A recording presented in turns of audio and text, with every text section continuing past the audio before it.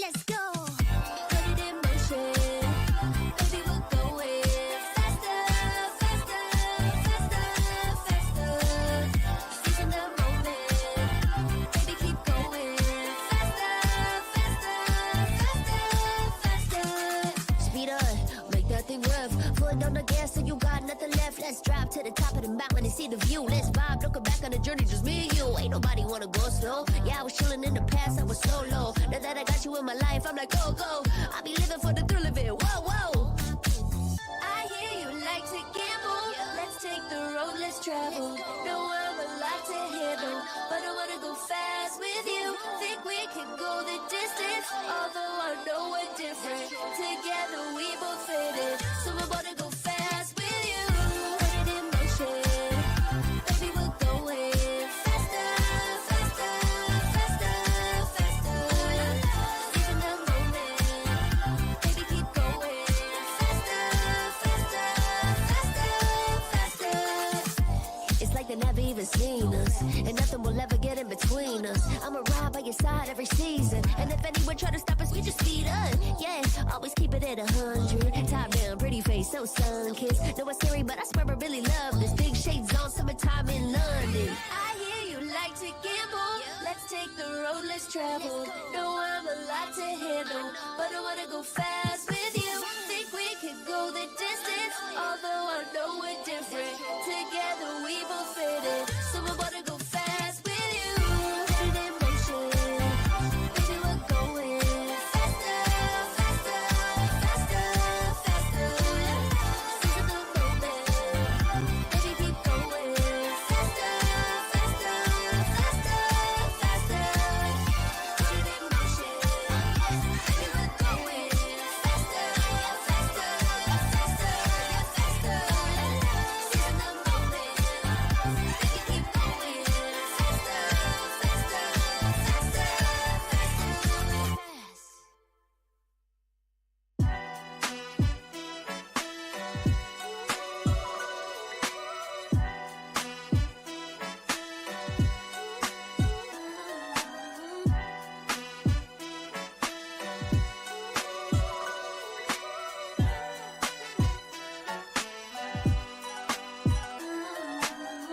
Been down before, but now I'm better than I've ever been. Through all adversity, I saw the light down at the whatever the problem, we'll solve them. Make it through together, it'll be all love, and it's all good. And it's all good. Feel like I'm the big dog, been killing it since tip off. Come with it or stay home, the people gon' feel ripped off. It's only major leaguers in the office. If you giving half of an effort around the rest of us, you'll make it awkward. I'm about that action, not the one you talk with. You better hope I'm not the one your coach gon' have you out here really guarding. It took a lot for me to get here, but I have arrived. I really made it and the haters be looking surprised. Been down before, but now I'm better than I've ever been. Through all adversity, I saw the light down at the whatever the problem, we'll solve them. Make it through together, it'll be all love, and it's all good. Yeah, yeah. Okay. They say pressure makes diamonds. That's what I align with, cause the journey I be climbing is riddled with perfect timing. I'm in a different mode when I be trying to get it.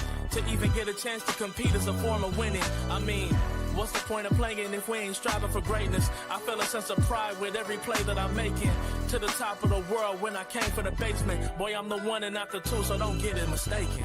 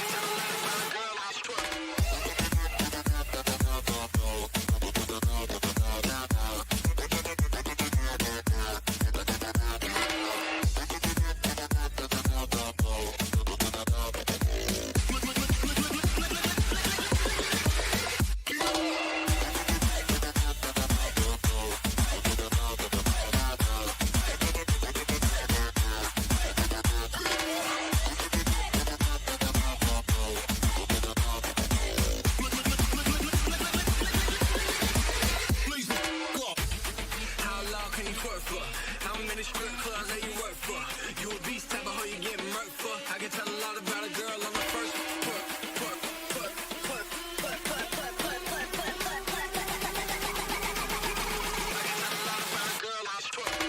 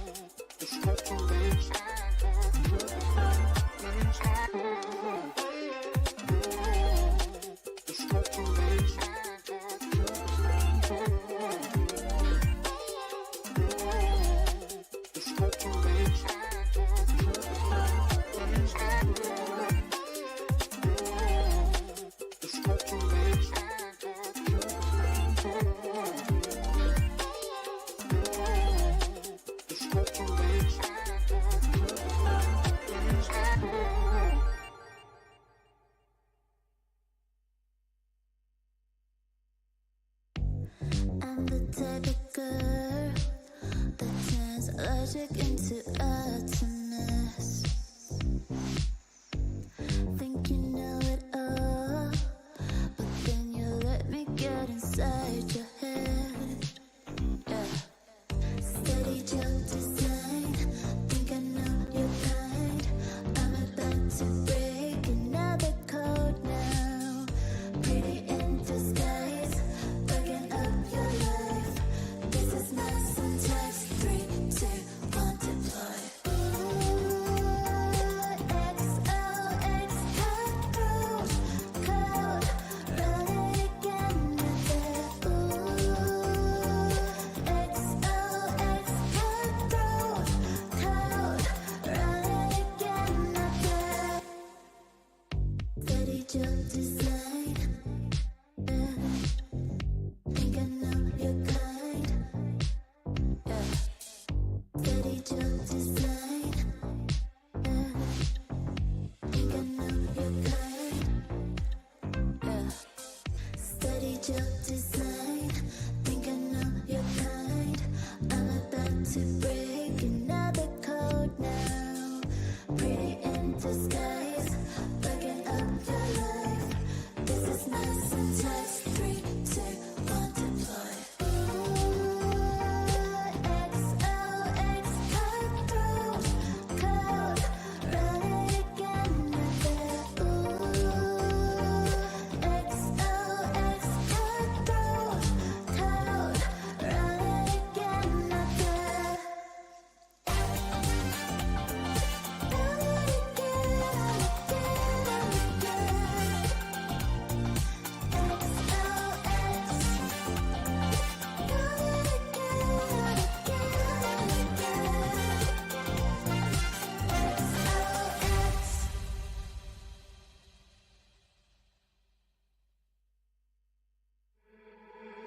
You got me thinking things I didn't mean to. You got me wanting things I never wanted. Is this the way you always get what you want? Alright, alright.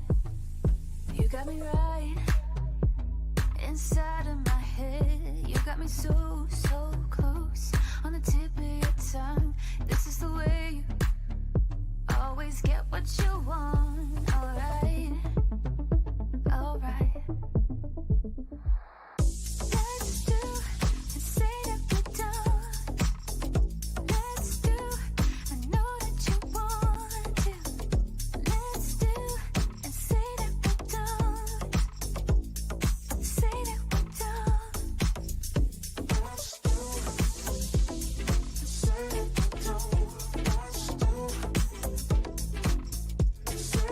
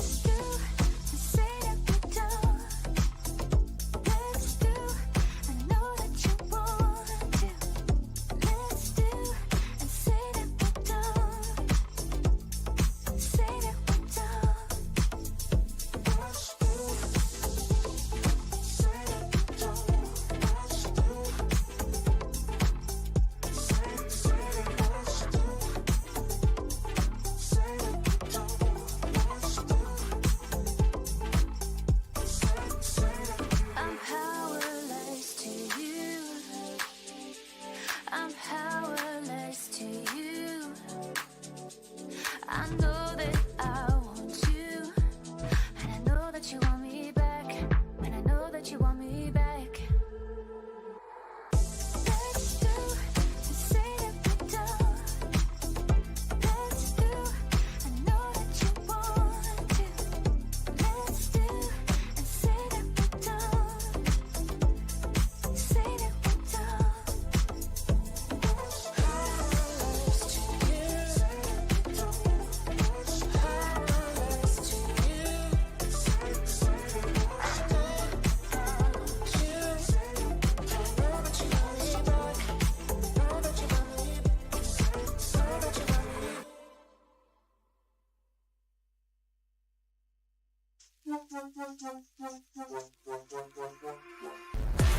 Give it more, give it more, give it more right now, right now. Give it more, give it more, give it way more. Yeah, we give it all that we got. Measuring what's in our pockets, then we give it a lot. Cause we've been hustling for years, now we up at the top. And no, it's still not enough, so we ain't gonna stop. Cause that's full throttle, zoom, zoom, hop, skip, jump. About to eat it up, but the goal is lunch. I'm the big goose, so I never duck, duck. Just keep our head up and yeah, we going up, up, but don't call it good luck, luck. Earning what we got, cause all we do is give it more. Yeah, we going up, up, but don't call it good luck, luck. Earning what we got, cause all we do is give it more. Give it more, give it more, give it more right now, right now. Give it more. Give it more, give it more, give it way more, way more. Give it more. Give it all we got, we give it all we got. Oh yeah. Give it more. Give it all you got.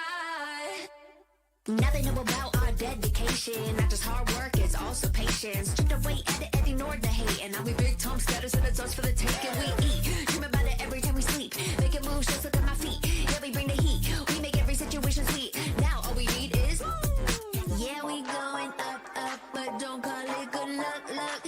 Earning what we got, cause all we do is give it more. Yeah, we going up, up, but don't call it good luck, luck. Earning what we got, cause all we do is give it more. Give it more, give it more, give it more right now, right now. Give it more. Give it more, give it more, give it way more, way more. Give it more. Give it all we got, we give it all we got. Give it more. Oh yeah. Give it more. Give it all you got. Give it more, give it more, give it more right now, right now. Give it more, give it more, give it way more, way more. Give it all we got, we give it all we got. Oh yeah.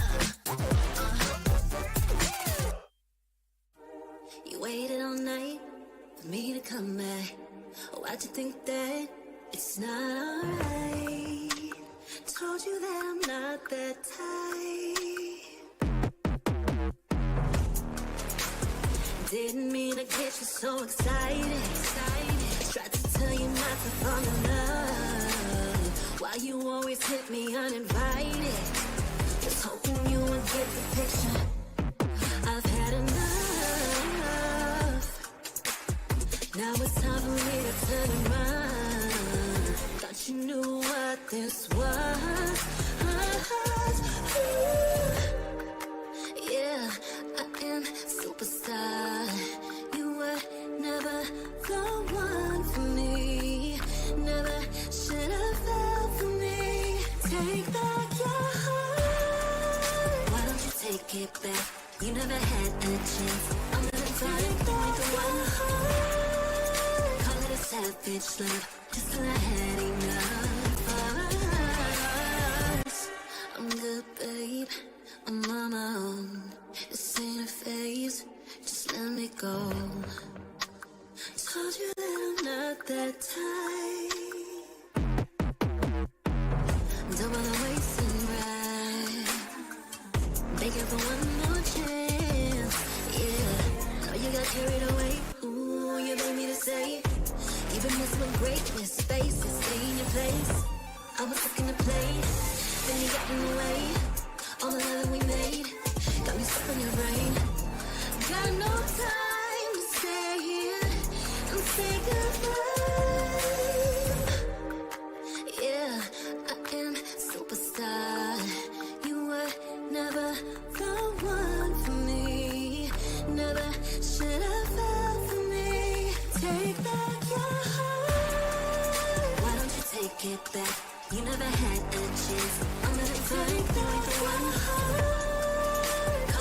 savage love, just lighting up us.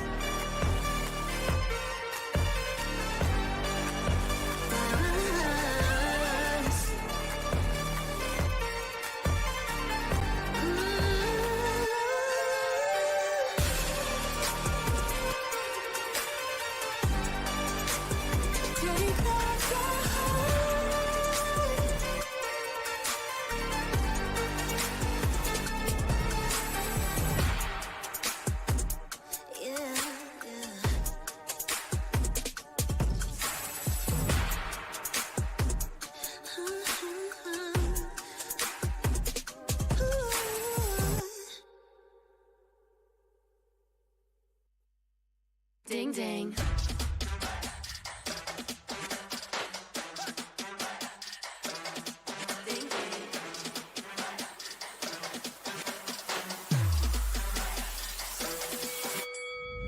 Why you just have that look upon your face with the underestimation? It is so yesterday. 'Cause baby, I can't fly without you by my side. I can do a whole lot more than just look pretty. I know that it'll take some time to see, but you're never stopping me. I know that we ain't giving up. If you thought so, well, tough luck. So we're just gonna do our thing. Ain't over till the bell goes ding. We're gonna fight, so step aside and let us sing. We're gonna bring you down. If you think you'll stop us somehow, just let us do our thing. This ain't over till the bell goes ding. This ain't over till the bell goes. This ain't over till the bell goes. This ain't over till the bell goes. If you think I've had enough, well, I guess you don't know tough. I'll never be the one to back down. You haven't been the first one to show me doubt. 'Cause baby, I can't fly without you by my side. You're never breaking me, never stopping me, never making me be less than all of me. Know that it'll take some time to see, but you're never stopping me. I know that we ain't giving up. If you thought so, well, tough luck. So we're just gonna do our thing. Ain't over till the bell goes ding. We're gonna fight, so step aside and let us sing. We're gonna bring you down. If you think you'll stop us somehow, just let us do our thing. This ain't over till the bell goes ding.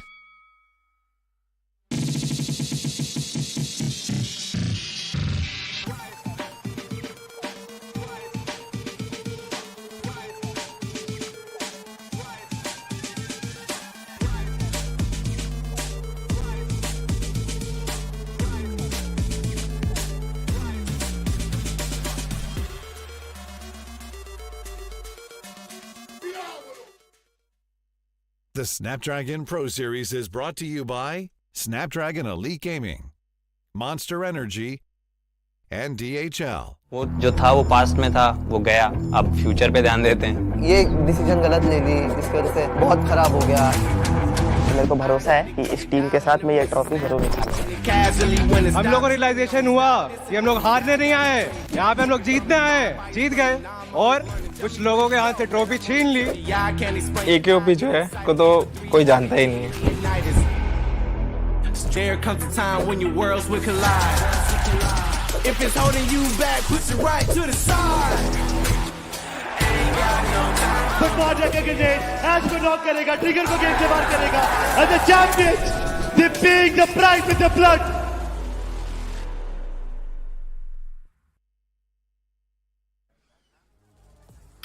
As the intense action of BGMI supersedes the chilling cold in Delhi over here, we are again once riled up to witness all that action and even more. Welcome, folks. You are watching the Snapdragon Pro Series. I am Fixes, joined along with Shadow. It is day number 2 of the challenge stage. We witnessed day number 1, which was quite glorious, to be honest, and it somehow still down the line made us longing for more. So, Shadow, once again, welcome on the desk and tell us about what happened in day 1.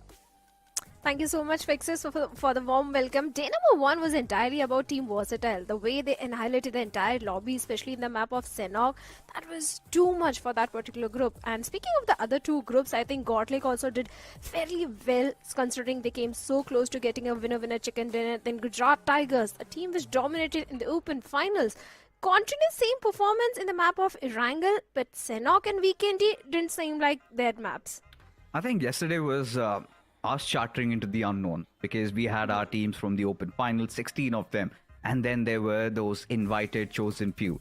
16 invited teams going up against 16 teams that have earned this slot, and now they're all going up against each other. So we had groups A and B taking on each other, and then in the next set of 3 matches, we had group C and D. Of course, like you said, but in the first half, we witnessed Carnival Gaming. They were having a glorious run. Alongside the moment we went on to C and D, that's where we saw the likes of Gujarat Tigers really kicking things up alongside Versatile, who were nothing short of a phenom. I agree, Carnival Gaming were an aggressive force to reckon with, but that was the case of Miramar. In Erangel, they also seem a little off. In the first Erangel, they were able to get those 8 total points, but after that, Miramar, when that came, Carnival was a force. After that, there was few disappointments as well, like the plus of Team K9. Just only 2 points to their name, total of, I think, no one expected K9 to underperform on day number 1. Maybe they'll rectify all their mistakes and come up on stronger on day number 2.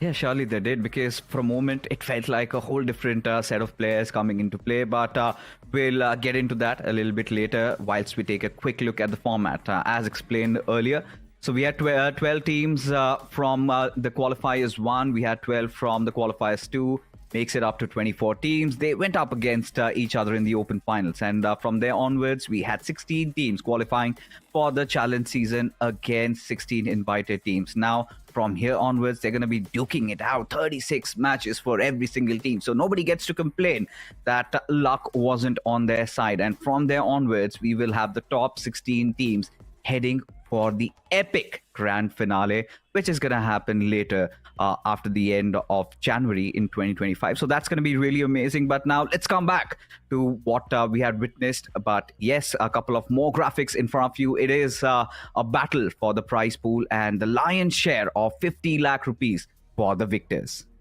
Oh, certainly. And the second placing team will get 20 lakh rupees. The third placing team will get 8 lakh. The fourth one will get 5 lakh rupees. All the 16 teams which will move into the challenge finals, they are going to get something out of it. Even the 16th place team will get something. But there are individual prize money as well.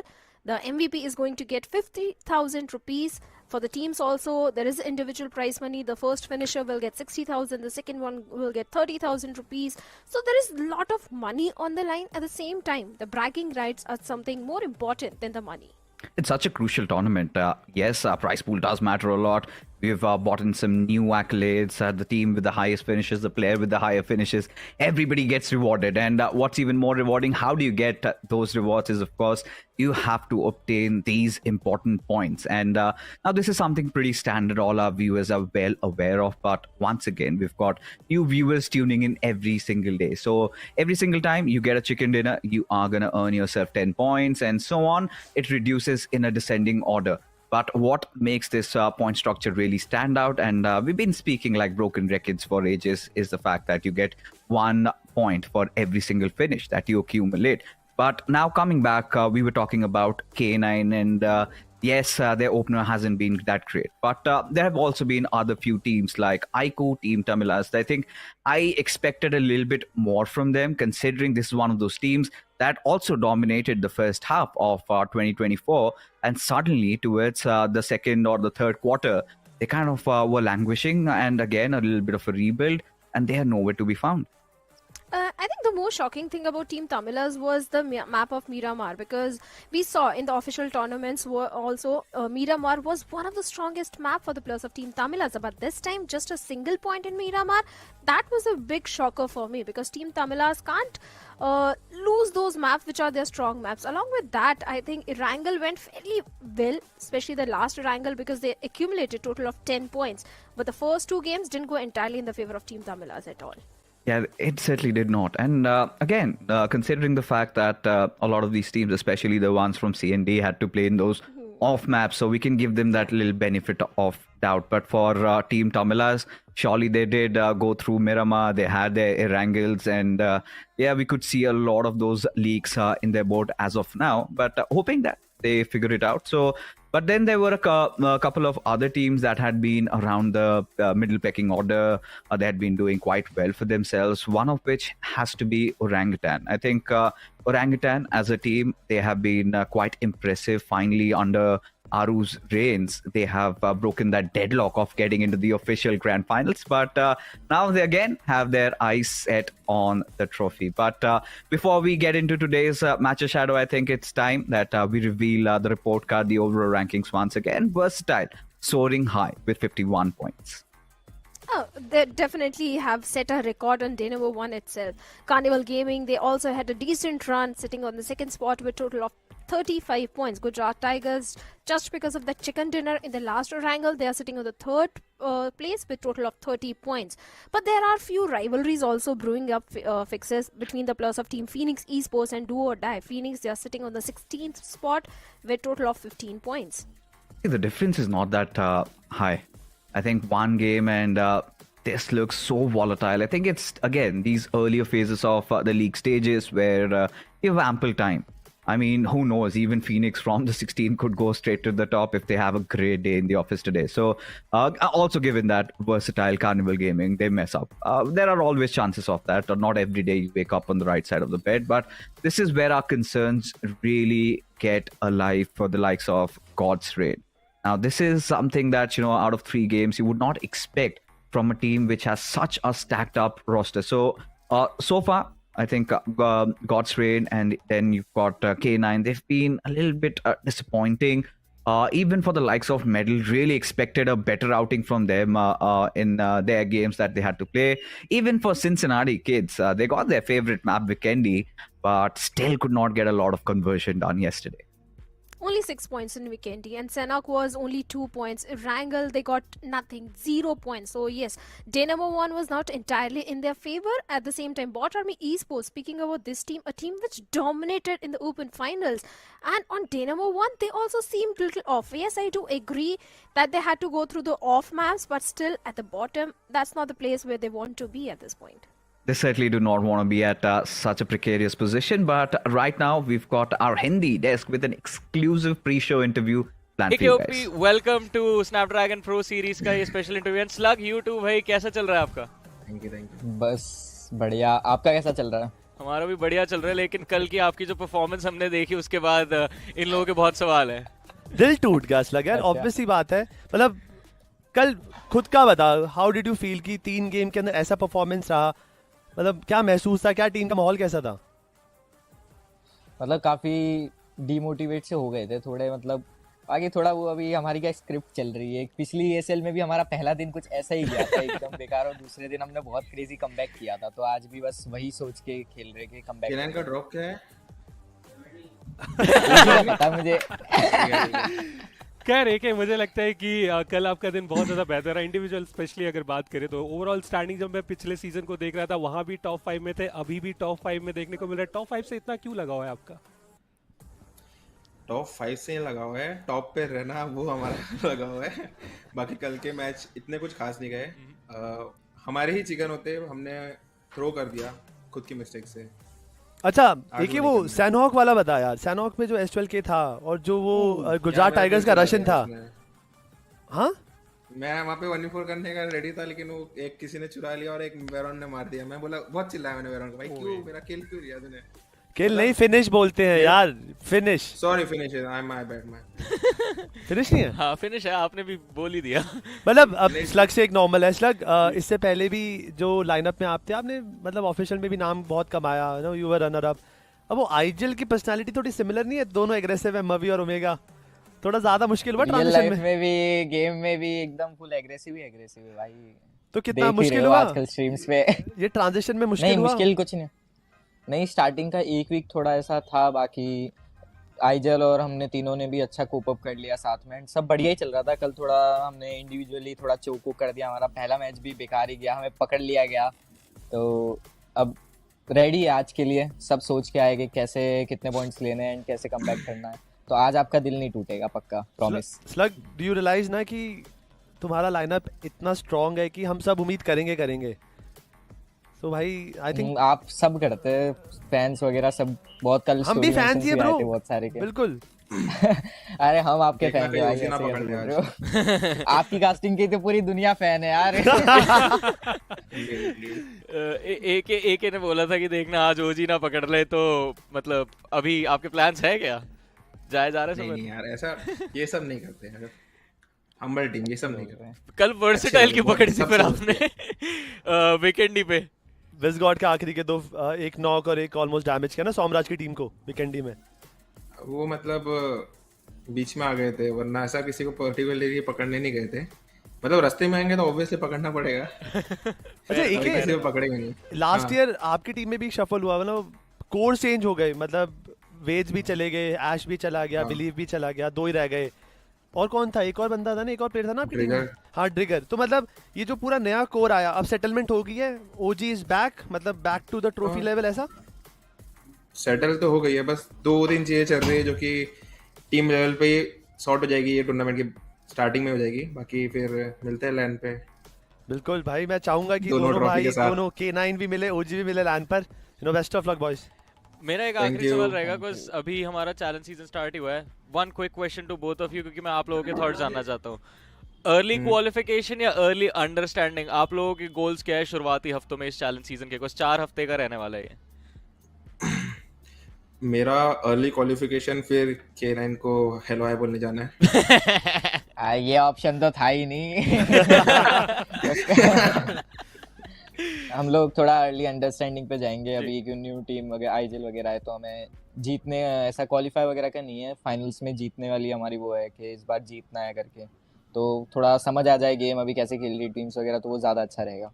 I mean, fair enough, क्योंकि दोनों की situations teams में काफी अलग है। एक नया roster and then a roster that is just trying to win, because I think दोनों के वो फाइनल्स की क्वालिफिकेशन की तो उतनी दिक्कत नहीं होगी। But guys, thank you so much for joining us for this interview. Insights जान के आपसे मजा आया, and best of luck for your matches today.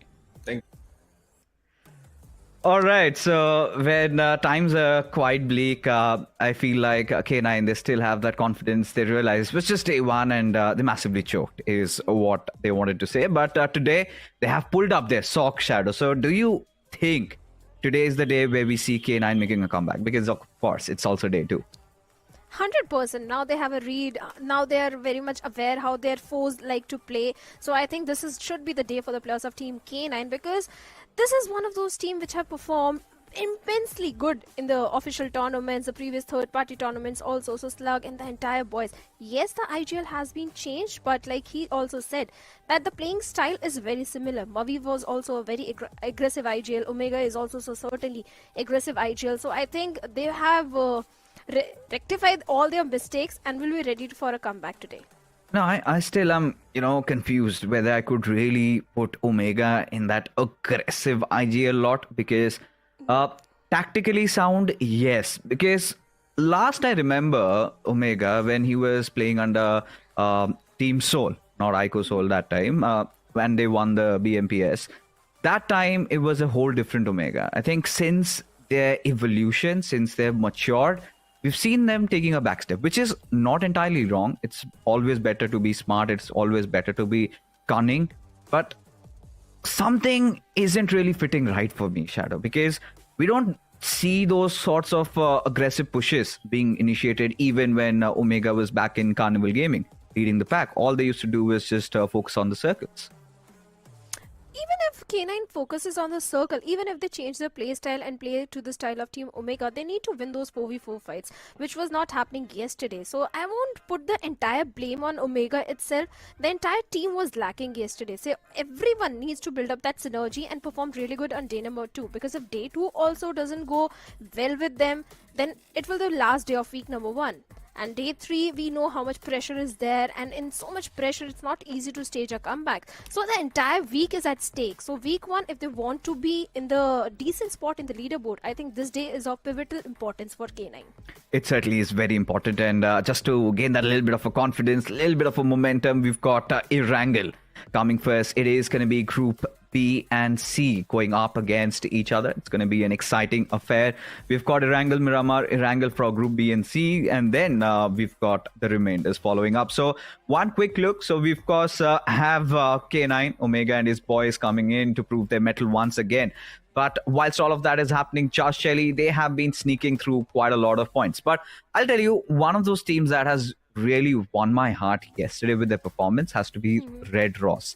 Because this is a team that not a lot of people might be talking about. But hey, when you take a look at the overall standings, they find themselves cemented at the 4th spot. Of course, it's quite volatile, but still, I think for a newer team like that, of course, previously hub officials, now coming under a new banner, doing so well, I think I want to see more of these lads, don't you? Even I want to see the same thing, but if you notice, the majority of the points which they accumulated was in the map of Vikendi, where the circle heavily favored the players of Team Red Ross. Nothing taken away from their performance. Yes, it was a very good performance. They got 18 points, but Sanhok, they got 7 points. My main concern, my main worry is the map of Erangel, where they accumulated only 3 points. Erangel should be one of those maps where Red Ross should get at least 7 to 8 those average points. But I think they'll be doing that. They'll be rectifying all the mistakes which they did in the previous Erangel. I think Red Ross will be looking much stronger on day number 2.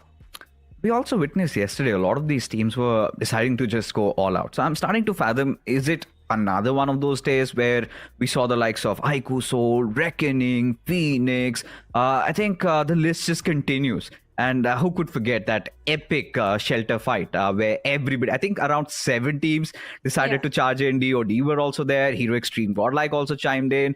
And a lot of things happened. So do you think that there might be a little bit of a change in pace, considering that all these players and all these teams are aware that what happened in day 1, they've done their homeworks. Into day number 2, things could be different? Could be possible, because if you remember in that particular Erangel, everyone just wanted to go for the late rotation. When so many teams are having a similar mind, a situation like that tends to happen. So maybe this time we can see some sort of proactiveness, some sort of change in the pace also from the side of few of the teams. But now we are heading into the very first Erangel of the day, where the flight path is going all the way from the side of Siverny towards the side of Military Base Island. It's going to be an exciting affair, folks. It is Group B and C as discussed. So a lot of big names coming in to play once again. Of course, these groups will be fighting it out against each other for the first time in the challenge season. We've got IQ Soul, we've got Josh Shelley, Carnival Gaming, K9, Wingard, Phoenix, Empire, Genesis taking on Orangutan, Diesel, Cincinnati Kids, Red Ross, Myth Esports, RNTX, Borami Esports, and Godstrain. Another time, another chance given to the players of Godstrain to prove themselves. What's gone wrong? Have they done enough homework? Are they prepared enough to maybe survive 3 matches that they have to play tonight? They have to be. There is no other option. But I just want to see where the first circle is going to pan out, because yesterday's Erangel, the southern circle, proved to be an absolute chaos for so many of the teams. So I hope this time the teams are expecting a decent circle, but I want something up north towards the side of Stelber, where we have the players of Team Red Ross, because playing around those Stelber Hill areas, it's of extremely difficult for everyone. So maybe I would love to see that, or maybe a quarry circle where we have the players of Team Diesel Esports. Interesting. I mean for Diesel, it's been a decent outing so far. I think one of those final games where they really swung in through that game of Erangel, so must be feeling quite confident.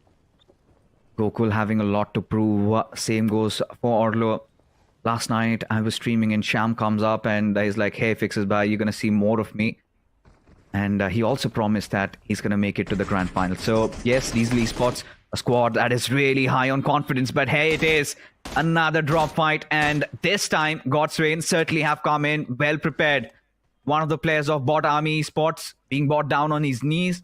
But then again, Shadow, I think it's a little too far for a push to be committed by the players of GDR. Yeah, I don't see that happening at this point, because God's Train, they'll be focusing on the basic loot which they need to force a 4v4 fight. At the same time, we have the players of Team Just Jelly also dropping in towards the side of Southern Island. Yes, they're a little on the outskirts of the military base, but maybe if everything goes right, they can try for a third party, because Team Just Jelly is known for those third parties. But also at the same time, we have a rotational clash happening between the players of Team Empire and Ico Soul. What? When the minute is just one, Team Empire, they've come with different endeavors, different nuisance in their heads as they are causing menace. As Ico Soul, almost on the verge of collapse, survived by just Ronnie. Now two players trying to surround him. Ronnie out in the middle, out in the open. He gets wiped out, and Team Empire feast on Ico Soul. Certainly one of the biggest names being taken down by one of the biggest underdogs in the scene. Talk about sparks lightning up. This is going to be one hell of a day. I can already feel it. So again, I feel like one of those games where Ico Soul, they had no monkey business. All they wanted to do was just get back to their drop location, and in turn, look at what happened. As Carnival Gaming, they're also engaging against Wingod. That's going to be an interesting fight also to witness. Oh yes, certainly. Carnival Gaming have also taken few of the players down from the side of Wingod Esports. But speaking about the fight between the players of Team Ico Soul and Team Empire, I think Team Empire needed such kind of a start, such kind of a momentum boost. Early 4 finishes are definitely going to help boost their confidence, because day number 1 fixes, Team Empire was actually struggling. They were not having the best time. So these finishes, these finish points are definitely going to help their case. And also now they have the entire shelter and mansion to their name. A lot of space occupied, especially even with the school apartments up for grabs. I'm pretty sure a lot of teams would be happy that Ico Soul, they've been dealt with. And the best part is Team Empires did not suffer a lot of casualties there. And seemed like this was one of those situations where Ico Soul weren't really prepared. But like you said, I completely agree to what you just mentioned, that it was a much needed fight for Team Empire by all means, because after this has instilled so much of that confidence, and I really want to see Team Empire at least get a podium in this game, because 4 finishes secured, have took down one of the big giants already, who have been going through a good form lately. And now Team Empire, after a very disappointing day 1, here they come in day 2, and all guns blazing. Lovely stuff. But look at that. On the map feed, the players of Bot Army Esports, the moment they realized there is someone in the military base island, and since they didn't had a very good outing on day number 1, they decided to head off to the side of Novo Ripnoy, and Team Jelly also had a similar mind. Kyo Lamau is very much aware about the position of Monty Bay, but Monty is not even aware that there is someone just waiting for him, just waiting to strike. Oh, this is such an important moment for Kyo Lamau at this point. Look at him. Monty, I assume he had some idea maybe that Just Jelly dropped down over here only, and Monty Bay must be kicking himself in the feet right now. I mean, really, this is one of those knock finishes which is not acceptable by any means. It was just yesterday, and Team Jelly had dropped down over here in Novo Ripnoy. How did they get even complacent that Jelly would have moved out, as a result of which have already taken an early casualty? And now Sam's position up top does not make things any easier, at least for Borami Esports. One team that was flying high in terms of their confidence, in terms of how they were engaging themselves in those battles, winning them out, taking down the likes of GDR is a big feat in itself. And they had done that without any casualty.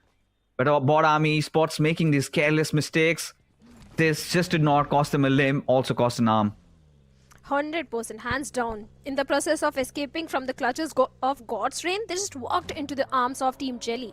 And seems like they'll be looking for some sort of an escape from that situation, because Bot Army is not in a position to take a fight at this point, especially when they're outnumbered. I'm sure Bot Army is looking for a little slow approach in this particular angle. That could be the way to go. But looking at the map, we have the players of Cincinnati Kids on the bridge and the players of God's Reign. This is going to be an interesting fight if they're going for the bridge camp. It certainly will be. And I'm pretty sure it's been more than 100 times that God's Reign have had to deal with this situation. Be 8-bit, be Cincinnati Kid, does not matter. The banner has just changed, the players, the style of play hasn't. So of course, God's Reign, they'll have to time this right. And for Just Jelly, I think did have a very good day yesterday, but today There you have it, Devotee coming with a little bit of a response as Sam gets dealt with. Knocked and finished before any sort of cover fire could really be on its way, as now Devotee, he's been isolated from his squad, alienated as the flood comes in any given point. But there you have it, Henry also from the backlines. They want to fight this through. This is what I'm liking about Bot Army Esports, is when they've got the numbers equal. Now they've got things under their control, and there you have it, another nade being popped over. Trades coming in from both the sides. Scary Jordan and Zay both down on their knees as Jelly gets a knock on towards Devotee, and somehow Josh Jelly, they survived the wrath of Bot Army Esports, which could have gone wrong in massive proportion, Shadow. 100%. The way that Nade perfectly connected onto Ninja at that point, for a second it looked like the entire fight will go in the favor of Bot Army Esports. But that S12K in the hands of Jelly definitely saved the day for the entire team. Bot Army Esports, another bad start for this particular team. And Jelly, I think he's going to be pretty happy because day one was in their favor and these 4 finishes. Yes, they lost onto the Sam, but I think they'll survive with 3-man. Speaking about the experience which Jelly has, I think as a 3-man army also they can do fairly well. I think, Jelly, they've been getting the right mix of finishes and points. We saw yesterday also managed to get the chicken. The circle really favored them and they cashed in on it. And here comes the push. Come the players of God's Reign, Destro, realizing that, yes, they are in a whole world of trouble right now. It has been camped, and Cincinnati kids holding the doors over here. No ID, no entry. And God's Reign, they'll have to think of other means of entry inside the circle. As the circle takes another shift, slightly inclined towards northwest, which makes Katka and Pochinki to be the hotspots right now. Real estate prices really going high over there. As Myth Esports and Carnival Gaming, they're having a ball. They're enjoying themselves. A lot of area to them. And now, from there onwards, can really carve this chicken dinner out if and only if they play their cards right. But the problem fixes is when you don't have to make too many rotations, when circle is favoring you, you lack that crucial information about the surrounding areas. I think that is where Myth Esports might lack if the circle falls into the city of Pochinki. But we have also the players of Team K9 coming from the northern island towards the side of Rozok. They need to be a bit careful from the side of Team Empire, as Empire is just holding on to the school apartments. Also, we have the players of Cincinnati kids in a close proximity to the players of Carnival Gaming at this point. And the kind of split which Carnival is having at this point, they can't force a 2v4 fight, a fight which they are outnumbered. So they need to be just careful because even the players of Wind God can do a third party in this situation. Yeah, that can be a possibility, but more often than not, Carnival Gaming have really played such circles well. If not the chicken dinner, they somehow end up with getting a lot of finishes to their name. So I'm really excited to see how many points can they garner for themselves. But rightfully pointed out, Wingod will always be that constant looming threat around Carnival Gaming. One knock, and we know this young team of Wingod does bring in a lot of more promise. But K9 and Revenant X Park, right beside each other, almost they were about to collide. Eventually parted ways, one through Rozok, the other through the Volcano compound. But as things are, just inching in so close to Team Empire. Team Empire, so far, have slayed one giant. Can they go after the heads of Revenant X Park next? Is the big ask. If I were in their shoes, I would definitely avoid that fight because Team Empire, they need those placement points. Yes, they've got the average finish points. If I were in their shoes, I would just focus on the placement points and would just focus on the rotation and wait for the next circle shift because Revenant X Park, let's be honest, it's one of those teams which is an aggressive force in the lobby and you don't want to mess with the... You just don't want to take the bull by the horn. I'll just say that. So Revenant X Park on the periphery of the circle at this point. There are a few teams also going for the late rotation. Like we have the players of Team Genesis who are taking the brunt of the blue and still around the shooting range area. Then we have the players of Red Ross still around Yasnaya Poliana and taking the brunt of the blue. So maybe they'll be going for a very passive approach in this Erangel. Let's see. Because at this point I'm starting to wonder, or rather even the players must be thinking where the circle, where the hard shift really takes place. Does it go below Pochinki or does it go somewhere around Katka, or does it take an even weird shift and goes up the hills, which we have, of course, FYI, witnessed it already. So at this point, I think for Team Empires, we know 4 finishes already in the bag. They have taken over school apartments. It's a good area to hold on to. A lot of escape routes. They've got their vehicles intact. Everything good in the hood for them.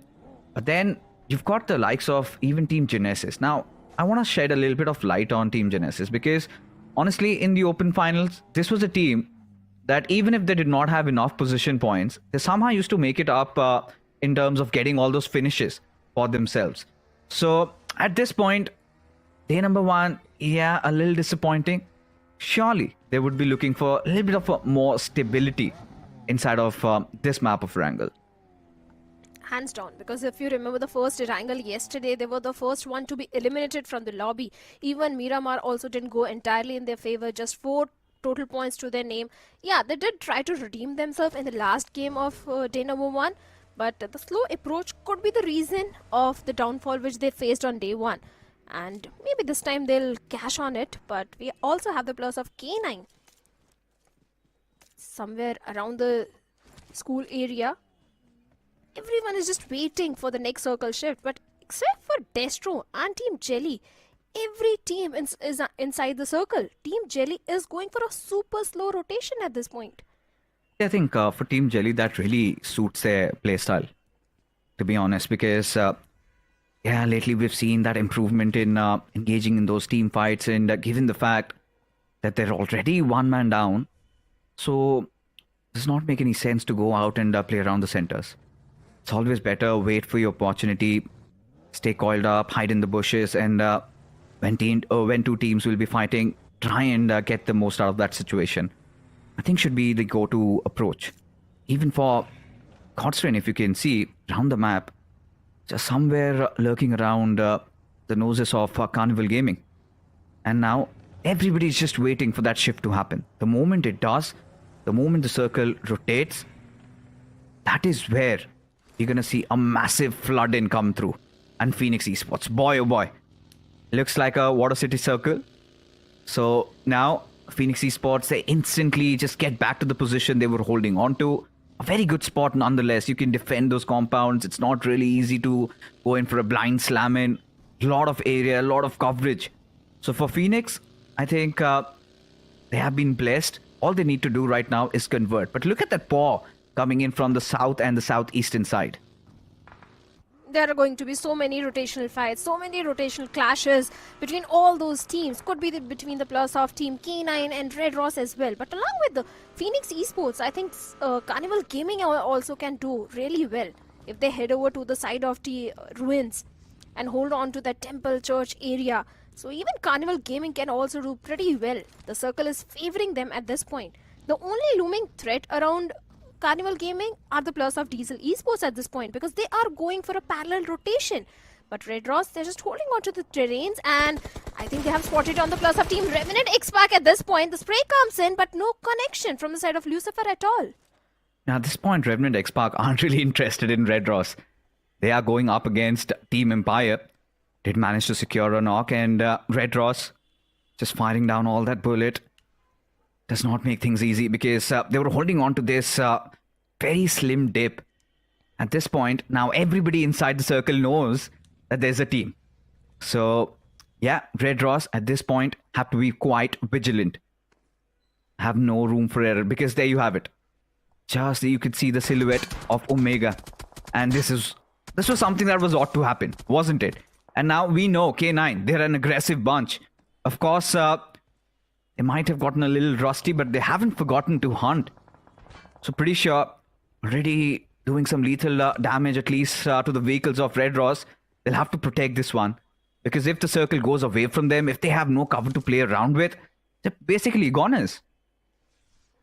Since K9, they do have a good compound to hold on to, I don't see them rushing towards the side of Red Ross. Yes, like you said, they'll try to do some damage to the vehicles and to the resources of Red Ross, but they'll just be defending that compound, because, like you said, the next circle shift is going to be so crucial at this point. But Red Ross, they have got their eyes onto the plus of Team Revenant X-Pac, and I'm not a fan of the spot where Red Ross is at this point. I think they need to reposition. Talking about one more team who's in a good spot is going to be the players of Team Genesis. They came all the way from the north, having a good compound to their name. All they need to do is just defend it. Yeah, Genesis really have a good spot nonetheless. But, I was taking a quick gander at the map feed and saw Diesel kind of executing a really good rotation all the way down south. They took those Georgie bridges and now they've got that northern area entirely to themselves. But this also comes at a cost because there are very slim chances that the next circle shift really does favor them. So their entry inside the circle would be quite difficult. But for now, look at this. Omega, he's finally lost patience.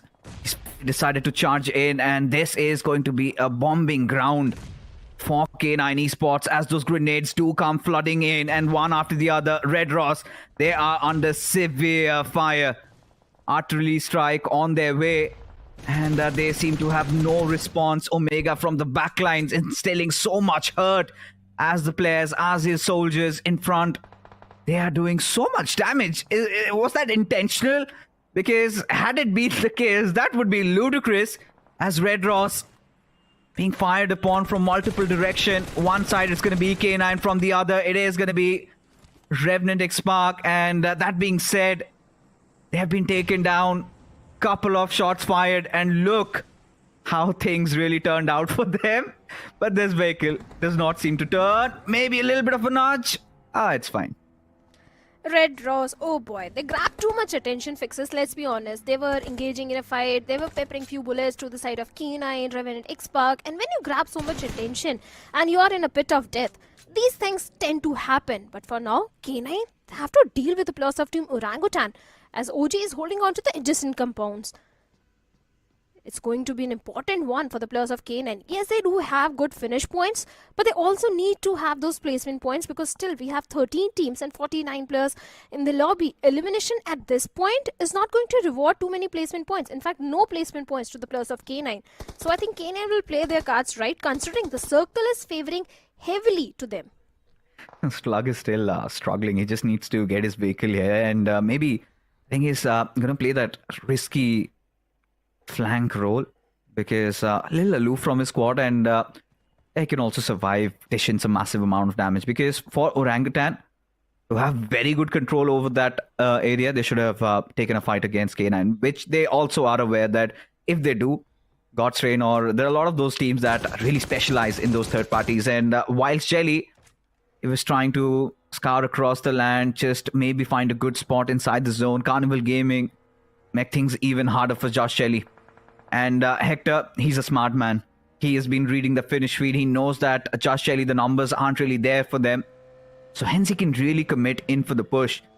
Get those couple of free bonus eliminations to their names and move on. As the circle out in the open once again.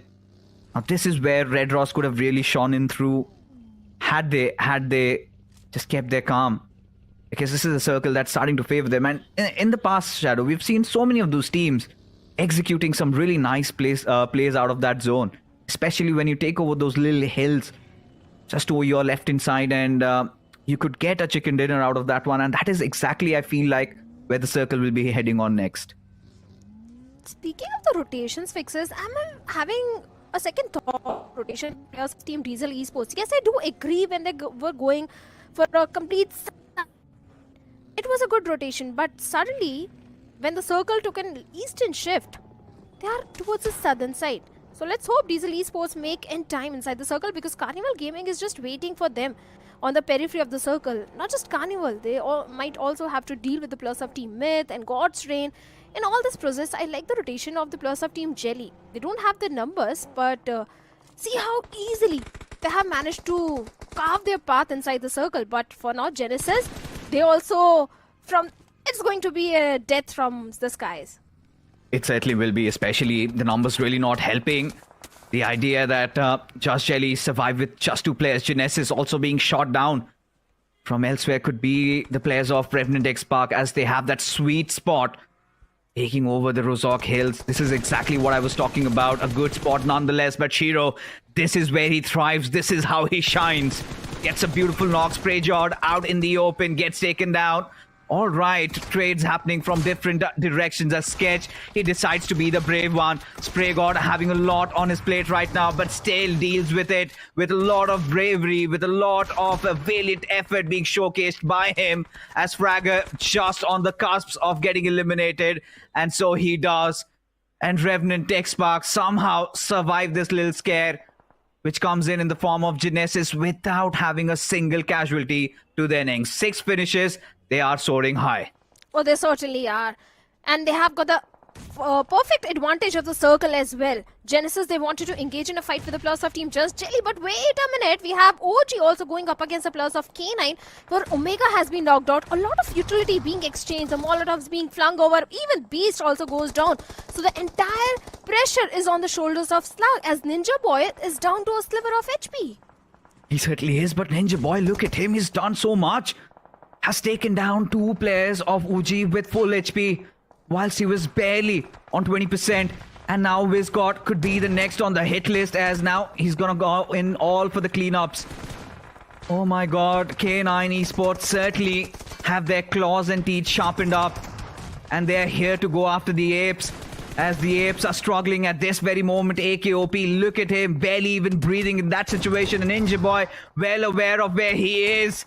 And he gets eliminated. K9 survive this threat from OG. And that too without incurring any losses. But now they also know they have to get inside the circle. They've got Cincinnati Kids right in front of them as Carnival Gaming. They come closing in on towards the compounds of Rozok, where the players of Revenant X-Spark are. It is pandemonium all over the map as Ninja finally gets dealt with. Jelly, they bow out. But now Revenant X-Spark feels like they're just getting started. Oh, they certainly are. But they're left with only 2 plus remaining. Diesel Esports, they're also aware about the position of the plus of Wingod Esports, as Wingod is trying to find a good spot inside the circle. And look at the circle. It is favoring the plus of Godsend and Cincinnati Esports. Very well, but Team Empire holding on to that Rozak Hill. A perfect nade right on the face of the plus of Team Diesel Esports takes them down. 4 finishes already there, but look at this fight between the plus of Team Cincinnati, K9 and Godsend. Delta can do so much in this fight. Oh, I cannot process what's happening right now, but I'm enjoying myself. Cincinnati Kid get done. They get dealt. They have been humbled by the players of K9 over there, as now Team Empires, the ones that slayed Aiku Soul, this time they're going after another one of those giants. Carnival Gaming could be the next on their hit list. Neo already being brought down on his knees. 2 players of Carnival Gaming stuck in those compounds, as now even for Team Empire, they have to make a run inside the circle. So much of those fights are happening, and this is where even God's Reign, they've made their presence felt. K9 had been quite stellar so far, but now they've been brought down to their final man, Ninja Boy. Just inside that thick layer of smoke. Right beside him is going to be Myth. And then in front of them, the entire squad of God's Reign. Now, we were talking about the timings. Finally, God's Reign, they've hit the sweet spot with all those grenades cruising through. And it is going to be the IGL himself, Destro, being the harbinger of death. In that very scenario, 1 grenade, 2 bodies, just splattering and blowing off into smithereens. This is lovely stuff coming in. But hold on, Phoenix Esports, they're still alive inside the circle. But look at Carnival Gaming. They're going to slam onto the plus of Team Empire as Neo deals with Hunter. But Neo gets traded off instantly by Ace. Carnival Gaming, this could be a mistake of their life, as Viper is standing all by himself. He needs to go for the rescue mission. Even the plus of Godsend can also do a third party in this situation. Yes, they've dealt with the plus of Empire, but 9 finishes strong. Godsend, they have the numbers advantage as well. Oh, everything seems to be just aligning for God's Reign at this point. I don't see a world where they give up on this chicken dinner. Certainly, Phoenix Esports could be a force that really tests them out. But now, the circle heavily favoring them. And for God's Reign, 9 finishes secured already. And they want to redeem themselves. And have they not already? The way they kick things off over here in Erangel. For Phoenix Esports, Carnival Gaming, certainly 78 meters inside the zone, but sometimes the 78 meters feels like 1,000 because you've got the entirety of God's Reign watching you. You need to have your U-tail, of course, they have a lot of it. Abundance present over there. Now there you have it, Delta also chipping out and eventually making sure that Hector is down on his knees. At this point, Phoenix Esports, they finally decide to drop in those smokes. Would be very interesting to see how they carve their way inside the circle. Look at the amount of utility which the players of Godstrain are having. 8 smokes, 6 grenades towards the side of Destro and Justin. It's a perfect laid out plan for the players of Godstrain. This is their game to lose. All they need to do is just defend the terrain. Yes, I agree that Phoenix Esports, they have made a trail of the smoke, but look at that barrage of grenades which is coming from the side of Godstrain. I wonder if the players of Phoenix Esports can survive this one, as Destro has got his entire focus towards Carnival Gaming. As Viper has been knocked out, the confirmation point is already there. Hector also goes down. It's a 4v4 battle between Phoenix Esports and Godstrain. Oh my god, look at this. Phoenix Esports making good work of their former club members. It's going to be Godstrain who would be on the swivel, but no. Seems like it did come down to the final last 2 men. And feels like Godstrain might just have it in the bag. What a game of BGMI was this. The plot did thicken towards the end. And Phoenix Esports nearly in for such a well-timed push. Everything just down to the T. But it was, I guess, Destro, who was a little aloof from his squad, did find that little window of opportunity. As a result of which, Godstrain bag of beautiful winner chicken dinner in their bags. Yes, no doubt. Had to be the man himself, had to be Destro, who had to bring Godstrain from the depths of darkness. 9 points total yesterday. Godstrain, that's what they accumulated in the last Erangel. But today, the way they have started off from the very first game, so many finish points, and mind your fixes, even the circle was not towards the south, where they like dropping in. It was not a military based circle that they had the comfort of the circle. No, nothing like that. They had to travel all the way from the southern side. They went for the late rotation. First it was Cincinnati Esports players who were going for the bridge camp. Destro held on to his grounds, went for a late rotation, and after that, the way they defended that little terrain, that was so fantastic. Even the push that came from the side of Phoenix Esports, I think Destro was placed at the perfect position to deal with them. Yeah, I think brownie points to Phoenix Esports. They did everything right. The moment they laid down those smokes, they sort of did not just instantly charge in, because they knew that there is going to be that barrage of those grenades coming in. So they kind of just mellowed it down. And just when the smoke was about to dissipate, that is where they striked. And they did everything right. It was just about Destro, who had his hands full initially after the players of Carnival Gaming. Suddenly, he wiped them out, and then he had an ample time to deal with the remainder players, because I think Godstrain, they were brought down to their last man. And for Destro to clutch it out, being the IGL, we've seen him evolve even as an assaulter in the recent official tournaments. Individually, he's been doing phenomenal. So all our complaints, I think one half of it has finally been resolved. On one side, we had K9, who were quite exceptional, not just in this fight against Red Ross, but that push coming in from OG, a team like OG, and then still dealing with them without incurring any casualty. That goes on to speak in volumes about how much K9 have improved as a squad just in one night. Well, K9 have definitely improved, but I have my disappointment from the side of Team Just Jelly, because yes, they were going for those good rotations, but not having the numbers, scrappy fights coming in, except for the first fight which they had against the players of Bosch Army Esports. Even the players of Cincinnati Esports were also doing decent. The way they took that fight against the players of K9, where Slug chimed in at the right moment and dealt with the last player. But this barrage of grenades which Godstrain was doing, not just on Phoenix Esports, I think just by utility, I think Godstrain has got too many finishes. Oh, they do. I think last we witnessed them, they had 9 finishes to their names when they took down K9 over there.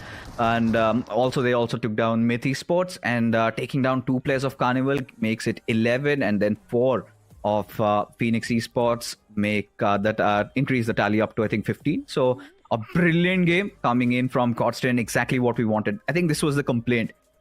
Too much of those unnecessary engagements, and Godstrain knew that they have to make sure that all the fights they're taking, they have they exercise extreme control over them. So this time, a really more controlled, aggressive approach comes in from their side, and this is exactly how they had to fine-tune it And this is now looking promising. For K9, all we wanted, all our complaints were regarding them having such an aggressive lineup and still not resorting into taking fights.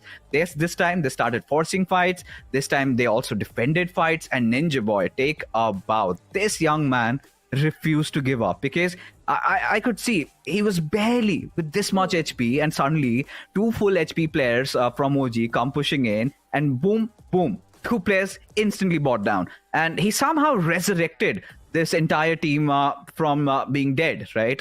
Otherwise, had he been taken down, OG would have pretty much won that fight. Then he just moves out, takes down AKOP also. Sublime stuff, but here it is, match MVP, one of those usual suspects, finally getting his spot back. Ninja.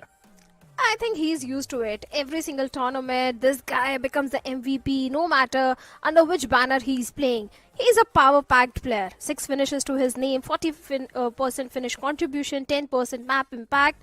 I think Ninja Jord did too much in that particular fight. Not just in that fight. I think every fight which the players of God's Reign did take. Not only Ninja Jord, the perfect synergy was there from the entire team, because it's not easy to deal with so many teams at one time. They were taking a fight with the players of Carnival Gaming as well, where Viper was taken down by Destro, then Hector was also finished off, and at the same time the entire team was also dealing with the players of Team Phoenix Esports. So much was happening around God's Reign, and I think without facing any sort of casualty, we came on top.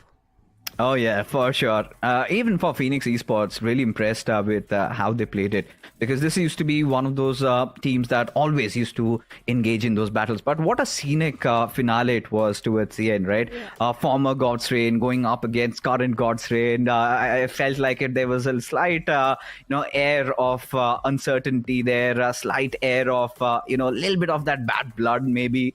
They might be friends outside the game, but it does hurt that you are removed, somebody else replaces you.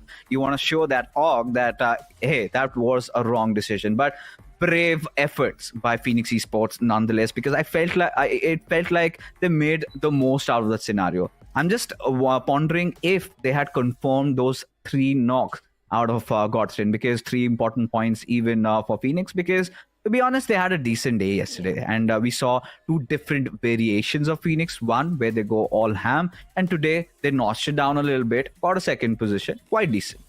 Yeah, I think Phoenix Esports played really well, considering day number 1, they didn't have the top-notch performance, and this time coming so close to getting a chicken dinner, the confidence was definitely oozing out of Phoenix Esports. That's why they were able to rush directly head-on for a 4v4 fight against God's Reign Esports. So yeah, nothing taken away from the side of Phoenix Esports.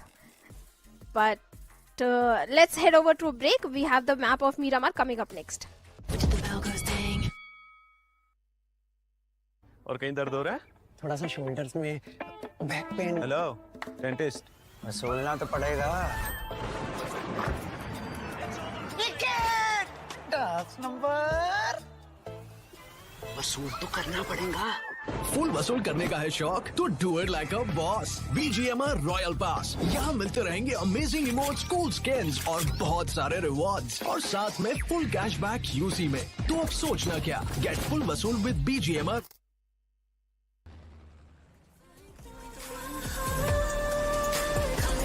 Bitch love, just till I had enough of us.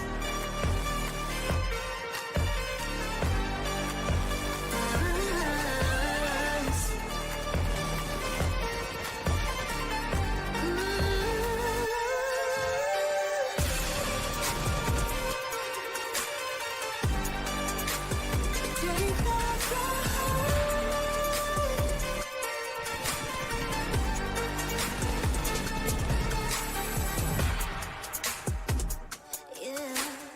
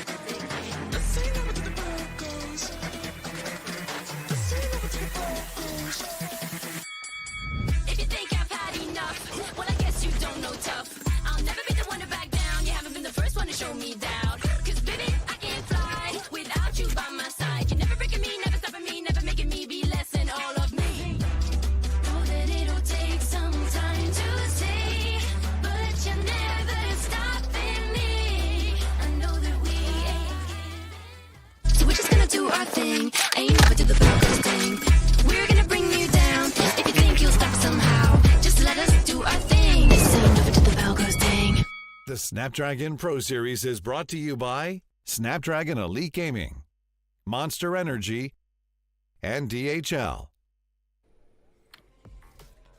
Oh my god, what a game number one it was, and feels like Necro, I think all our qualms, all our complaints have been resolved. God's Reign, K9, all of them are back. Fixes, tell me something else. I told you K9 Esports is going to pull off a GT, and that's what they literally did, performing so well on day 2, and on day 1 they completely dropped the ball. A lot of these teams do understand the fact that yes, it's a marathon, we need to take a slow and steady approach, and it's working out for them. K9 Esports, slow and steady win towards the finish line is something that they're going to be aiming for. God's Reign, they got a solid chicken dinner to keep things off with. Off the rip, if they're going to get such a great chicken dinner, we already know what the future holds. Now God's Reign, they've got a decent cushioning to play with. Even if in the upcoming games they screw a few things up, it's completely fine. God's Reign still, they're going to have that little bit of the benefit of the doubt. Oh, they certainly will be. I think a lot of those teams that did not perform well impressed us in that first game. But there was one team that severely disappointed me. And I have to really be critical about it. Bot Army Esports. What were they even thinking heading over to Nova Ripnoy like that? They should have anticipated Jelly, weren't they?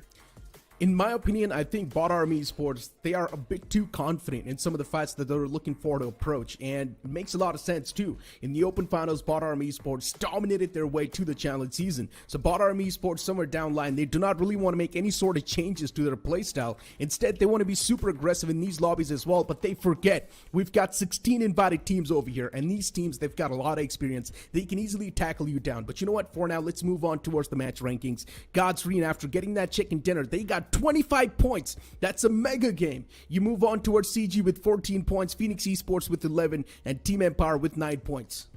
I think even Team Empire, a team taking down the likes of Iku Soul, instilling severe hurt to Carnival Gaming.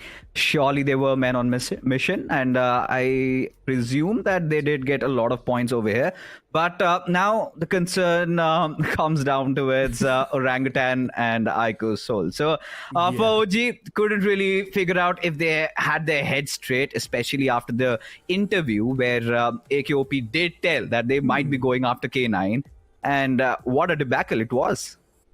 It indeed was, right? The bottom 5 getting 0 points. Genesis, you also had OG in the mix. You also had Iku Soul, Red Ross. Even Red Ross, so far, it feels like the consistency's dropped down since the last time they got the chicken dinner. So far, Red Ross, it really makes me wonder, was that a fluke? Or Red Ross was actually playing super well in that chicken dinner that they got? Thing again, this was one of those very important points Shadow raised, where even in Erangel yesterday they seemed to be struggling, and the struggle somehow continued today, just giving up their position, and we all know how they got screwed there. But now moving ahead, we've got the schedule in front of us. It is going to be the map of Miramar, same groups B and C partaking in this one. So we've got a little bit of those rivalries really budding up in Erangel we've seen, and we're going to see more of that. God's Reign against Bot Army Esports, but heading on towards Miramar. Seems like the plot might get even more interesting around San Martin and Picado. Carnival Gaming, boy oh boy, they're flying high. Still second placed even in this game. That's what you expect from a banner like CG, right? You really do expect them to perform at the top. And once again, CG's doing pretty good for themselves. Now, the real conversation is going to revolve around Iku Soul. Yesterday as well, they did not really have any sort of remarkable performances. Today, game 1 itself, they got taken down with 0 points. That too by the hands of Team Empire, a team that we considered 3 points on the map. And still Team Empire was doing so good against Iku Soul. I'm loving this improvement from Team Empire. They need to keep it up. But speaking of Iku Soul, they need to do something here, Fixes. Day 2 is already on the board. First game is done and dusted. Still 0 points on the board. Iku Soul, it's now time to step up. And I think so in this game at Miramar, Iku Soul can actually bag a chicken dinner. Last season on the Hindi desk, we categorized Iku Soul to be one of those members of the Badmosh gang, or in English you could just say the Notorious Crew. And this time also they've had a similar start, but we've also seen different layers in Iku Soul, where in a single game they go all out, and then suddenly in Miramar they kind of go inside their shells. They focus for those circles, they play it by the book, and suddenly get a chicken dinner, and the momentum swings in their favor. So Miramar heading on, this is a perfect time for Iku Soul to redeem themselves as folks be charter in through the desert. It is going to be quite stormy, quite windy over here. as now the flight path trajectory all the way from Torre Amuda towards La Driera. A flight path trajectory I don't think a lot of players would be complaining about. Yeah, it's pretty decent considering a lot of teams, wherever they want to go, they can easily extend towards that drop location. Maybe God's Ring are going to have a bit of that struggle, but it's completely fine when God's Ring can get their hands on the basic weaponry, get their hands on the vehicle, and then move in towards their drop location. You've also got Team Empire in the mix, where Team Empire can actually try and go for a few battles if they do want. Myth Officials, so far, they haven't really found that groove, but I'm just going to hope that inside of this game, they can definitely find that momentum that Myth Official is looking for. In the Open Finals, Myth Official was doing so good. Off the rip, one of the most consistent underdogs that we've seen so far. But now, in the challenge season, the same Myth Officials is not seen, and we would love to see them. Team Empire dropping towards Power Grid, a few teams around the corner. You also do see CG dropping towards Picado, OG moving towards Chumacera. That's going to be their classic drop location. Esports feels like they're quite nervy at this point. Seems like they need to pull off what Team Empire did, but hold on, we've got some early collision. Of course, Sparks had to fly out. It is going to be that quite an infamous battle we've seen from a long time. Of course, going up against Revenant X-Park. And we have seen the tides turn. We have seen the tables flip. We have seen Ninja Jor clutching out in this situation multiple times. But guess what? He's not anymore in this lineup. So let's see if Revenant X-Park is ready to deal with the wrath of Phoenix Esports. Let's keep this thing in mind. Even Joker is super capable of pulling out clutches. And looking at the circle too, it's going to shift down south. What a zone this is. It's been a while since we've seen a circle like this. What if we see a Partona shift? Oh boy. Would love it. I can only imagine what's going to happen when the circle goes down south already. But yeah, Phoenix Esports, it's one of the most capable teams in the lobbies to take down a team like Revenant X-Park. And once again, the stubborn bunch, they decided to take a fight against Revenant X-Park. But so far, we aren't really seeing any sort of sparks being ignited. K9 Esports up against the players of Genesis, and K9 is one of those teams that's not going to back away from a fight like this. They've got all the advantage they can ask for. Omega wanting to create that flank angle, and he finds the perfect connections too. Grind as well will be taken down, and Omega single-handedly shuts down both the players. And just like that, K9 Esports, they kick things off on a beautiful margin. Omega, the IGL, leading the force by example there. 3 finishes already to his name as we come back to this standoff. It's a little bit of a standstill over here. Both these teams quite even. Steven, Venom having a little bit of that flank angle, whilst Altu, Phantom Fury setting up beautiful crossfire.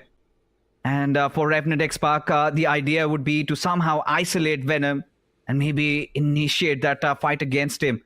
Somebody needs to create that ripple. Somebody needs to create that turbulence. And seems like Revenant X-Park running out of patience. They indeed are. Both teams on the defensive posture. And Revenant X-Park, they want to move out and make the push against the man who's all by himself in that building. And they finally do so as well. But there's someone looking down from that window. Revenant X-Park do see this coming. Spray God's going to take a lot of damage upon himself as he gets knocked out. Fury from the back, of course you got to expect it. He finds the first knockout already. Revenant X-Park down to a 3-man squad. Getting the revival on the fallen players now seems next to impossible. But still, Sarang is going for it. Venom in the outskirts as well, playing in the balcony, making sure his teammates are going to have that line of sight. I love this play from Phoenix Esports. Baiting the opponents into wanting to take down Venom. And that's where the main advantage was there in the hands of Phoenix Esports, as Venom once again finds a knock on to Spray God. But Sarang is there to get the trade. Venom knocked out. The confirmation instantly follows up, but still Revenant X-Park, they've got the upper advantage. Oh, they definitely do. And suddenly, Revenant X-Park might have bitten more off than they can chew. Phoenix engaged in that fight, especially the positioning of the players. But Sarang, he might have something to say about it. Just when Phoenix Esports were doing so well for themselves, Sarang instantly responds back. This beautiful man now going after Altu, not having the best of HPs. A Vector who has 7 bullets, and now Altu, he's got to retreat. And suddenly Phoenix Esports, from having such an advantageous position, the tables have flipped once again. I can't believe too, Phoenix Esports, they messed things up big time. A team that we thought stands a big chance to win this fight, but still somehow Phoenix Esports, They mess things up big time as well. Spray God gets caught. Beautiful knock. That's once again going to keep the players of Revenant X-Spark humble. Shadow, Sarang, the two boys. And they've got a big task ahead. Altu, the only man surviving. And at this point in time, Phoenix Esports' job is just going to be do as much damage as possible to this team. Altu will try to squeeze at least one elimination away before he gets taken down himself. Sarang making moves too slow and steady. Altu with the Tommy gun in his hands. He does not even have a shotgun to back him up. That's not going to give him the edge that he wants. And Sarang is making the climb slow and steady. Altu can hear the footsteps approach. And Altu is still not going for any sort of peeks. Finally, positions compromised. A few pre-fires around the corner, but Altu himself inflicts a lot of pain and hurt on the opponents. And now is holding down the staircase as well, just waiting for the opponents to funnel in. And here comes Sarang. He's going to be the first man to make the push. Altu is trying his best to get something done. Beautiful. He does find the first knock, but that's all he's going to find. Valiant effort from Altu, but Phoenix Esports, they mess things up big time. Sarang take a bow. That young lad feels like Phoenix Esports just threw their fight, especially having such a commanding position in that battle where Revenant X-Spark were literally on the verge of a collapse there. And suddenly Sarang becomes the hero.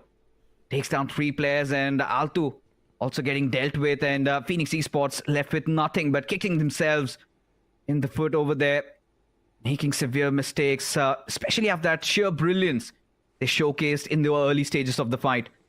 One after the other, without no cover fire, just pushing at Sarang's direction. Of course, they had to be cocky, and seems like that really went against them.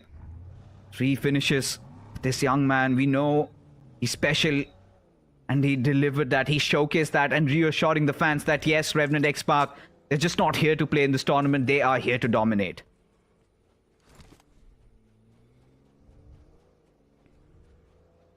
This circle shift is definitely going to catch a few teams off guard. And as I mentioned, if it does shift towards Partona, it's going to be even better. You can already imagine what's going to be the course of action if it does shift towards Partona. A small city, everyone wanting to get their tickets towards Partona. It will be tough to cross that bridge as well. Even Valadel Mar will be choked up. The only possible way you can see is water. And a lot of fishes will be caught by the fishermen too. I would love to see that outing. Team Empire, a team that's been looking pretty okay since that previous game. Only expectations, they keep on amping up. K9 Esports, even this is one of those deadly teams to watch out from. 4 elimination points garnered already. And K9 Esports, it does not seem like they're going to be stopping anytime soon. Slug was the casualty in that fight, but it's completely fine. Still, 3-man squad is more than enough, and they're more than capable. A team that I'm a bit worried about is Cincinnati Kids. They haven't been able to showcase their true potential. Could be this. This could be their game to shine. We've seen Juicy and the boys. They have a little bit of a specialty in those certain circles. It's all about the rotation timings. They've got Meet Esports to deal with right beside them. Whilst a lot of these teams anticipating the circle to go down further south, you could see so many of those teams starting to pour in. You've got Wind God on one side, Orangutan, also Rancho Macera, Carnival Gaming right beside them, and then there are the players of Team Empire flying high, soaring with confidence, just cruising through right beside them. And Red Ross, a little under the weather today, so far, just kind of funneling themselves from that western corridor. Now it all rests upon this next shift. Does it go towards Partona? It's going to cause a lot of nuisance, but a little bit of a concentric shift. And OG might be really happy about it. And now Borami Esports also injecting themselves from that southeastern side. Just on their tails will be the players of God's Reign. But a lot of teams are still lurking around the northern side. You've got Ikusol. This is what I was talking about, right? One bad game and suddenly they go back into their cocoon. And now they have a very methodical, very slow approach towards the game. Maybe if the timing goes a little awry, Ikusol might lock horns against Revenant X-Spark. As long as it works out, that's all that matters, right though? Look at this. Just Jelly and K9 locking horns out in the blue. Soon enough, the wall of death is not going to have any mercy. These two teams, they need to be a bit more quick on their feet. Beast gets spotted, shots taken. Luckily enough, Beast instantly squeezed himself back in that cover. But he's also quite chipped up. Ninja Boy walks from the back and he gets shot. I'm not exactly sure what Ninja Boy was thinking in that scenario. But Jelly, for him, that was a free frag. Even Beast gets caught out in the open. A lot of rookie mistakes made from K9. Omega was there to try and save the day. He does find the knock on to Jelly, but still, a lot of things are messed up big time. Lindsay and Keel Lamau, they get rid of Omega too, and with that, the elimination of K9 Esports hits the lobby. K9 Esports once again back in the lobby. But what just happened? Such a big blunder from two of the players of K9 Esports. A complete disconnect. Yeah, adrenaline coursing through their veins and a little too much. And few of those reckless mistakes costing K9 the heads over here, especially how important this game of Miramar was, considering the fact that they had a couple of those early eliminations and completely outplayed by Team Jelly as they baited this one out perfectly, lured the trap, and K9 just walked in right by with their arms open. But for now, as things stand, majority of the teams have made it around those central areas of the circle, whilst a couple they have been humbled in the first game. Would look forward to redeeming themselves in this one. 0 points out of that Erangel. That's going to be a tough pill to swallow. Wingard Esports, they need to maintain that average. 6 to 7 points per game is all you need, my friend. And LeBron is constantly taking shots. Bot Army Esports on the receiving side of things. Luckily enough, no shots connected. Bot Army Esports, for them, these were the warning shots. Wingard Esports from the top, they've got so much intel to play with. It's crazy. They're constantly pinning down a few more players, a few more teams. They're instilling that fear in the opponents. And that's exactly what you need if you've got the high ground.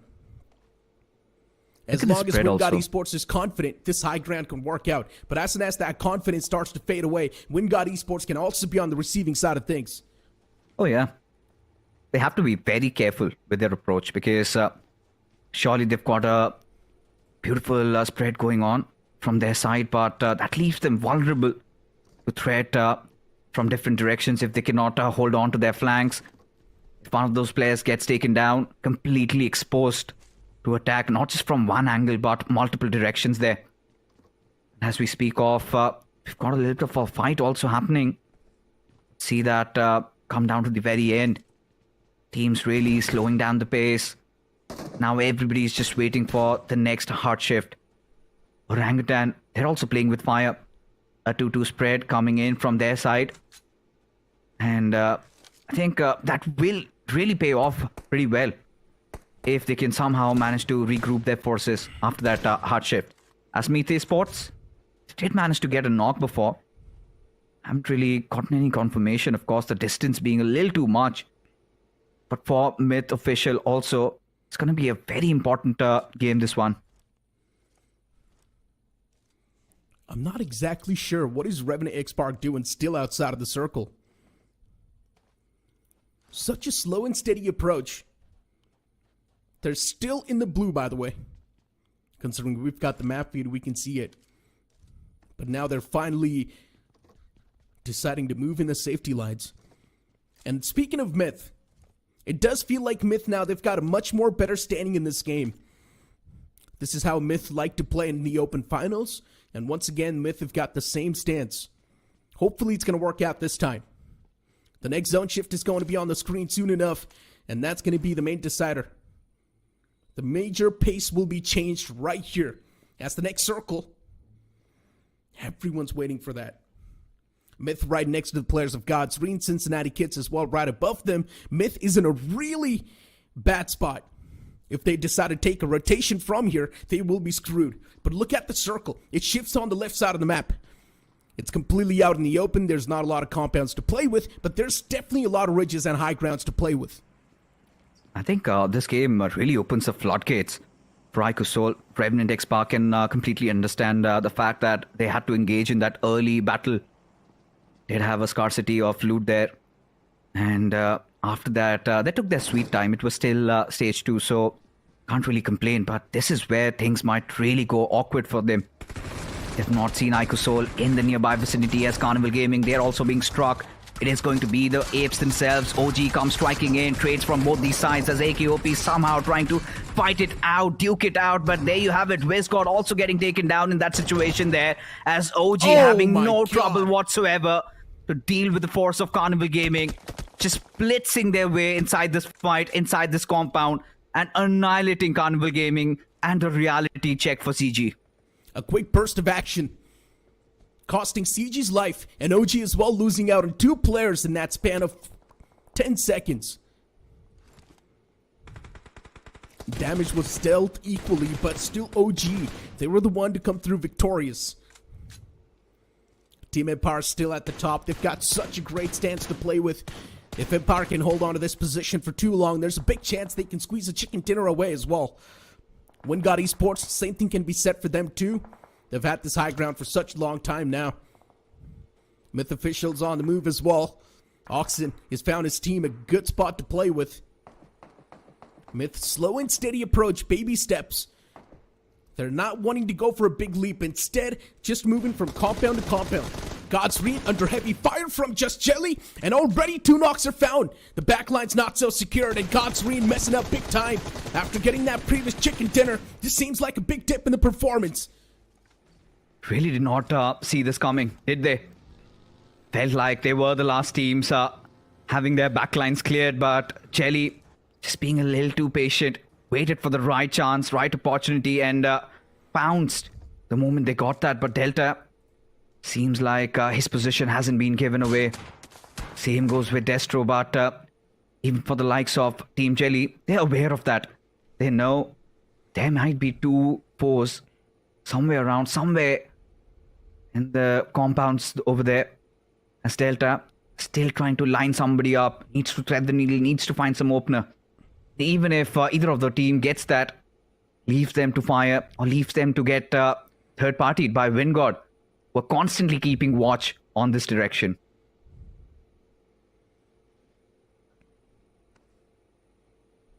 Feel the silence. After that quick burst of action, everything once again goes quiet. Dust once again starting to settle down. But as a few shots are taken from Sam, Bot Army Esports once again on the receiving end. It feels like Bot Army Esports, they just can't take a breather. Constantly under fire by either Wingod Esports and now Jelly. Godsreed, the final 2 players surviving, but as soon as I say so, it seems like even Destro gets knocked out by a beautifully placed nade from Yush. And Wingod Esports, they're definitely uncontested so far. They're doing a fantastic job in making sure that their attention is spread out equally on all the different angles. And that's why Wingod Esports is still uncontested. Delta's position was given away a while ago, and Just Jelly knows exactly where Delta is placed. Utilities tossed inside of that shack, and Delta is taken down to barely any sort of HP. Pulls out the shotgun. He's up against the 3 players of Just Jelly. He finds the first strike, but eventually Delta gets dealt with.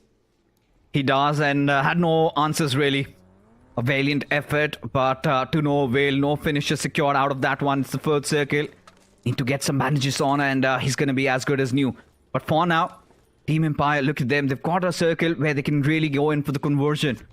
But you've got so many of those bigger names inside the zone already. Ikusol on one side, Revenant X-Park on northeastern areas. Whilst the center are still out for contestation. Red Ross, they're vying in. They want to go in for the climb. They want to take fight against Ikusol. Mania has got a beautiful compound to really work things out. But we might see a lot of power coming in from the south and that eastern areas. Cincinnati kids, they have to get inside the circle, have got a nice spread working in for themselves, but have to be very wary of the position of the players of Revenant X-Park and Team Empires, respectively. Jelly's got 5 finishes all by himself, by the way. Being an IGL, Nice. still doing so good. A big step up by the man. Leading by example. This is what you call. Hold on to that thought, though. Myth Taking a few shots against Bot Army Esports. Once again on the receiving side of things. I'm not sure what's happening to the players of Bot Army Esports. A team that punished the opponents, but this time they're getting punished themselves. Aiku Solmanya, all by himself on top of that roof. Even he's getting contested. A few shots connected from Red Ross Phoenix. But no follow-up after that. Arto, Lucifer, Beast, right next to each other. Even they've got a solid place to play with, but the only team that's causing any sort of issue is Aiku Sol. There's Knuckle in the back lines too. Lucifer needs to watch out. Lucifer can be punished heavily. Oh yeah. Red Ross, still they've got a good position to play with though, so they can easily maneuver for safety. Cincinnati Kids next to Bot Army Esports. This can be a tough fight for both of these teams, but Cincinnati Kids, they've got the man advantage, so they can easily roll the players of Bot Army Esports if they want. With the circle still closing in, they have to make a choice, and they've decided to stay. They've decided to see it till the very end, considering the fact that a lot of those keepers would be keeping a watch. Cincinnati Kids, they have to make this job done, or rather complete it in a rather quick fashion, and hence deciding to retreat as Team Jelly. They decide to strike in on the apes of Viron, one of the only players inside of this compound, and he is under severe threat as Team Jelly looks like they are men on a mission, looking nigh unstoppable, and Jelly, in fact, as an individual, increases the tally from 5 to now on 6. 8 finishes already accumulated for Team Jelly. They've secured the bare minimum. Here onwards, whatever they can carve for themselves would be an added bonus as Team Empire. They decide now to lock horns against Team Jelly, a rather wounded one at that, and now maybe this could mark the end for Team Jelly as Cincinnati Kids closing in. They've got Team Diesel to deal with, but they decide to just pass by, leaving them exposed to a lot of fire coming in from the players of Cincinnati Kids. But now they're not out of the woods yet, because right in front of them are the players of Team Empire with Team Jelly closing in. This is going to look oh so intense for Cincinnati Kids. Myth has taken too many fights at the same time. It's not looking too good. Myth, they've got so much to worry about. Empire next to him, even Just Jelly approaching the fight. They're also getting shot at from the back lines too. Nothing seems safe.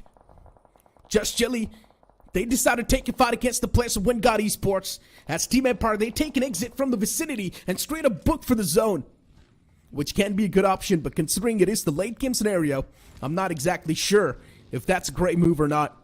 Depending on the cover, I'm not sure.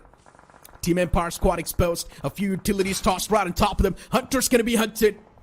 Beautiful Molotov. The man's burned to death. But still the confirmation hasn't followed up. That was his own Molotov, actually. Myth officials still quite exposed. They're taking a lot of hurt, even from the players of Wingod Esports. And Just Jelly now is taking fight against the players of Myth as Oxen tosses out a beautiful nade. And that's gonna mark the day for Jelly. Jelly was being a little bit too confident in that scenario. Too many finishes racked up for Jelly, and that's why he could feel that adrenaline. He wanted to make the push all by himself against Myth, thinking that he can take care of him, but Myth wraps him up. Aiden and Oxen moving together. Just Jelly's completely in shambles. Wingod Esports, they've got the upper edge in the fight. It's just Ninze standing on the floor. He can't stand for too long, we all know that. He's got a little dip to play with, tossing out a few smokes, and those smokes are gonna be hope. But those hopes are soon going to fade away. And with that hope, even their lifeline will. They really got pinched so bad in that situation, Team Jelly. But look at this, Wingod. They've suffered some casualties of their own as Myth official. They decide to strike in on the Empire. There you have it, those nades being flung over. Maxioso still alive for how long is the question as grenades keep on pouring through. And it is going to be Red Ross who get the final laugh as Empire just dismantling himself and the entire squad. What's going on there? As now Ace, being the final surviving member, has to come to aid for his fallen comrade out there in the open. Ace still surviving, still breathing. For how long is going to be that question as the circle takes another shift pretty much out in the open. Everybody exposed, but Aiku Soul, they're gonna have a fiesta of finishes. Spray God being one of those players being taken down far from aid from his teammates. Cover fire at this time is going to be rather impossible, as Aiku Soul, they also have to carve their way inside the zone, given the fact that Sham is the only member from Diesel to have control over the circle. But again, at the cost of what he's so much exposed, anything and everything could go wrong for Diesel if they're not careful. He does not have the control fixes. He's crossing his own fingers and hoping that he's not going to be spotted inside of that circle. Exactly. In this Max Center. Soon, a lot of teams are going to approach the zone at the same time, and Champ can't do anything. He will mess things up, and that's destined. Wingard Esports up against Red Ross. Numbers equalized as Beast gets knocked out. Wingard Esports. Things looking okay, but still backs against the wall, and that's a big sign of concern. Beast will be confirmed instantly. Ikusol saw my steps in the fight. A death blow handed out to that player. Ikusol constantly taking shots all across the field, considering they've got the high ground to play with, and they seem like the supreme one, raining down hellfire against the teams on the front. Sham's position still uncontested. Man's behind that little shack. He's looking okay for now. But soon enough, even that hay belt's going to be checked. So he's not looking so safe so far. Sham gets spotted, shots taken, man gets knocked out eventually. Wingard Esports, they wanted to contest that bridge, but then Revenant X-Park, they welcome that player with open arms as Revenant X-Park 2. Now they finally make their presence known. Red Ross as well, stepping inside of the safety line slowly and steadily. Even Ikusol on the move, so much to worry about. The top three, they seem pretty devastating. 4 more teams in the lobby. Red Ross in the mix. And they've got a lot to worry about. But the real contesting is between the 3 teams that you see on the screen right now. Oh, look at this. Phoenix. He has his eyes pinned on the players of Ikusol.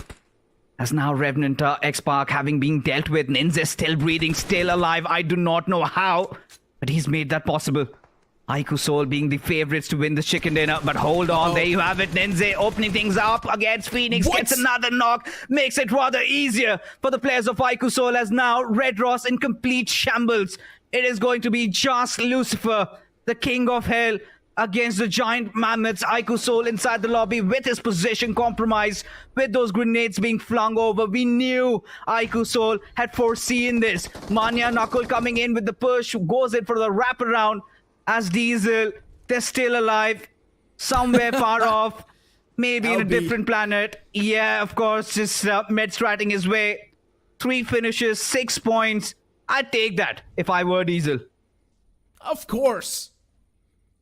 9 points in total from this game. Consistency on the board. As I mentioned, you need 6 to 7 points per game to have that average up. And Diesel Esports, they've already touched that in this game. It's completely fine. A few more points at the top, so Diesel Esports is looking pretty good and dandy. If Albie can squeeze away 1 elimination point before he gets taken down by the zone, that's going to be a top-off. It's too far. Ikusol's quite exposed. Yeah, it's too far. Known. But still, maybe if the luck favors him, and if he connects a few headshots, something can definitely happen. Last first aid popped out. Yeah, he's not going to be able to squeeze it away. Let's be honest. A bit too far away from that ridge as well. And that's going to be Albie dealt with. And with that Ikusol, they secure that chicken dinner fixes. My prediction was right. I mean, of course, we both were pretty much on the same page with that one. With Ikusol having just changed their pace, changing their approach. I told you, this is one of those teams, if they want a chicken dinner, they know how to get it. And Miramar has always written those comeback stories of Ikusol. We've seen them being over-aggressive, that not really paying off, and they realize they have to be in the competition, if not on the top, somewhere around that 5th and 6th spot. And this chicken dinner cements that in style. But, you know, what I loved was how Red Ross were given a taste of their own medicine. Now, I'm going to take the viewers back yesterday, if you remember that game of Vikendi, where Versatile were really on the cusp of winning it, and was Wizgod from the backlines. And this time had to be Ninja doing the same to the players of Red Ross.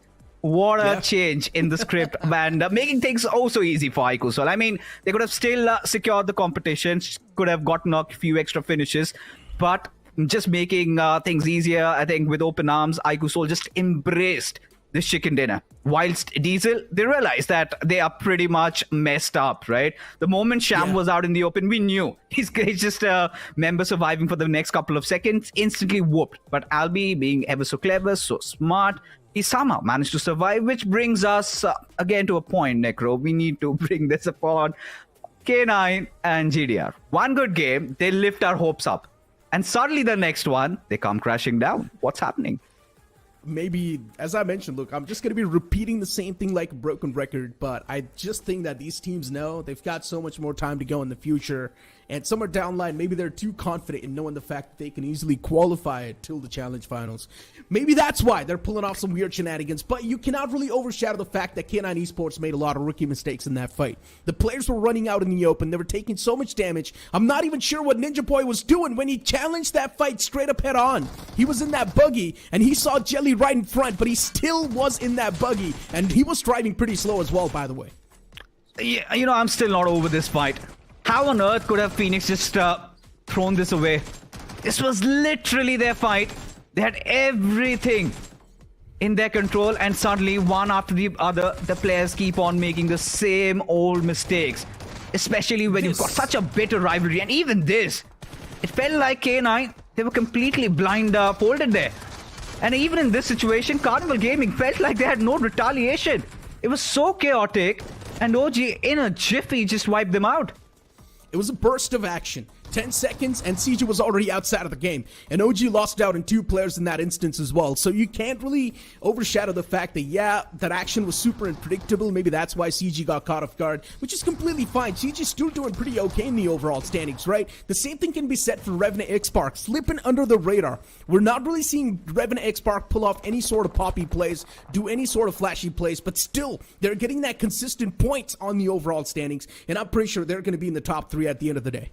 Yeah, of course, because when we looked at the finish feed, I think they had around 11 finishes before they got wiped off. And had a picture of 2 different stories where IQ Soul, not a lot of finishes initially, they racked up quite a lot towards the very end, but it was Revenant X-Park that had done majority of the heavy lifting, taking down one of their biggest foes, Phoenix Esports, and after that they took their own sweet time to loot, and then they injected themselves through from the northeastern side of the circle. So took a couple of fights here and there, got a lot of those floating finishes for themselves, increasing the tally. They knew they'd gotten the average, but boy oh boy, how good were Team Jelly, not just winning those fights, but even for Ninja as an individual to survive till the very end, to get maybe a 4th position finish isn't too shabby. And the man himself, a lot of fingers pointed at him, and look at him answering all of them back with his performance. Action speaks louder than words. Jelly is just starting to prove it.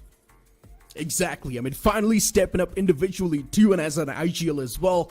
Jin is looking really good in all the departments. 55% of the finish contribution, map impact of 11%. Just Jelly's looking pretty strong. You move on towards the stars of the match, and yes, Shadow is also going to be there, being the best companion for his team, saving a lot of the time, especially off the rip. The fight against Phoenix Esports, we thought Revenant X-Park is pretty much done, but still somehow they make a big bounce back in that fight because Phoenix Esports, they were making a lot of rookie mistakes as well.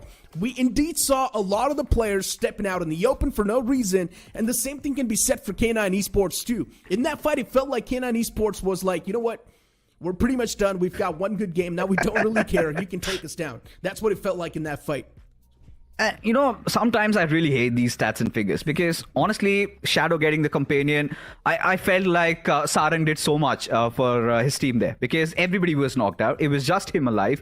He kept the boat afloat and took down almost the entirety of Phoenix Esports, had a crucial role in also tanking that damage when they went against a fight with Alto. Had Sarang really not gotten them back from the dead, I don't think X-Park could have even started to get any of those finishes to even begin with. So that is how underrated Sarang has been for this squad.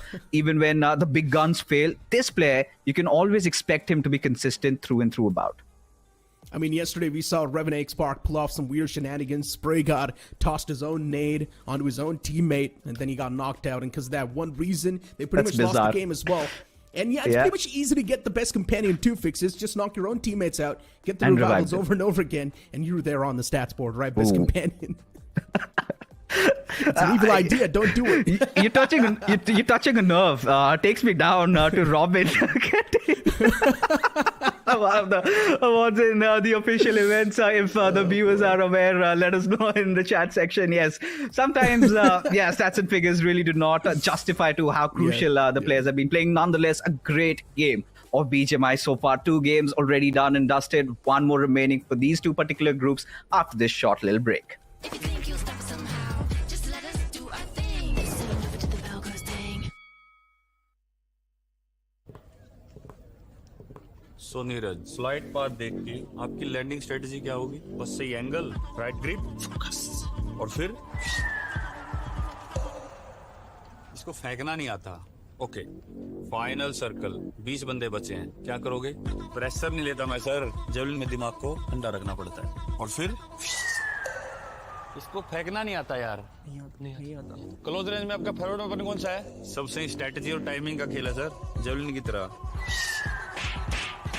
अरे मेरा मतलब guns, M416 grenade फेंक देंगे sir, सब फेंक देंगे। यार इसको सच में फेंकना नहीं आता। नहीं आता। अच्छा ये लो, नेट स्पैम करके दिखाओ।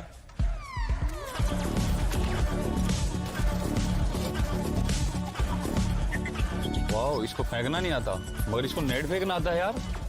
आता है। नीरज तो फेंकने में पास हो गया। आप भी BGMI खेलो और रश करो और चिकन डिनर। यार तुम तो फेंकने में चैंपियन निकले। चैंपियन नहीं sir, conqueror. O yes.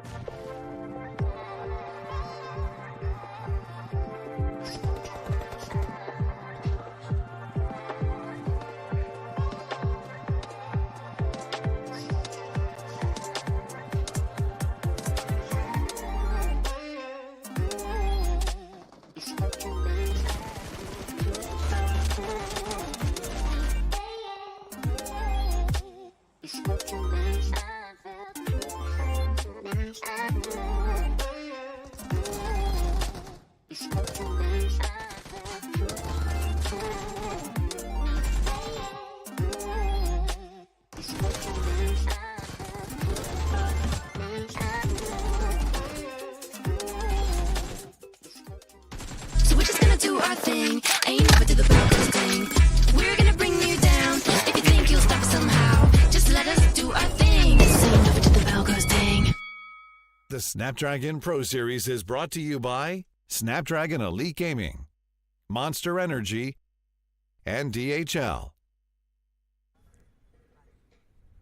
Welcome back, ladies and gentlemen, after that short break to once again Snapdragon Pro Series BGMI. 2 games done and dusted, and especially speaking of that previous Miramar game, a lot went down. Off the rip, we saw Revenant X-Park take a fight against Phoenix Esports, where it felt like Phoenix Esports, they had the upper edge in that duel, but still somehow they messed things up big time. And Shadow, what were your thoughts about K9 Esports getting wiped out like that? K9 Esports seems like, Neeraj, their misery is still continuing, because if you notice, the previous Erangel went a little decent. I won't say it went really good, it went decent. They got those average 7 points to their name. But cut to next game, Miramar again wiped out so very early in the game. K9, they need to buckle up, because day number 2 is the last game coming for them. If they don't perform in the last game, I think the entire week would be a disastrous story for the players of K9. K9 Esports definitely does seem quite stubborn, taking all the fights that they see in front of them. And that's one of the main reasons why K9 Esports is also struggling a bit too much. But I genuinely think so. K9 Esports is just trying to adjust according to the lobby. They're taking these games like the practice games, and they're probably going to buckle up maybe in the future. Because you clearly see that the approach K9 Esports are taking, it does seem pretty rookie. They do not really feel like they've got the proper surrounding awareness. The players, they just straight up march on forward to take the eliminations. Sometimes they do come out on top, but sometimes, just like the previous fight, they fail miserably.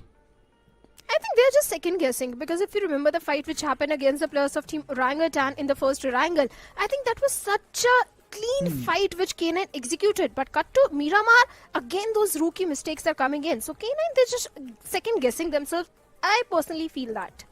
K9 Esports is one of those teams that is mechanically stacked. They're a powerhouse, but still for some reason, we're not seeing that power being implemented inside of the game. But hold on to that conversation. We've got the match ranking popping up on the screen. IQ Soul getting 19 points, Just Jelly getting 15. You've also got Revenant X-Spark getting 14, and Diesel Esports touching that average. Even though they finished things off in the second spot, still they've only gotten 9 points because they did not really have a lot of elimination points to start things off with at the end of the day. Red Ross as well, decent amount of points on the board, not exactly a lot, but still touching that average. Even Team Empire is doing pretty good for themselves.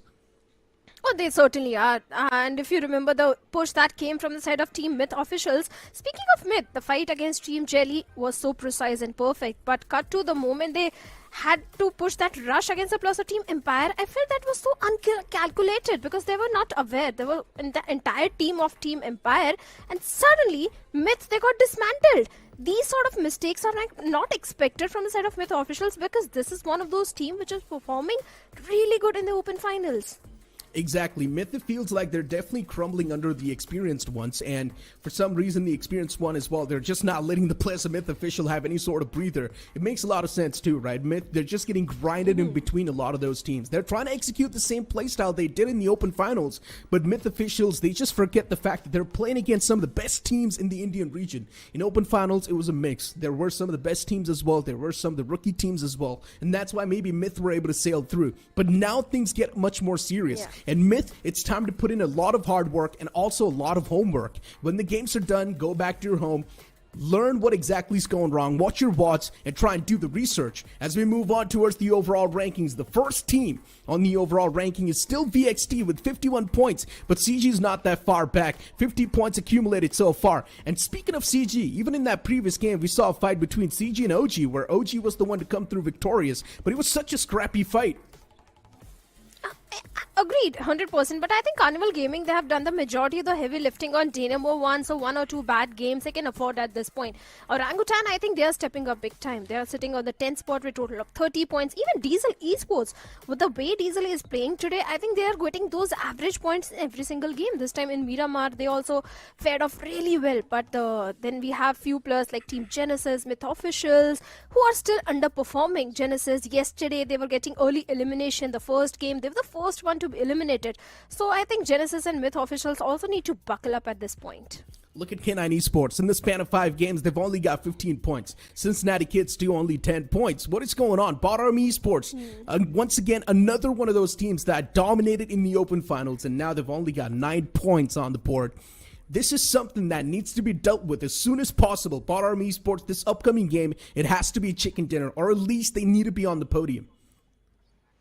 Agreed. Bot Army Esports, they need those elimination points because it is one of those teams that rely heavily on the finish points. Bot Army is not one of those teams that focuses on the placement points. They always go for the aggression, but sometimes that aggression needs to be the controlled aggression. They need to be aware about the surroundings, and that was something which is lacking from the side of Bot Army in the previous 2 games.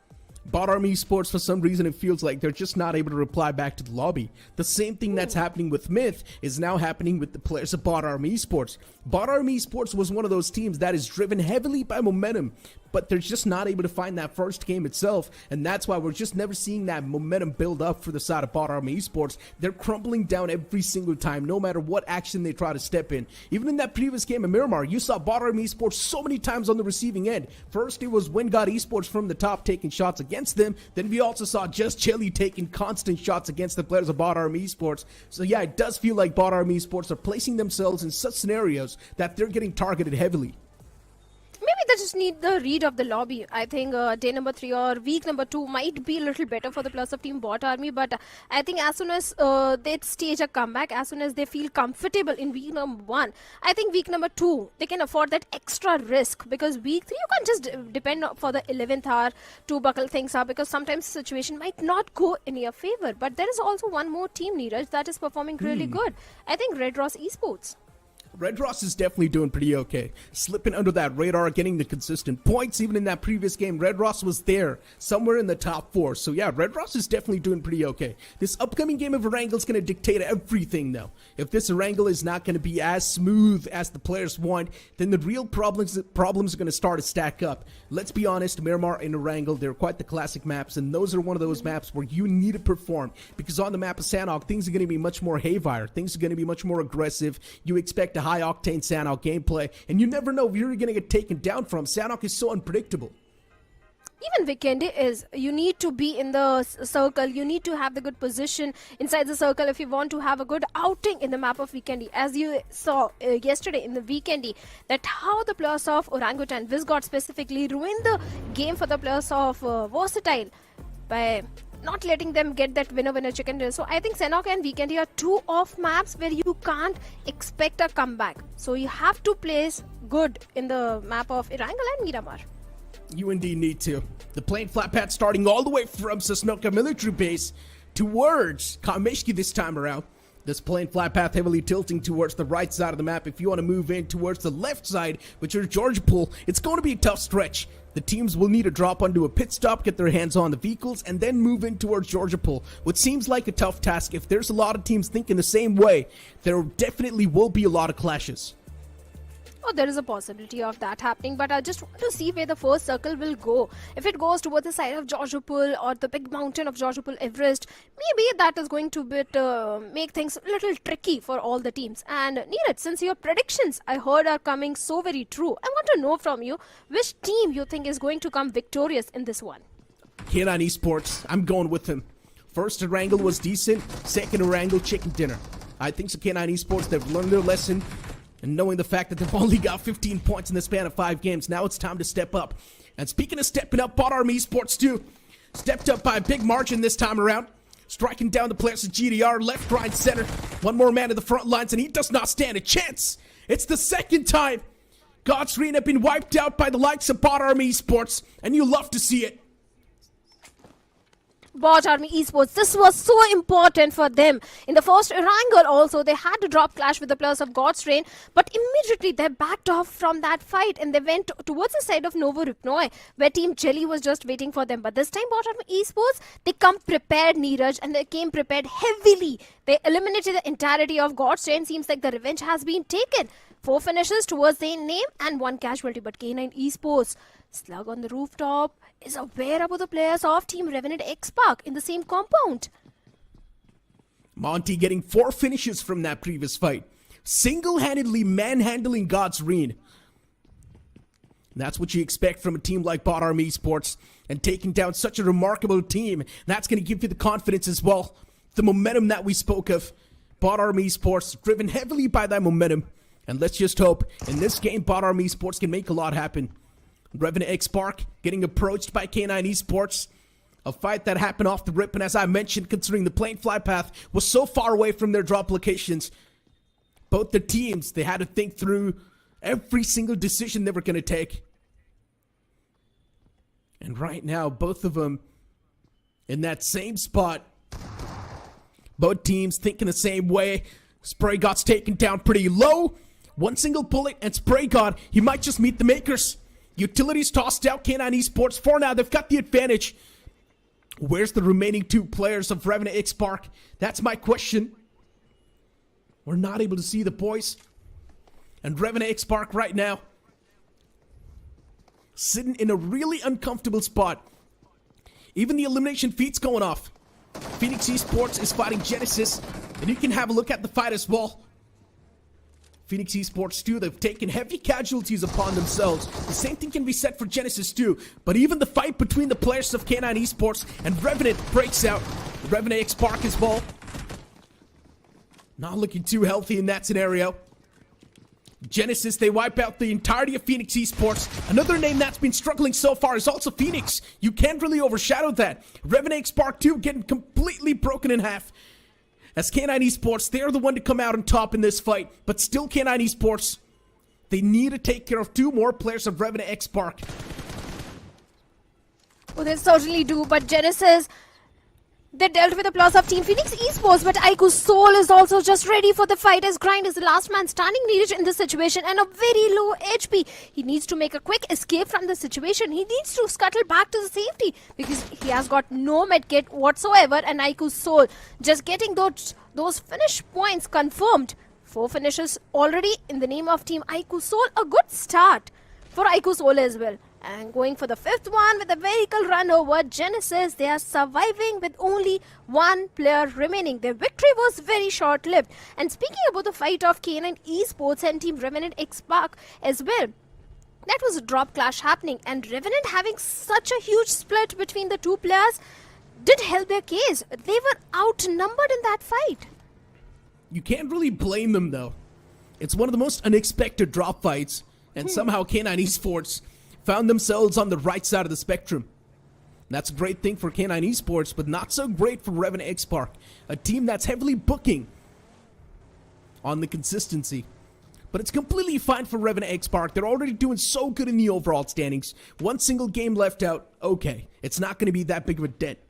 They can easily recover from this. Just Jelly on the screen. And this is one of those teams that is showcasing a lot of potential. And you're always left craving for more. Nenze is one of those players with a lot of potential as well. Kula Mao has put some incredible stats in the previous tournaments too, so you expect the save from the boy once again. And he's been delivering pretty well. This entire lineup seems pretty stacked. And so far, they've been showcasing why so. And looking at the map so far, CG, they've got a nice split going towards Gatka. Also in a really good spot inside of the circle. If they want, they can go for the big boy mountain contention. It's not taken by anyone. Myth towards Pochinki, uncontested as well. Cincinnati Kids down south towards Farapir, looking pretty good. Bot Army Esports constantly wiping out the likes of Godsreen. And this has to be a wake-up call as well for Godsreen. This is the second time this has happened. Agreed. God's Rain, yes, they did the heavy lifting in the first game, but they also need to remember that day number 1 was not entirely in their favor. So God's Rain, they need to buckle up for day number 2 as their matches for day number 3 as their matches for day number 2 are already over. Speaking of Team Jelly, I think the first Erangel also didn't go entirely in their favor because the rotations seemed off, the individual players were getting picked off, and in the final circuit it was only 2 players remaining. They were also taken out pretty early in the game. So Team Jelly, they need to play as a unit. Yes, I agree that Miramar and day number 1 was in their favor. They have got that extra cushion to go for that extra risk in the maps, but still I'll say for Team Jelly, it's better to be cautious. And for now, they have the entire control of the Nova Ripnoy, but they need to be careful of the players of Team Empire. But my main concern is towards the players of Team Bot Army Esports, Neeraj, because every single time we have seen in Erangel that Cincinnati Kids, they go for the bridge block. And if that happens again, this time it will be Bot Army Esports on the receiving end. It will be. But I don't think Cincinnati Kids is going to hold on to that bridge for too long. Even they themselves realize the fact that, yeah, things are a little bit too dicey, even on their end. They do not have a lot of points in the overall standings. Being proactive is something that's going to help their case. So Cincinnati Kids, they're definitely going to try to fall back as soon as possible. Right now, they're camping it. But even Bot Army Esports, there's someone who knows what happens. So Bot Army Esports is not going to go for the rotation just yet. They're going to wait it out for as long as possible. Even Cincinnati Kids still getting their loot topped off. They do have decent loadouts to play with. Everything's looking good in the hood for every single team so far. Even K9 Esports moving towards Severny. Considering the plane flat path was pretty far away, K9 Esports, they took a little bit of that pit stop. Took down 2 players of Revenant X Park. And now they're once again on their merry way. CG, all the 4 players up against the players of WinGod Esports. Somewhere down the line, we all knew CG's going to go for this high ground. And they do the exact same thing. Which makes a lot of sense too. Once you get your hands on the high ground, it also means that you're going to have a lot of intel to play with. And WinGod Sahil, taking a few shots against CG. Nothing found just yet. Now it's going to be the nade parade coming through soon. Goblin in the front lines, tossing out a few nades in the close quarters. Making sure that there's going to be no one around the fray. Another nade tossed out. Sahil, that reposition's gonna save his day, but Goblin gets caught. What just happened? Overextension from Goblin. It might just cost CG the game. And Sahil is the only player up close and personal. A few more nades tossed from his own teammate, and Sahil is still making the push. He actually finds the second knockout as well. And how is Sahil not getting taken down? That's my question. Eventually, Sahil does get taken down, but at the cost of what? 3 of your own teammates. CG, they messed this fight up big time. A lot of shots missed and whiffed, and a lot of rookie mistakes made as well. Those over peaks were not needed. Time and time again in the open finals, we saw that when God every single time in such kind of circles likes to have a piece of that big Georgiopol Everest. And this time, kudos to Sahil that he was able to bring down 2+ of Carnival Gaming down. First, it was Goblin who was overextending. After that, it was Hector. And immediately, the cavalry was there when Sahil was traded off. So, perfect synergy was showcased by the plus of Team Vingod Esports. But I do agree that few mistakes were also made from the side of Carnival Gaming, because of which they have to face an early elimination in a game which could have been a very good game for them, because look at the circle. It's a completely northern circle. And Genesis' last player, Grind, is holding on to Zarki, so maybe he'll be rewarded with good placement points this time. Maybe. Still a big maybe. And look at Bot Army Esports. They're taking it so slow and steady. They know exactly what's happening on the bridge, and that's why Bot Army Esports, they do not want to be too quick on their feet. Wait it out for as long as possible, go for the late game rotation, but the zone's panning out up north. And Bot Army Esports themselves do realize the fact that they need to be a bit more quick. Cincinnati Kids, they should do the same thing too. Leave this bridge camp and prioritize the zone. All the good slots are going to be taken away soon, and Cincinnati Kids, they've already been struggling with the points too much. They cannot afford to take any sort of risks anymore because their 4-4 fights, they haven't been looking that strong.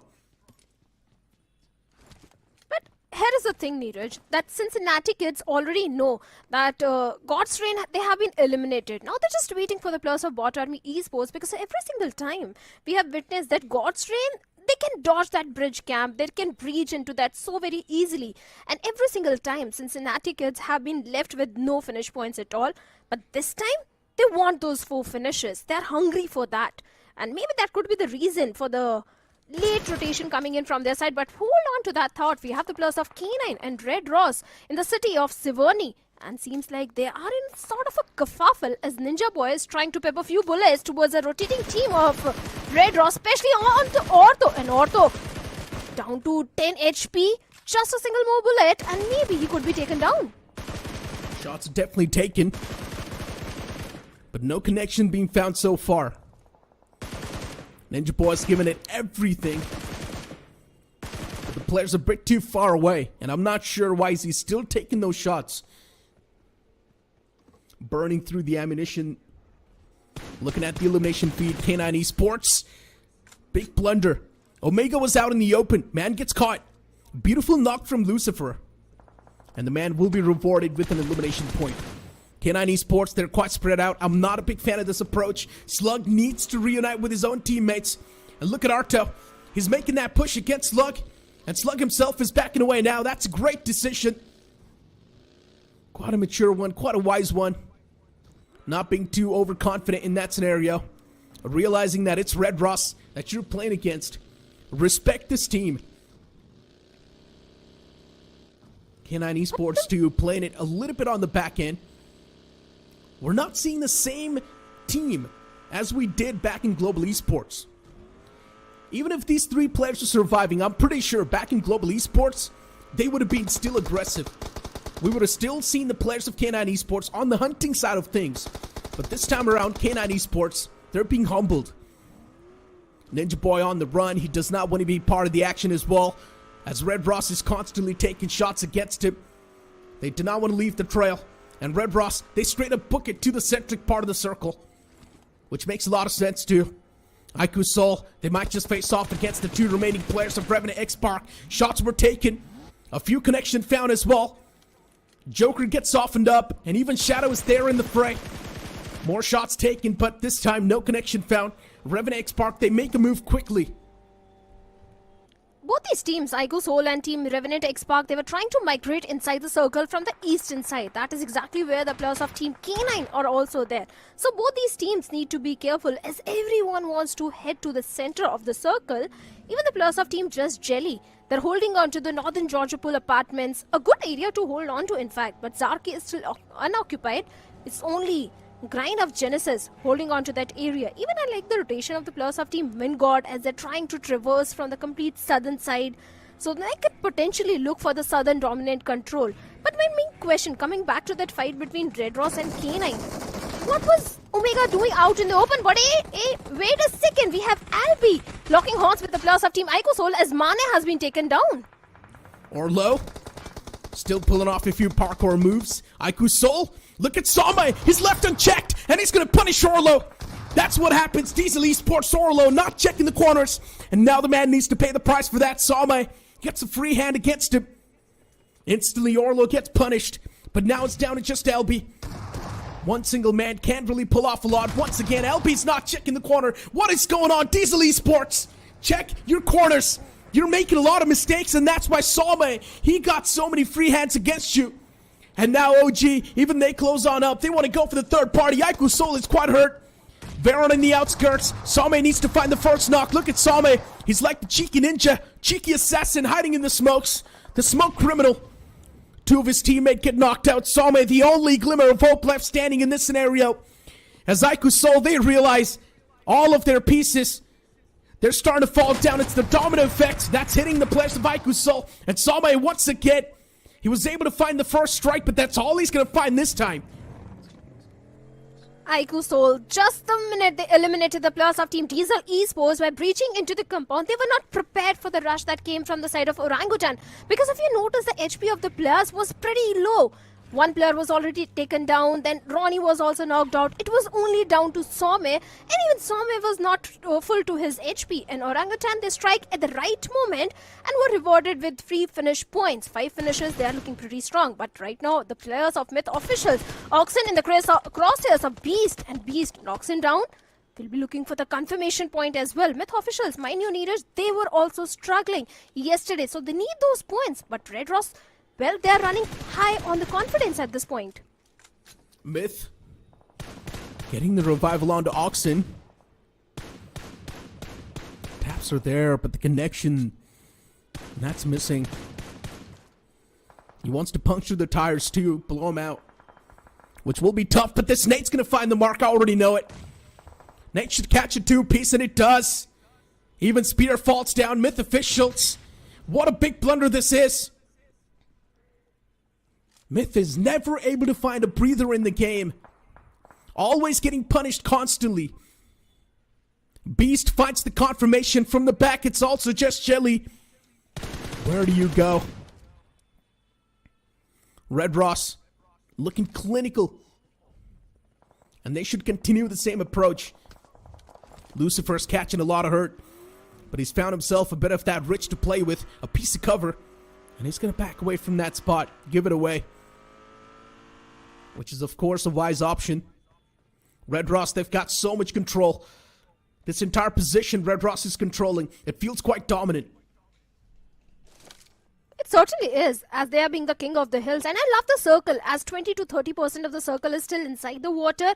And Red Ross, they are placed perfectly. Their backlines are pretty much clear. They're aware about the surroundings. They're aware where Team Just Jelly is holding on. Myth Official, they are left with only one player remaining. In all this scenario, along with Red Ross Esports, there is one more team which can have a good outing, and they are the players of K9 Esports. Because if you look at Neeraj, K9, they are making their rotation from the northern side, complete northern shorelines. But Slug also needs to be a bit careful because he's too far away from his teammates. I agree that he's scouting the area for the team, but he needs to be careful because there's still 11 teams and 34 players remaining. Whereas if you look at the players of Team Bot Army Esports, they're taking their sweet time to move inside the circle coming from the eastern side, and maybe they will also opt for the same route as the players of Team K9 did. Still a big maybe though.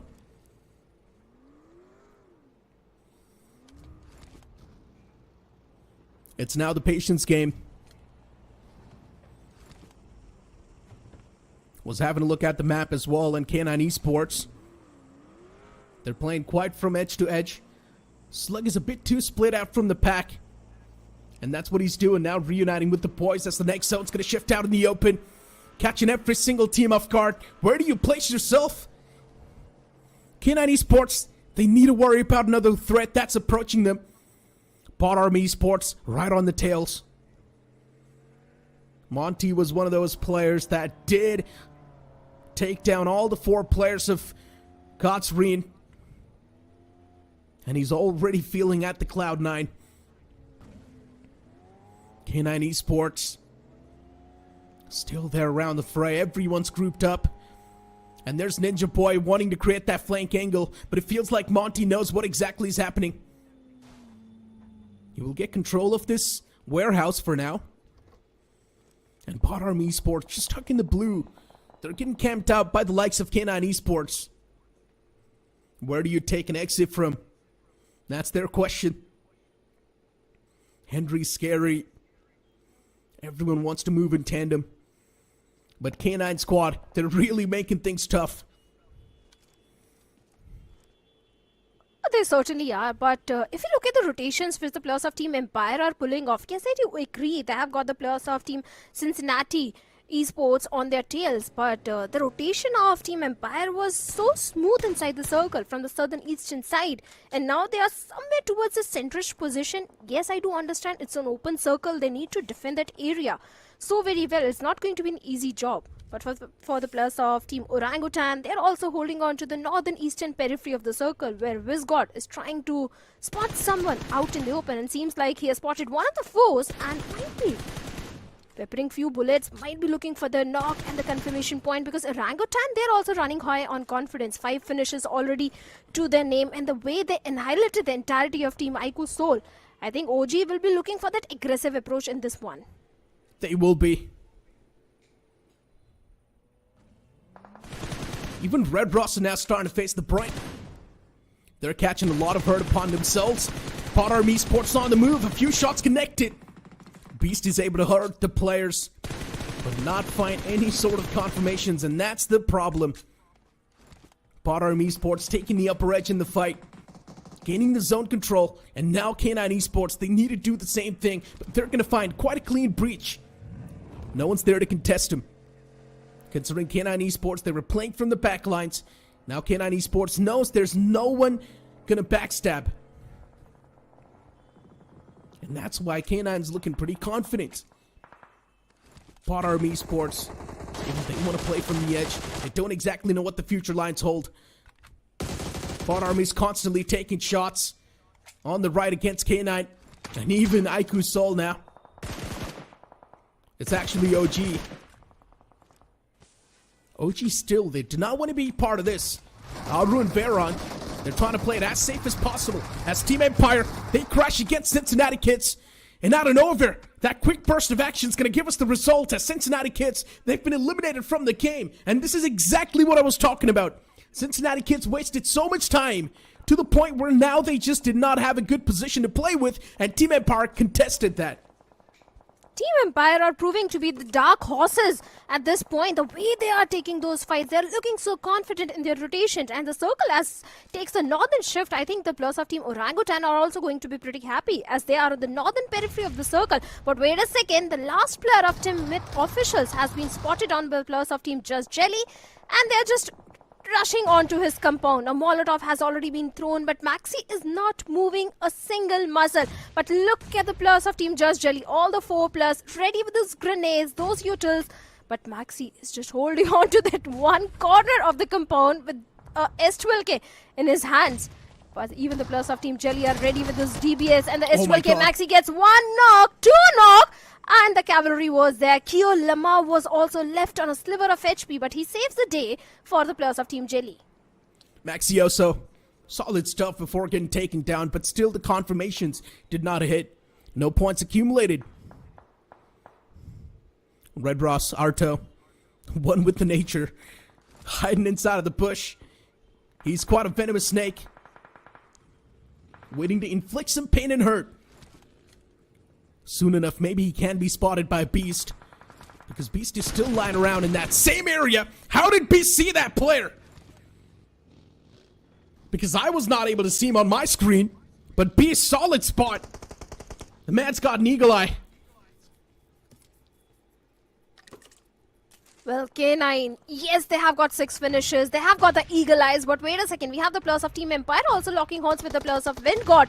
Lot of utils being exchanged. There is smoke trail to deny vision and have a soft cover as well. But Vingod with those vehicles are trying to create those flank angles as Infinity has been knocked down, but not just by Team Empire, but by K9 Slug. So K9 is also doing a third party in this situation, Neeraj. Empire's got the advantage. Vingod Esports on the receiving side of things as even another man falls down.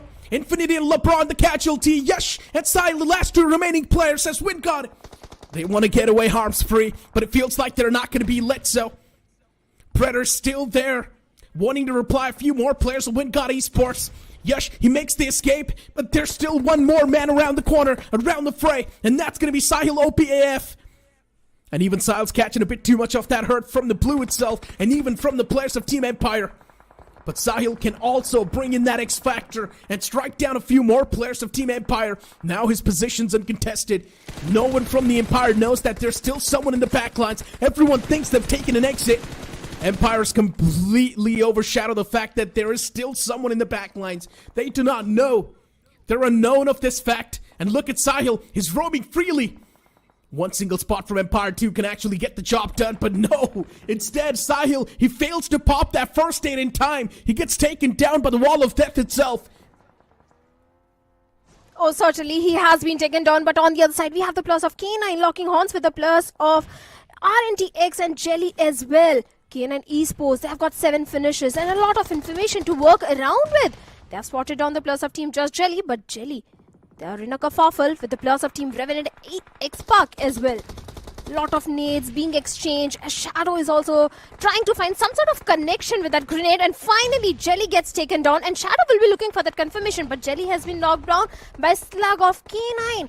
K9, they are doing third party so much and getting those finish points as well. And now Kiolamau is left all by himself. Might be looking for the confirmation as the wall of the death is also closing in at this point. K9 are always the stubborn bunch, and that's what you expect from them.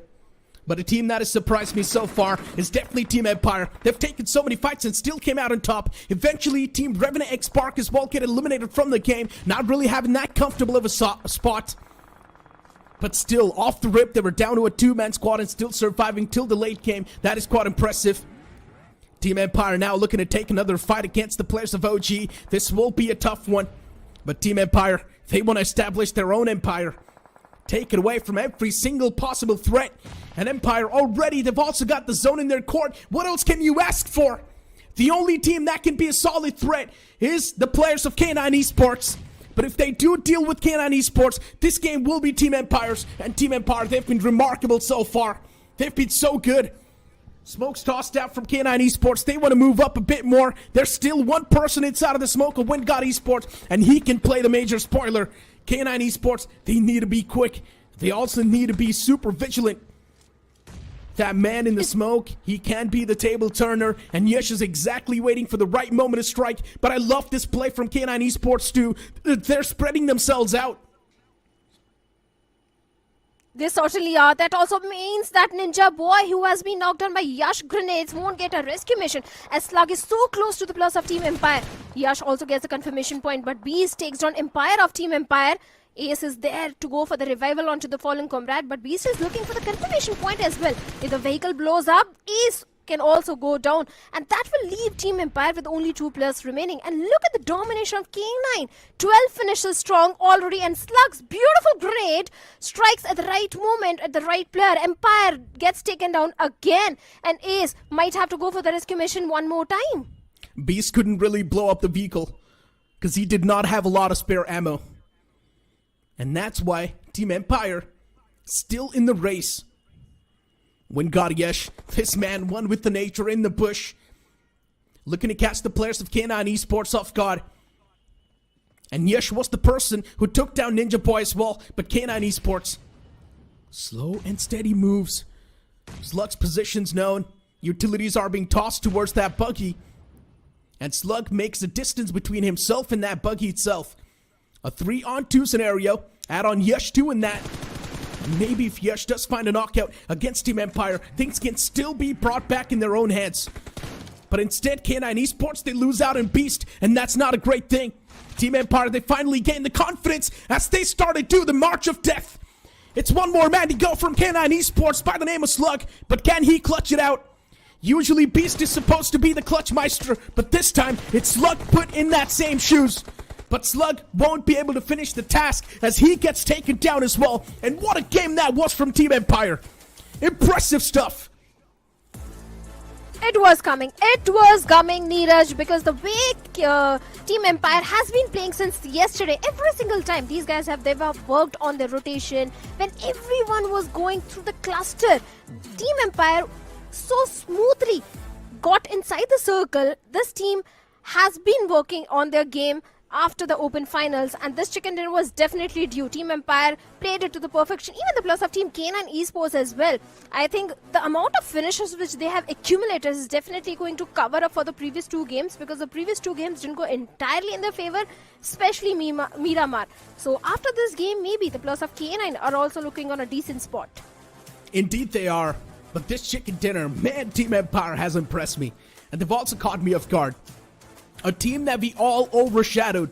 A team that we thought does not even stand a chance in the challenge season. Now they're proven to be a real threat. Getting the chicken dinner super consistent on the day too. Team Empire, a team that barely qualified from the open finals on the 16th spot. Now look at them. So impressive. And I'm pretty sure after this game, Team Empire is going to put themselves in a really good spot too. But moving the conversation on towards Revenant X Park as well.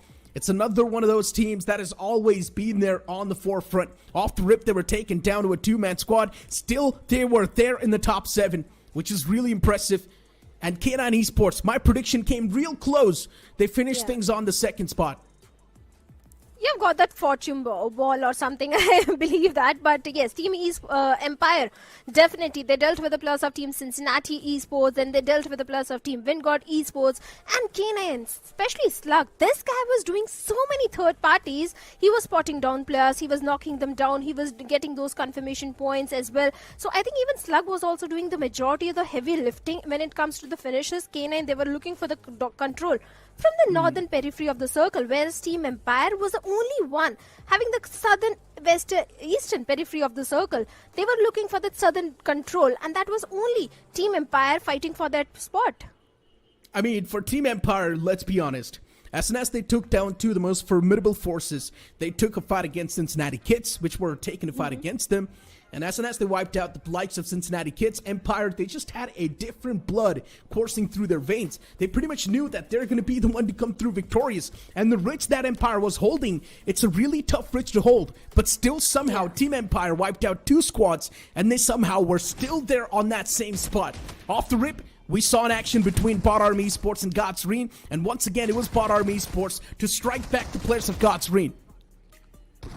And if you look at it, initially K9 and Revenant X Park also had to drop clash, where K9 was able to eliminate the 2 players of Revenant X Park, and the remaining 2 players were also eliminated by K9, but towards the later stage of the game. Vingod Esports and Carnival Gaming, they also locked horns with each other. They both wanted the control of the Georgia Pool Everest, where few mistakes were made by the players of Carnival Gaming, but Ico Soul, after winning this fight, they were not prepared for the rush that came from the side of Orangutan. They indeed were not. Even IQ Soul, as you mentioned, right? I mean, the entire scenario, you pretty much popped it up. But Salmai, the amount of free hands the player got was insane.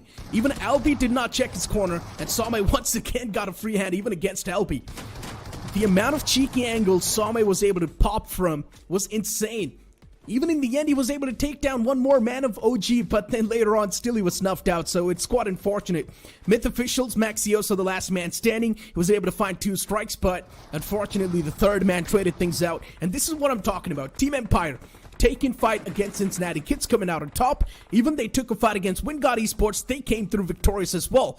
And that's one of the main reasons why Team Empire won this previous game, because the ridge that they were playing, it's one of the toughest ridges to control, but if you do manage to control it, you're going to have a solid spot to play with. And I feel even Vingod Esports, if they had the numbers advantage, maybe they could have done much more in this particular game. Because if you remember, Yash, the solo man surviving, was able to take down one player from the side of Team K9 and got the confirmation point as well. His teammate who was going for the heal battle couldn't pop the first at the right time. That was the reason they couldn't go for the more finish points. But all in all, I think Vingod also fared off really well. Team Empire, this is definitely going to boost the confidence for them for the day 3. This is the momentum that they needed, and Team Empire, they've striked right on the perfect spot.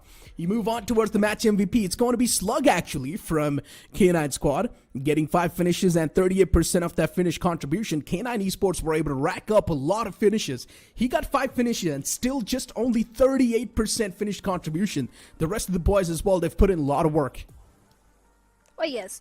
He was a powerhouse. The entire team of K9 was a powerhouse. The way they were accumulating those finish points, they have definitely rectified their mistake after that setback in the map of Miramar. So K9, they are definitely looking strong. They know that since they have got so much experience, they just need to gel up with the lobby. They'll be in the finals. They'll qualify for the finals easily. So they just need those average points. They just need to work on their mistakes, which they certainly have done.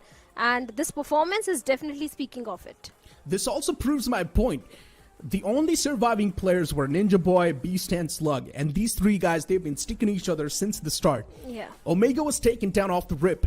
And just these 3 guys surviving, they were able to squeeze so many points away, and also a second spot from that previous game. So this pretty much proves my point, saying that they're trying to adjust towards Omega's shot calling, which is of course going to take a bit more time. Makes a lot of sense. K9 Esports is one of those teams that likes to play on the aggressive side of things. You add the brains of Omega, it's going to change and tweak the playstyle a bit more, but it's going to take more time to adjust. But that also brings up the question, because if you remember, when the players of Team Red Ross were crossing that area, Slug was taking shots on them. Even Ninja Boys was also taking shots on the players of Red Ross. What was Omega doing out in the open? When you know your foes are there, they can fire shots on you. What was he doing out in the open? A little mature decision was taken from the side of Slug in that scenario, because when the players of Team Red Ross started chasing Slug, he immediately backed off from that situation. But Omega's slight mistake did cost him an arm and leg. Definitely did. I mean, yeah, Slug pretty much just backing away from that spot. Quite a mature decision, definitely. But yeah, it's quite a valid point that you raised up, right? What was Omega doing out in the open? That's my question as well. He was in the middle of the street, by the way, just running out in the open. And of course, you're going to get taken down. Look at K9 Esports, 19 points, tied up with Team Empire from that match ranking. 19 points as well from Team Empire acquired. But K9 Esports, what a big game that was. Wingod Esports getting 10 points, decent performance. Bot Army Esports, definitely this is going to be igniting that fire.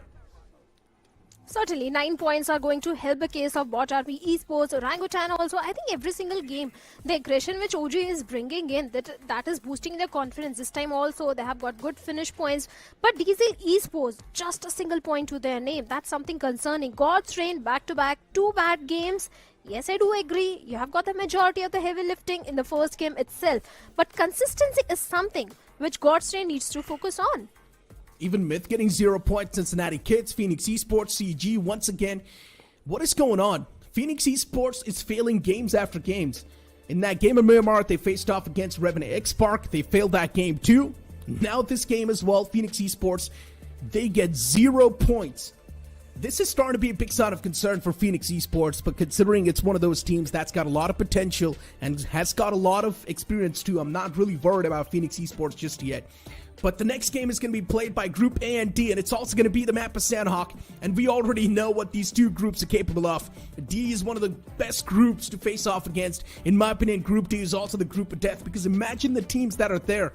8-Bit, GT, you've also got Metal Esports in the mix, 4MV2, legit as well. While you try and speak of Group A, we're now going to have Hero Extreme Godlike step in the action.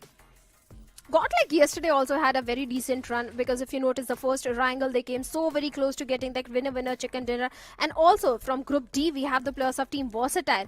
I'm sure you remember that Sanhok game where they broke all the records of getting so many finish points. Total 33 points they accumulated from a single game. So Team Versatile is also one of the team to look out for.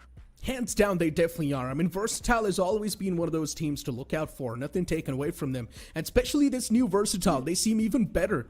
with the amount of firepower they're able to inflict on the battlefield, they're also able to rack up a lot of those elimination points too. And Versatile's doing pretty good in the overall standings as well. Yesterday, Versatile was able to pull off bangers after bangers.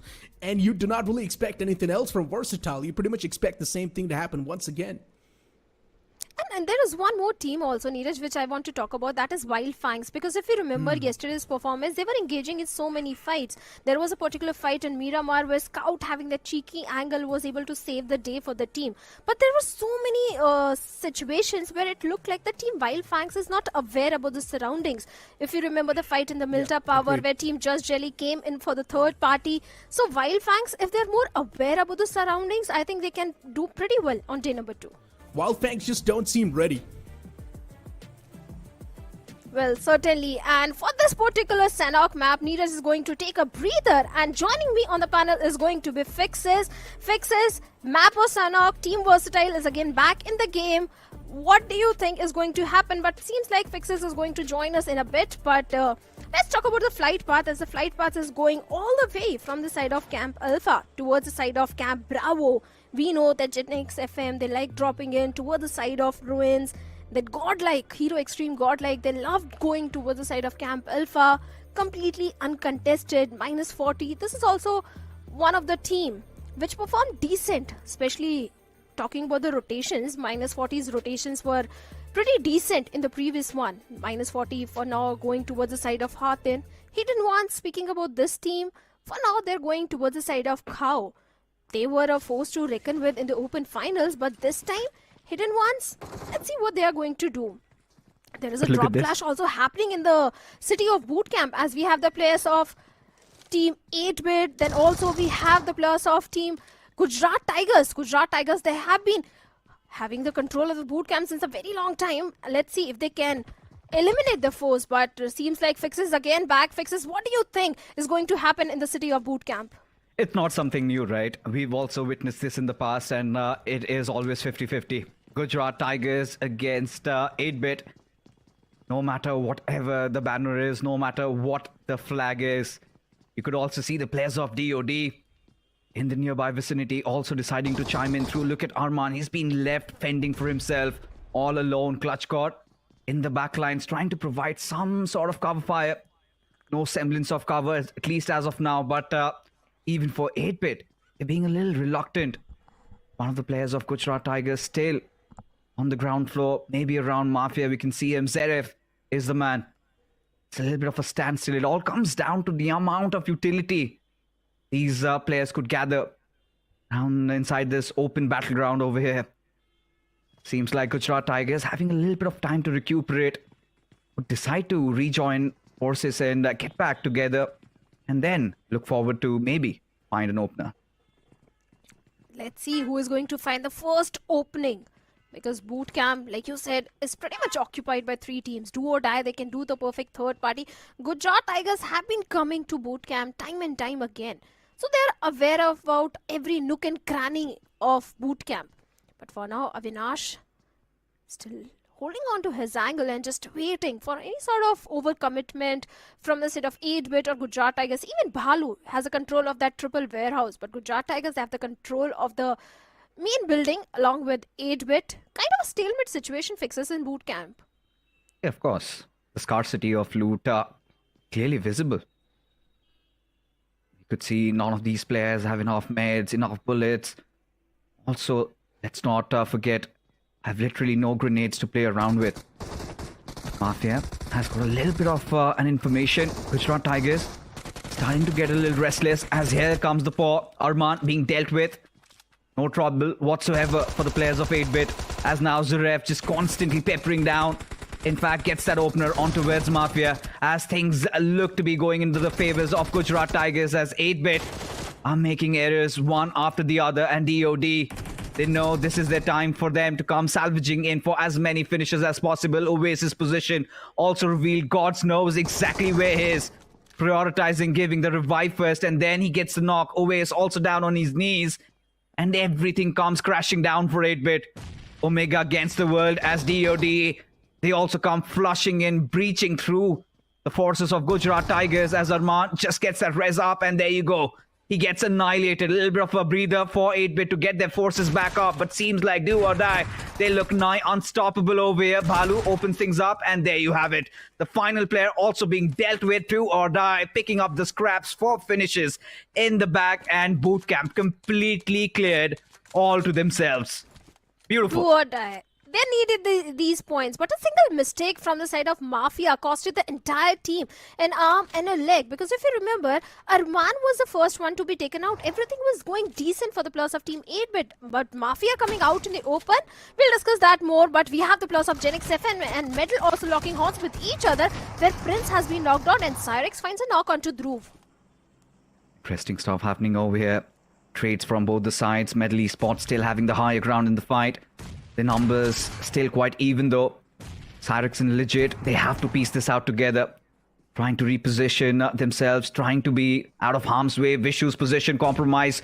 Already information relayed. Vishu unaware of the threat. Just beside him as Legit makes good work of him. Knocks him down on his knees as Cyrex gets traded right off. It always comes down to this 1v1 situation. Shogun against Legit, and Legit thrives. He prevails as Metal Esports. They get a beautiful squad vibe, but here comes the notorious crew of Versatile. They've just been lurking around, and they know this is where they have managed to sniff somebody out in the open, somebody wounded. They have not yet tested blood, but you know them, right? They were explosive yesterday, 23 finishes in the back, and seems like they really want to see this to the very end. Oh, they certainly want to. They certainly want to replicate the same performance of yesterday's Sanhok. But Metal Esports, they lost on to Prince, but they have got 4 finishes. Definitely a good start for the players of Metal Esports, and seem like the players of Team Versatile Esports have also traversed to some other part of the map. Now they're in the close proximity to the players of Wildfangs.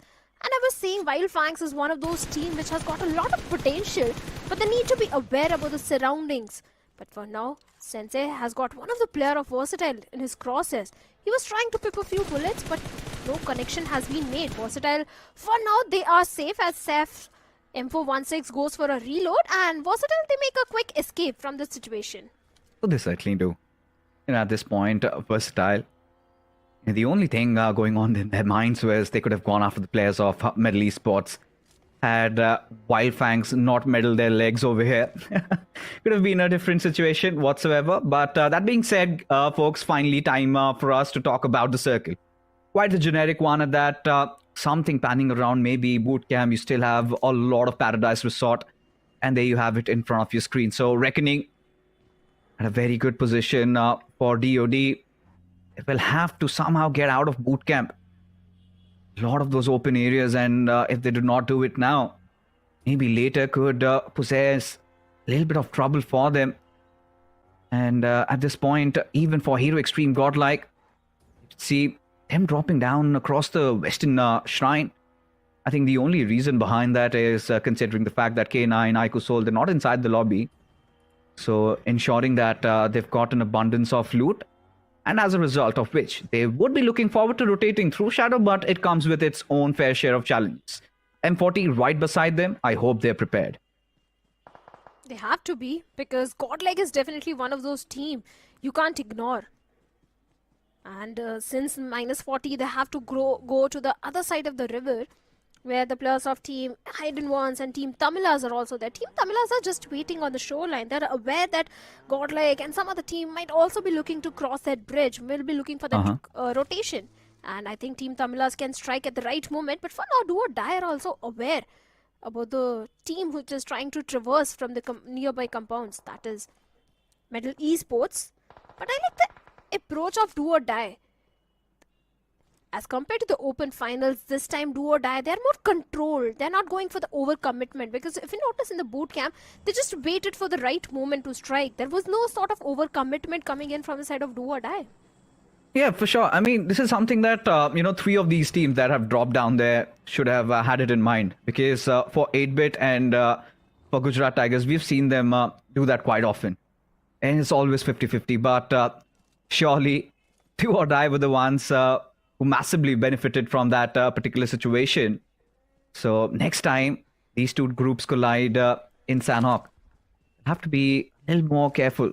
exercise a little bit more caution as to how you can approach that. Dropping down, it's always a 50-50 scenario, and especially considering you team 8-bit haven't really been doing so well in terms of the overall standings. This is one of those fights they maybe could have avoided. As Team Tamilas, another team en route to redeem themselves, did not have a great day one in the office. And today we've seen so many of these teams make a comeback, Shadow. So Team Tamilas surely would be hoping for better days ahead. We have seen Team Tamilas hold on to those compounds so many times, because every single time in these kind of circles in the map of Sanhok, Team Tamila go for that compound.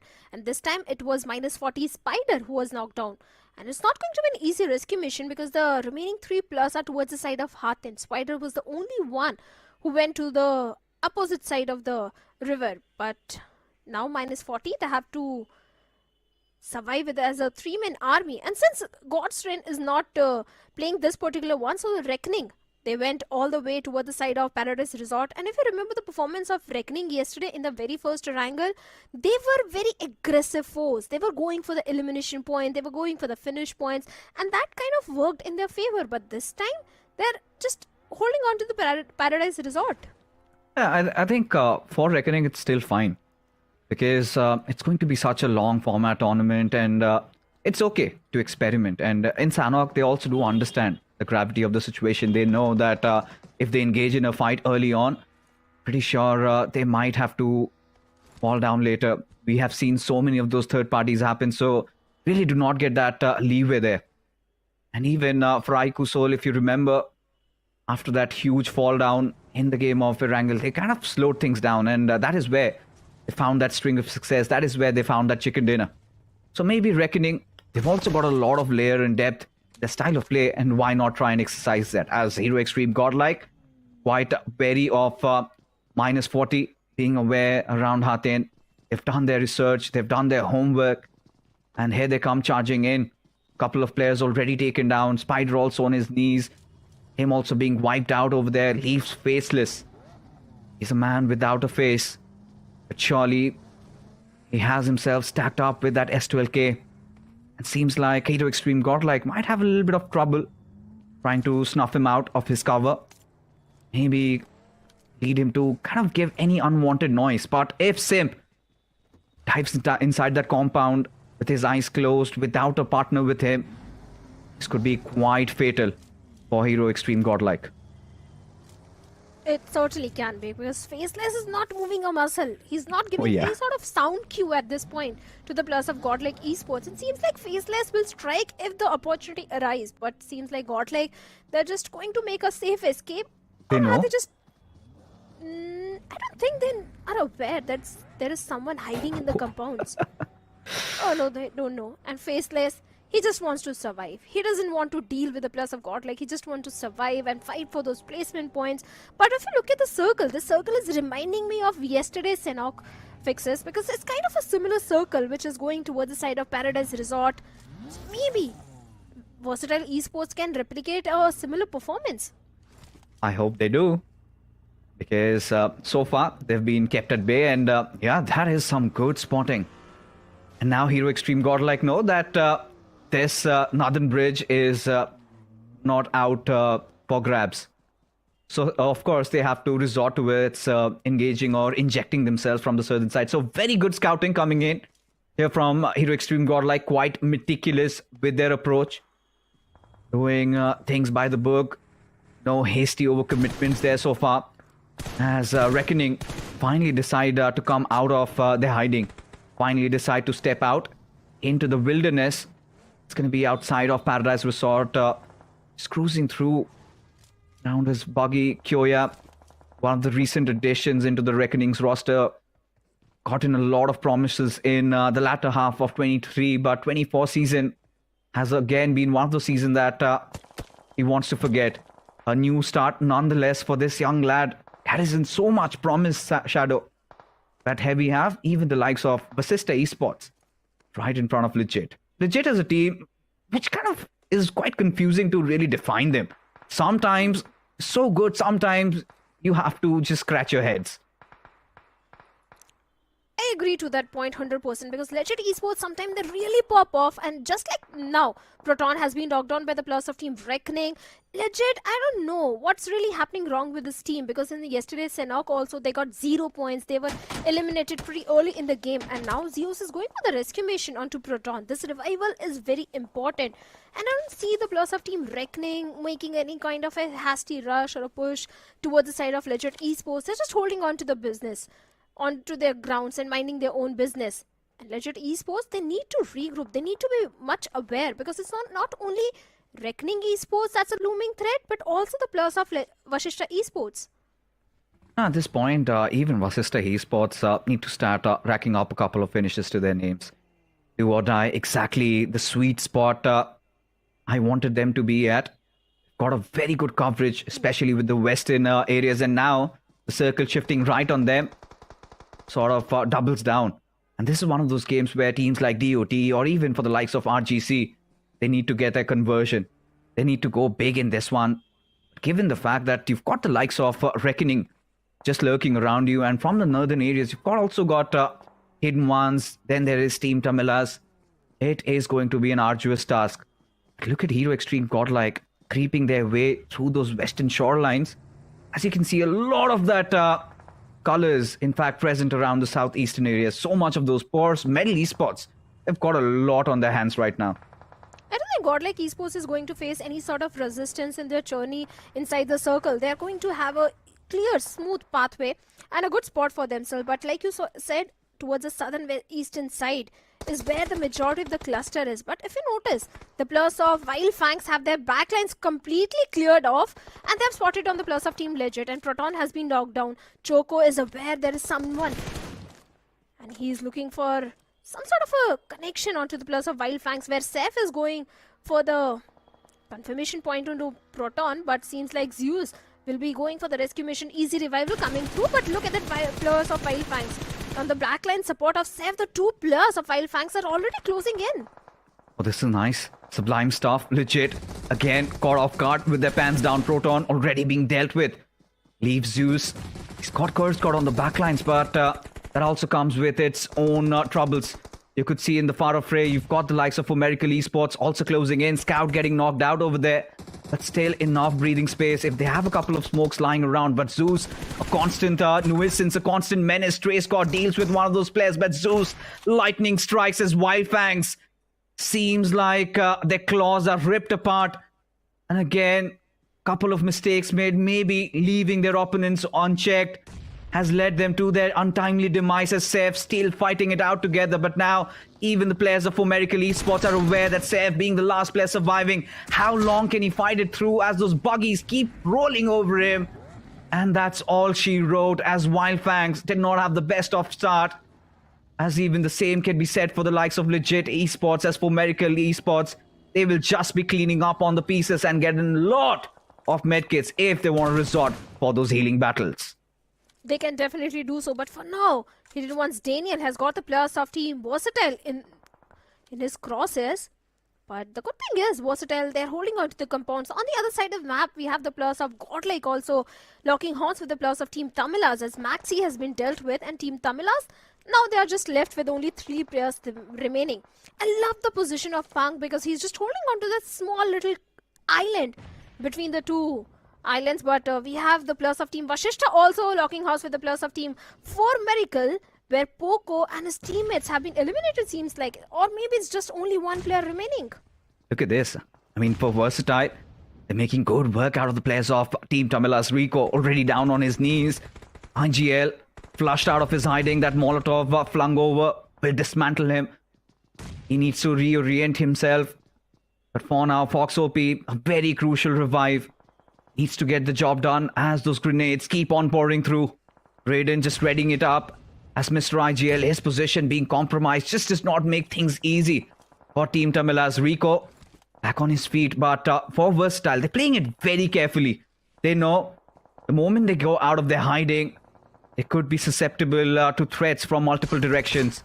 As Hero Extreme Godlike swiftly making their way inside the circle as Jonathan, he gets a knock over there as Hidden Ones. They take their shots against the players of Reckoning. As now, there you have it, Mr. IGL decided to somehow regroup with his teammates, instantly gets picked off, and it's going to be Hero Extreme Godlike from afar. And now that has opened the floodgates for Team Versatile. Now they're starting to lose patience.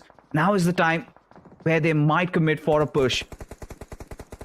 There is a drastic change in the pace of the players of Team Versatile as compared to the yesterday's Sanhok. But for now, Team Tamila's Rico has spotted on Simp, trying to take him down. A lot of HP has been taken out of Simp.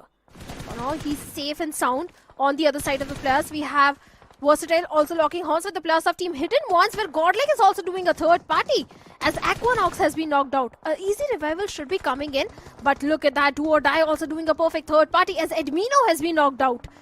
This is an important rescue mission, but as the wall of death is also closing in, 33 seconds. Simp needs to be a little aggressive. He needs to go for the rescue mission. But Team Tamilas, I don't know how all these three teams, Team Tamilas, Team Godlike, Team Do or Die, are going to make the rotation inside the circle. It's such a scrappy game of Sanhok, and it's so difficult to really collect ourselves into what is going to happen next. Team Versatile, they've decided to re-engage, get themselves out of that position, but Alien, not so Alien anymore. Aquanox spots him out at the right nick of time, and he knows there is a threat looming right on his back. As now Versatile, they've got so much on their plate. They have to deal with the players of Hero Extreme Godlike as Alien decides to show up. Maybe take a couple of shots, instantly retaliated back, and does not have a lot of HP to work around. Might just give his life to the play zone as even Viper from Reckoning Falls as Fox, trying to make his way inside of the circle, gets picked off. And it is going to be Raiden trying to get that elimination stolen for himself. What came out of Hero Extreme Godlike, they've managed to seize it for themselves. As Versatile, having lost out on Somraj, still has power. He's going to be back on his knees, whilst Hero Extreme Godlike have got a beautiful coverage of the circle, have their players alive. Rico being dealt with. Admino this time, his finish not stolen as Aquanox spots out somebody just lying still inside that grass. Sanchit gets picked off. For RGC, we discussed this was supposed to be one of the biggest games, but Aquanox, he's just toying, fiddling with them, and getting all those knocks to himself. Oh, certainly Versatile, 6 finishes to their name. They lost on to Somraj, and Team RGC have been eliminated at the 3rd spot. Not too many finishes to their name. Team Versatile looking for the chicken dinner, but so are the players of Team Godlike Esports. The Godlike, they have the entire control of the circle. They have the real estate control, but wait a second. As I say that, as Power takes down Jonathan, gets a confirmation point as well. Punk hiding behind that rock. One single grenade can mark an end for Punk as well. This is not looking good for Hero Extreme Godlike. Again, the tables are turning. And now Simp has to be the hero. Aquanox at very low HP, and Simp prevails supreme. Hero Extreme Godlike still in contention, and Simp does it once again. When the moment arrives, this man steps up and becomes the granddaddy of them all. As Hero Extreme Godlike have been rescued once again by this little superstar who goes by the name of Simp. Don't get me wrong, they played everything right just to whiff it towards the end. But Simp and his individual prowess somehow secures this in the bag when Versatile again denied from that coveted chicken dinner. What a game of BGMI this was, Shadow. Again, Hero Extreme Godlike finally. Yesterday was one of those days where we could see them go very aggressive right on your face. This time, they mellowed things down a little bit. And the moment they did that, this time the calculations were right, everything on point, and they hit the bullseye with that chicken dinner. But kudos to Punk also fixes for that rotation which he pulled off. They dropped in towards the side of Camp Alpha, and instead of heading directly towards Team Tamilas, they went for a completely southern rotation, and after that going through the shorelines of the boot camp and moving inside the circle. The minute Godlike had the control of the circle, they dealt with the players of Team RGC, and after that it was only Team Versatile. For a second it looked like the tables have turned and Versatile will be able to eliminate the players of Team Godlike, but Simp definitely saved the day and got the chicken dinner for the team. That was some ludicrous stuff, to be honest, for me to really fathom as to what he just pulled off. Because I think for Hero Extreme Godlike, it was pretty much a done scene, right? Jonathan was pinned down, he was knocked out, Punk nowhere to run and hide, and suddenly Simp just swings through. He does not care. the moment he got that knock on towards Equinox, I think he could start feeling it. And that's a player, that's a flow state that every assaulter wants in his career. And Simp lately has just been so good. Whenever it matters, I think he has delivered and exactly shutting down. And if any lingering doubts were there as to why he's still in the roster, I think that clutch pretty much speaks for itself. 100%. As we can see in the highlights, this map started off with 3 teams sharing the boot camp, do or die, 8-bit, and even the plus of Gujarat Tigers was also there. A little mistake from the setup Mafia, definitely faced because of that. 8-bit had to face an early elimination, but after that, do or die also dealt with the plus of Team Gujarat Tigers. Then we had the plus of Godlike going all the way towards Hathin and taking down the plus of Team -40 as well. Oh yeah, I mean, this game was a little confusing at start. So many of those fights erupting, and suddenly there was a standstill. But towards the end, the moment Circle shifted away, I really want to see what happened to DOD. Even for RGC, of course, they were dealt with by the players of Versatile, felt a little scared. Even this was one of those fights where we could not really see that fight coming into an entire conclusion. So much happening. The players of Team Tamilas getting picked off from the backlines. Of course, there we saw DOD getting picked off. But for Hero Extreme Godlike, I think it was open shots the moment the players of Team Tamilas were trying to close in. But Equinox, I think, really swing through in this one, because it could have gone wrong in massive proportions. But look at this. Simp, a man showing no fear, just goes in through right into the fire, and he comes swinging by as a hero for Hero Extreme Godlike, something that the fans would love to rejoice. And this is what they wanted, right? A little bit of consolidation, a little bit of more cohesive plays, and Hero Extreme Godlike, they have exercised that. So I think heading on, one of the favorites, and talk about somehow redeeming themselves, being one of those teams having such a tough time across the last couple of years.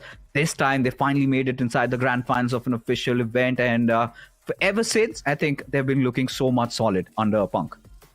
Oh, that I agree. The way Punk is taking the care of all the players, the way he's going for the rotation, I think every single time Godlike is able to have that perfect rotation. Along with that, you were talking about the players of do or die. I think they were just holding on to the center of the circle.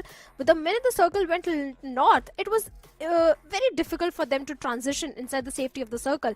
But the MVP this time is going to be Legend of Medal Esports, and in fact, it was Medal who was locking horns with the plus of do or die. 5 finishes to his name, 83% finish contribution. The map impact is going to be 8%. So Medal was also engaging in few of the good fights, especially at the start of the game. They dealt with the plus of Team Gen X FM as well.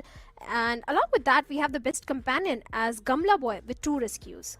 I think for Medal, the initial fight was almost going out of hands, and gotta give it to Legit, especially how he repositioned himself over there, tossing that grenade and then somehow rescuing them. And they could have been eliminated over there.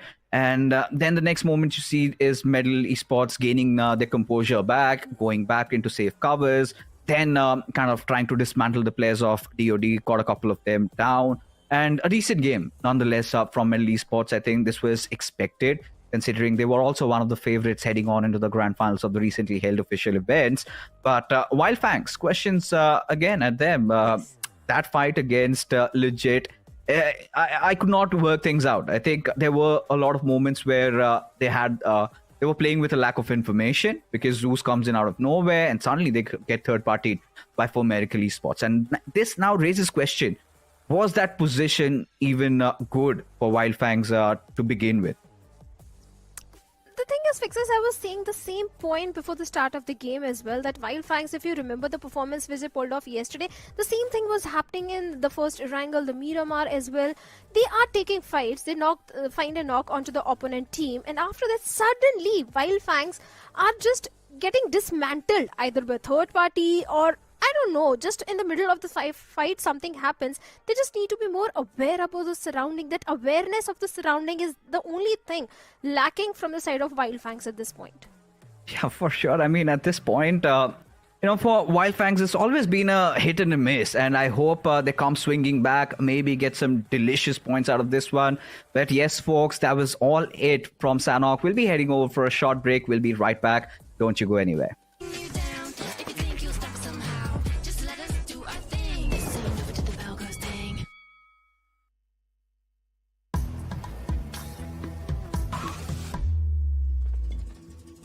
किधर मिलता वो collector? तो तुम आई collector? हम आए collector, guns का collector, attachments का collector, helmets का कलेक्टर और इन सब का स्किन्स भी कलेक्ट करता है BGMI लैब में। M416 की है, M249 की भी है। गन्स, हेलमेट्स सब मिलेगा fab in the BGMI lab. मैं भी collector. Got me dancing like a soul train, laughing the whole time. Got me singing in the shower. Baby, are you all mine? Baby, I'm your four-leaf clover. Your rabbit's foot, your charm bracelet, horseshoe. Baby, I'm your good, good omen. You wanna keep me with you, keep me with you. You been looking like you're down on your luck. Need a girl like me to come through, lift you up. Hold me in your hand, I like when you touch me. Kick me around and you might get lucky. Baby, I'm your four-leaf clover. Your rabbit's foot, your charm bracelet, horseshoe. Baby, I'm your good, good omen. Yeah, you wanna keep me with you. Oh yeah, keep me with you.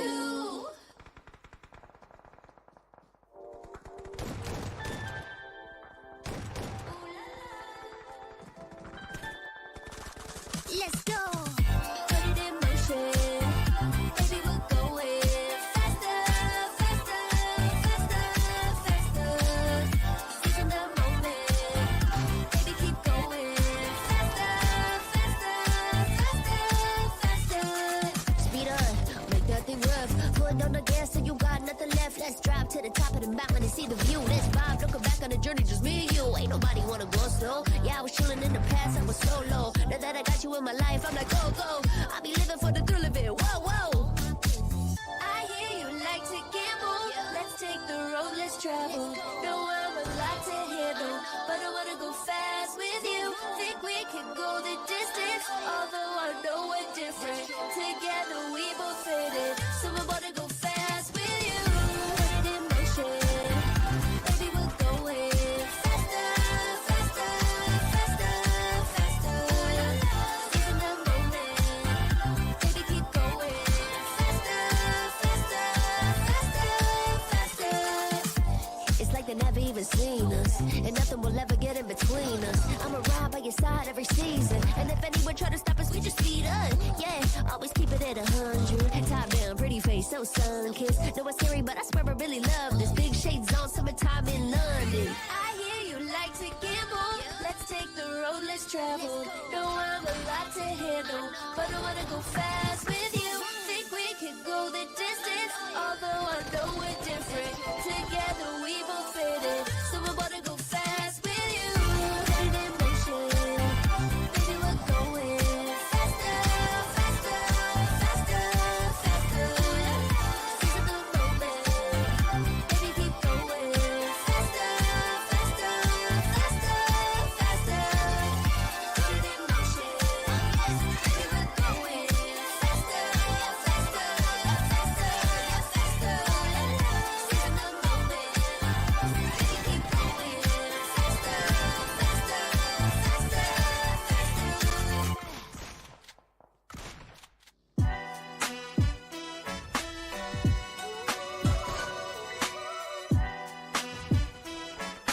So we're just gonna do our thing. Ain't never to the brothers thing. We're gonna bring you down. If you think you'll stop somehow, just let us do our thing. This ain't never to the Belgos thing. The Snapdragon Pro Series is brought to you by Snapdragon Elite Gaming, Monster Energy, and DHL.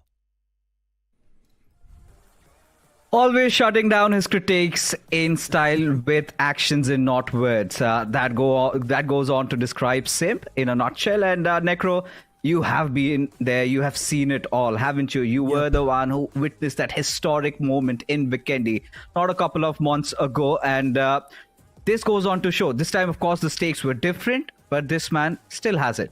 Pure class. Exactly. I mean, Simp once again pulling off a great clutch to kick things off and also getting quite a good of that momentum, even in the overall standings for Hero Extreme Godlike. They're already doing pretty good in the overall standings, and now this chicken dinner, secured specifically by Simp, is going to hold so much value in the overall standings, to the point we might just see Godlike go haywire in the upcoming games. I would love to see an aggressive game of Vikendi, because usually Vikendi is sort of like that laid-back, cold, cozy game. I would not want to see that. I want to see an aggressive game of Vikendi. And every single time you've asked for it, I think the gods have answered. We have gotten those aggressive maps. I think the last time you wanted something in Erangel, and we remember how that really boiled down. But, yes, Simp, he was definitely there. But we have to speak a little bit about how good Punk's rotation was, because, their scouting, their decision-making, everything was sublime, everything by the book, to the point, and felt like Hero Extreme Godlike could sense this chicken dinner. Punk has been the right piece for this team. That's all you can say. Even the rotation was on point. IGLing as well. Punk's firepower, too, has been incredible. But, of course, Godlike taking that chicken dinner away is something that you cannot really overshadow. Especially Simp's clutch in the end is also something you can't easily overshadow. 22 points from that previous game. And with this chicken dinner, Godlike's going to put themselves in a really good spot in the overall standings. VXT2, consistency on the board. 13 points accumulated. You've got 4MV getting 9 points. Slow and steady comeback from 4MV, huh? I mean, for Miracle Esports, it was all about picking up on the scraps, getting a couple of finishes. I think it was out of Wild Fangs and Legit combined, but they had a very tough time getting inside the circle, still surviving. I think they had collected enough meds for themselves. But, this is something that I really want to talk it out with you, 8-Bit and Gujarat Tigers. I think it's for the umpteenth time that we've seen both these teams collide. Why? Is still a question. Stubbornness, my friend. That's what happens, right? Both Ego, these teams, right? they've got the confidence. Yeah, they've got the confidence. They're quite stubborn too. And they know that they can wipe each other out as well. But they need to understand one thing. When these two strong forces will collide, the damage will be on the equal side of things. And once again, that keeps on happening. Both these teams hurt each other too much to the point where they're just not able to do anything on the late game scenarios. And that's been a main sign of concern since the start. And once again, it keeps on repeating itself. And that's the thing. We're still talking about teams that possess a lot of firepower here. And again, the big question over here arises that Gujarat Tigers, they've been doing pretty well for themselves, but can't say the same for 8-Bit, especially considering you've got such a high expectations. But I think, Necro, this next map of Vikendi has always been synonymous with this banner, 8-Bit. Every single time we've seen 8-Bit come into the play, into the mix of things, they have gone away with a couple of points to their names, if not the chicken dinner. So maybe, I think they could redeem themselves. Even for Gujarat Tigers, we've seen Vikendi has been one of their stronger suits. But now where does that leave us? Versatile Esports. I mean, this was one of those teams that was looking good in the early phases of the game, but towards the end, felt like a little bit of overthinking, don't you think? Or it was just a situation? Look, 13 points, doing so good in the overall standings. They've still got the podium finish. What else do you want, Fixes? Be satisfied. It's still just the second points, day Bomber. of the week one. I mean, listen, it's still just the second day of the week one. Versatile, they got 13 points from that game. I'm more than happy. I'm completely fine with that performance. I am, but again, yesterday's game of Sanhok has still not rubbed off, right? 23 points, and this is like meh, which is for a lot of the other teams could be a great game. For Versatile, still they're gonna take it. But what I liked about Versatile, I think even you would agree that they've changed to certain things from being one of those teams that always resorts to heel battling in Sanhok to fight their way through. I think they've come a long way in such a short span of time. They know exactly what fights to take and what fights not to. That's the best part about Versatile. It's not like we're seeing a complete passive version of Versatile, but they just know the difference between a good fight and a bad fight. They know how to avoid those fights as well. And majority of the times, at least in this season, we've seen them take a lot of those fights too, which makes a lot of sense. Still the early phase of a tournament. You can't afford to go for those type of risks. You can't afford to pull off some weird shenanigans too if you want. You've got players like S-Power in your roster. And yesterday we saw what S-Power is capable of, especially taking taking down those two players, just 180ing in the back and then flicking that shotgun to the face as well. So yeah, that was quite a disgusting move from S-Power. So if Versatile is capable of pulling off such moves, I would let Versatile slide away this time around. But hey, you know what, Fixes? Without wasting any more time, we're straight up going to jump in the map for Vikendi. This time around, the plane flat path begins all the way from the right side of the map, right underneath Cement Factory, towards Dino Park. And this is going to be an exciting affair. Every single time it is a game of Vikendi, we get to talk so much about these teams and how they've developed. And considering all the recent changes, I think we'll just take it. And at this point, you know, when we were discussing about Versatile, yes, S-Power has always been the one drawing all that attention. But I think somewhere down the line, I really feel like Equinox has been playing such a crucial role. Even today, almost clutching things out. Yes, that was a 50-50 scenario, did not have a lot of HP to play with. But he has been one of those underrated players who's been grinding in. Yes, there was a huge dip in form. But is it safe to say that Equinox and his old ways are back, Necro? Maybe. All he can do is sit down and speculate, but still understand this, Fixes. A lot of these teams aren't even playing with their fullest potential because they know it's just the challenge season. It's just the week one itself. Do you really need to try that hard? I genuinely think so. Even the T1 teams, they will be tested in the final few weeks of the challenge season where qualification is going to be really tough, or if they want to block someone's way off to the qualification. That's when a lot of these teams will try to put on that serious face. And of course, the challenge finals, they're going to be super sweaty. That's another thing. Of course, we've got Godlike on the screen for now. And yeah, you know what? I want to make my predictions right now. I think that this will be 8-Bit's game.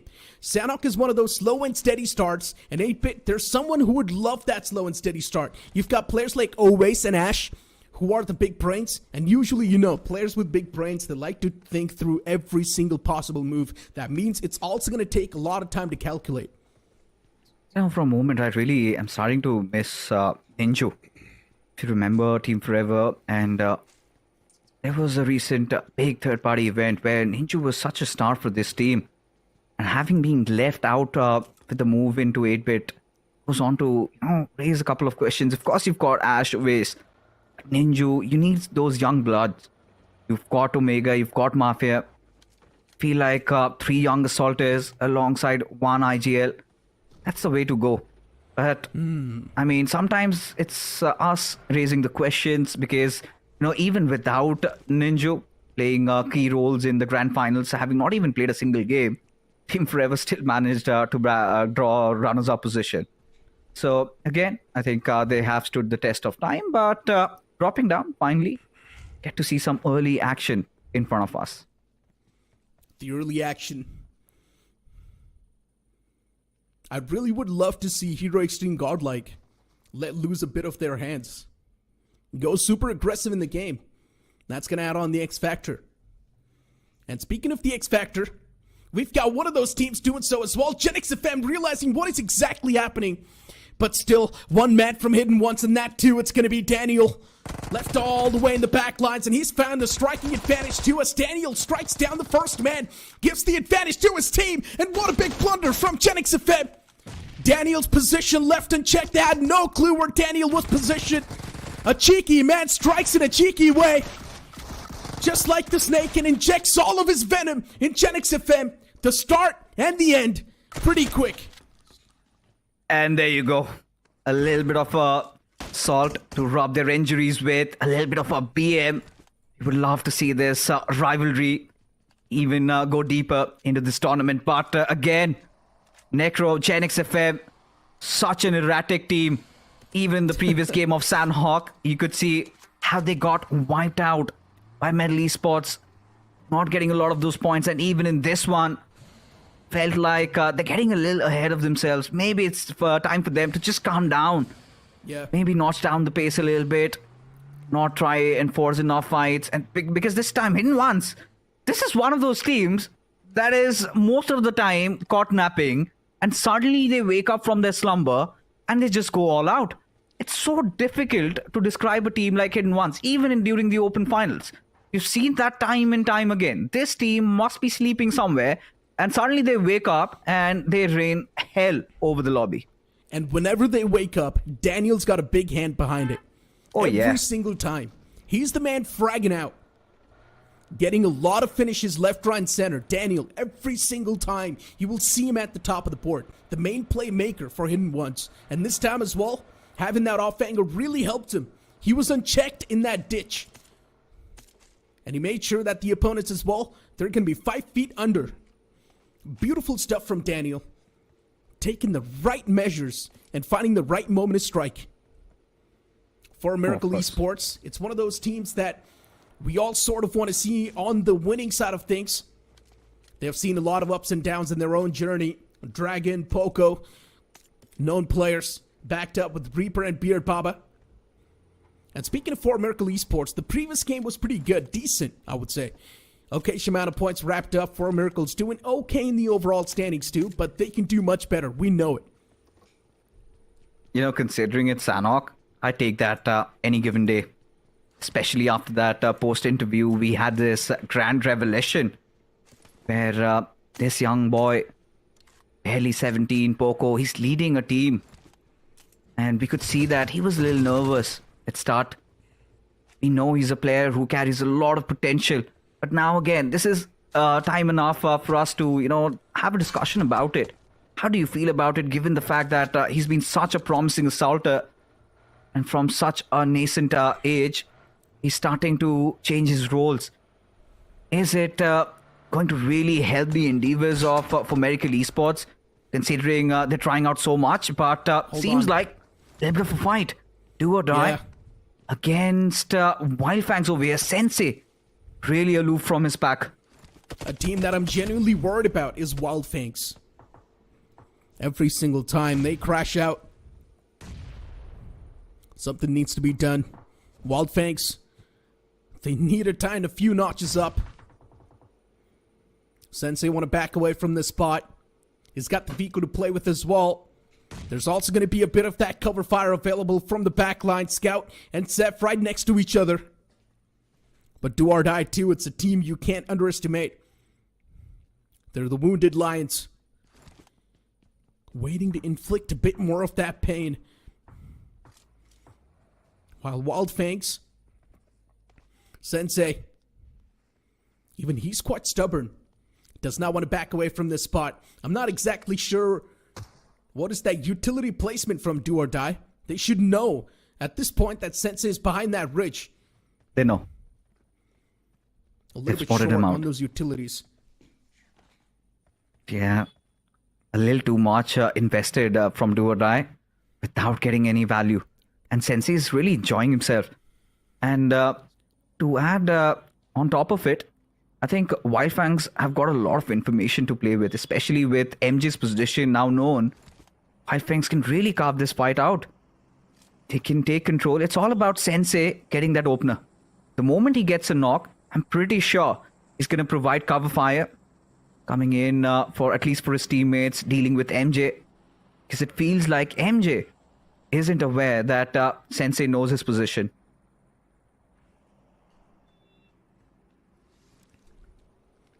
I don't think Wildfangs is going to make any sort of moves. They're waiting for the opponents to do so. And that's where we're going to see a bit of this stalemate erupt. Looking at the circle too, Metal Esports taking that rotation up north. Slow and steady ways. 8-bits right next to him. And as I mentioned, this game it feels like it might just be 8-bits if they play their cards right.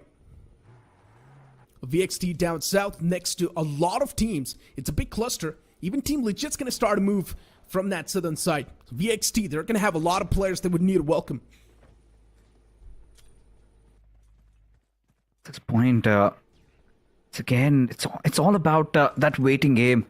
It's all about one team starting to lose patience, and this time it has to be DOD, at least for Wildfangs, because the moment Sensei gets knocked out, pretty sure he's going to get finished off. A couple of smokes being deployed, but given the circle that we have, look at how beautifully spread Gujarat Tigers are. Dropping down on Cement Factory, but cannot really rule out Versatile. It was the second time they've been robbed off of chicken dinner. Yesterday in the game of Vikendi, and today in this game of Sanhok, a squad that has turned a lot of heads.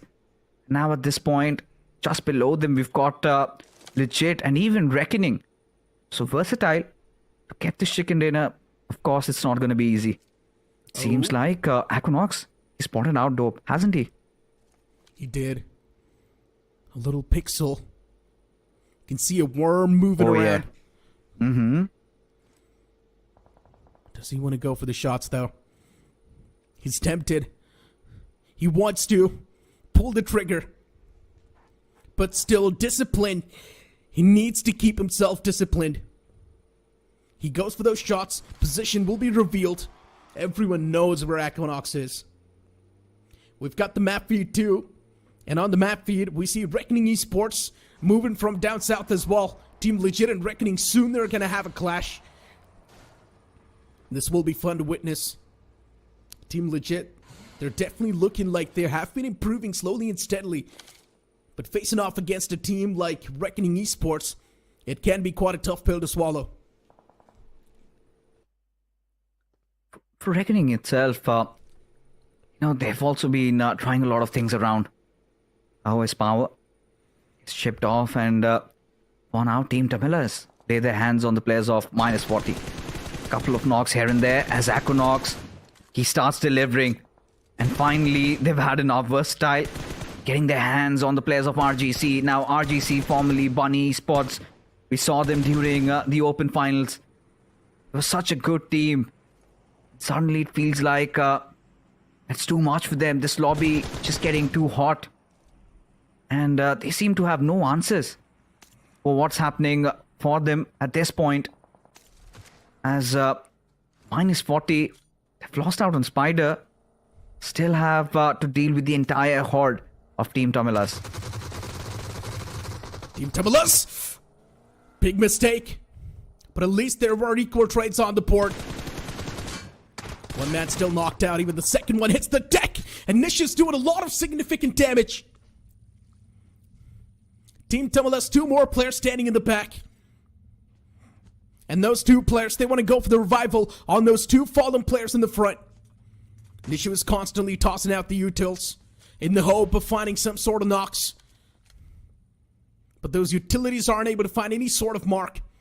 Joker 2 backing away to safety. A smoke trail being created. Team Tamilas, even they want to get the fallen players back up. They have gotten one of the fallen men back up. But still Rico's knocked out. Without any trouble, even it feels like M40's going to have a smooth sailing in the game. This was such an awkward and a scrappy fight, and both of them realize it's better to just disengage and back away. That's going to be the best possible scenario that you can try to create for yourself. And that's why you see M40 backing away from this kerfuffle. Team Legit facing off against Reckoning Esports. A while ago I called this fight, and it's happening. Reckoning Esports, they seem a bit more pinned down. They can't really surround themselves that well. But Team Legit, even they need to prioritize the upcoming circle. It's the map of Vikendi. You're still going to have a lot of late game survivors.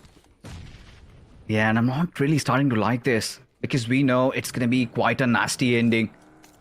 All these teams in those nearby vicinity, everybody going after each other. So many of those fights erupting at the same time. Difficult for everybody to really know what's going on. But as things stand, again, the circle just around Cement Factory. Gujarat Tigers en route. Maybe get the chicken dinners. Reckoning. They're also getting a couple of knocks. The big question is if they are willing enough to commit. Because for Reckoning, we've seen 2 facets of this particular team. We've seen them go aggressive yesterday. Today, they're playing more of that Aiku Soul style of play where they decide to focus on good positioning and hence get those conversions. But Kurscott, barely surviving by the skin of his teeth over there. Needs to patch himself up really quick. It still stays 3. Not a lot to worry about if he's got enough meds on him. And we've seen Necro time and time again. There are a lot of teams that also resolve, or rather resort to a healing battle, even in the frozen tundras. And speaking of the frozen tundras, it seems like there's a bit of that heat popping up between Vasista Esports and Godlike. 2 teams about to lock horn. Vasista Esports. Now it's time to take things a bit more serious. The nade. It was so close, but not exactly cooked to perfection. Gordon Ramsay's going to be pissed after this. That could have been an opportunity to knock out the player of Godlike, but they mess up big time. But Admino, he's cooking perfectly. Second knockdown, confirmation 2, instantly squeezes up. Fierce is still knocked out inside of that shack. Constant barrage of utils from Admino is really keeping the players of Assista Esports on their knees. And Heroic Team Godlike does not know how to take care of Assista Esports at this point. Admino strikes down another man in the front lines, and Godlike is doing a lot of damage. Jonathan up close and personal against Fierce as Jonathan finds a knock 2. Fierce hits the deck, and that's going to be the exact advantage Godlike was looking for. Assista Esports, they've been ripped apart. And Assista Esports had no room to even breathe over there. We'll talk about that fight a little later. A Sensei, has to be a blunder and a half. Has drawn enough attention. Bunny still surviving there. With Sensei, the IGL being knocked out. RGEC Esports are going to be quite happy about it. And he's not going to be spared. As Wild Fangs not wild anymore, are they?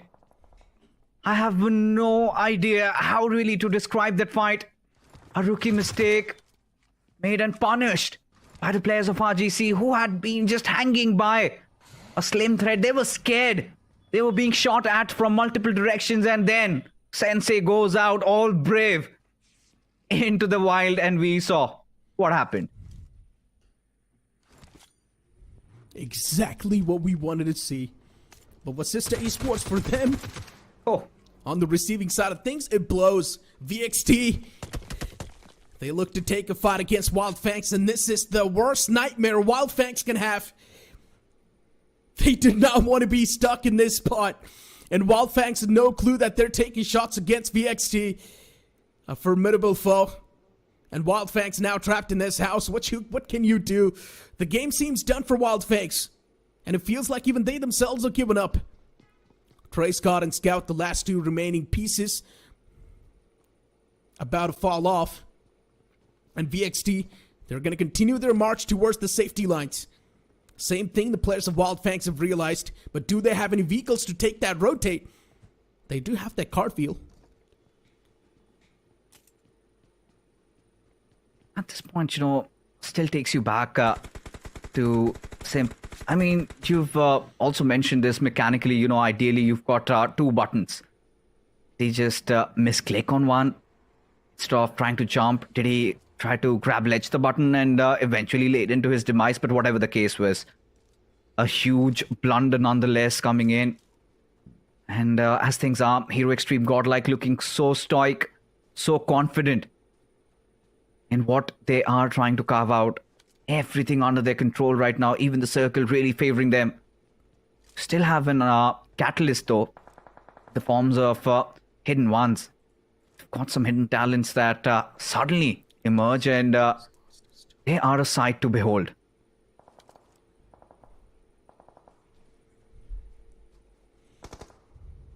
In once, Middle Esports on the opposite end. Even hidden ones themselves, they need to be a bit more careful. Wild Fangs still outside of the zone. I'm not even sure what Wild Fangs wants at this point. Now taking a fight against DOD. Beautiful nade from Trey Scott. Good presence of mind. Even Reaper's knocked out in the back. DOD messed up big time. MJ taking shots against Reckoning Esports' Viper. As the connections were there perfectly, and even the play zone does its job. Reckoning Esports. Dionysus in the back lines. Man trying to climb on top as well. MJ needs to be a bit more careful. There's a player in the front lines playing that DPP angle, and the death blow has been achieved. Oh my goodness, look at this fight. Reckoning still in the thick of things, but yes, the circle damage a little too much for them to really get themselves out of this situation as Gravity, the only man to have somehow survived that, which could have gone wrong in massive proportions. But as things stand, the circle has taken a rather northern shift towards Podvosto. Gives for Miracle Esports a right avenue of entry, even for the likes of Team Tamila's 8-bit, making some quick work over there, trying to secure the central compounds for themselves, as again, we're back to this standstill. Legit RGC in close proximities to each other as Vasista Esports survived by their IGL. Pukar almost gasping for breath in that situation against Hero Extreme Godlike. But look at this, Mortis fighting tooth and nails eventually just to get picked off. And 8-Bit, they make their presence felt as hidden ones. They have to be on the side that receives it. But Oveis a little ahead of himself, and Executor executes him right there, right now. 8-Bit. It's such a bad spot. Mafia gets caught too. How is 8-Bit making these mistakes? 8-Bit seems completely lost. That too against a team like Hidden Ones. The newer boys on the block are really making the players of 8-Bit bleed. Finally, some retaliation. Omega punishing the boys. But now it's also another team taking apart in this entire fight that's brewing up. Even Hero Extreme Godlike, they want to be a part of this. Another team moving up, and that's going to be 4MV. Dragon gets knocked out. 4M in a big wall of trouble. Dragon trying to back away to safety. He will be brought back onto his feet. Echo in the back lines already. Echo knows there's a third party approaching. It's better to just play back. Push yourself back and play with a bit more of that discipline. 8-Bit, they get sandwiched and easily eliminated from the game, but still Hidden Ones. Oh boy, they punished 8-Bit. Of course they did, and I do not know what really went wrong for 8-Bit. A little bit of that overcommitment, and of course they were supposed to be drawing a lot of attention considering it was a fight happening around the circle center. As RGC, they get a lot of those finishes wrapped up legit. The piece is starting to fall as Sanchit, Bunny, 2 surviving members, but look at RGC.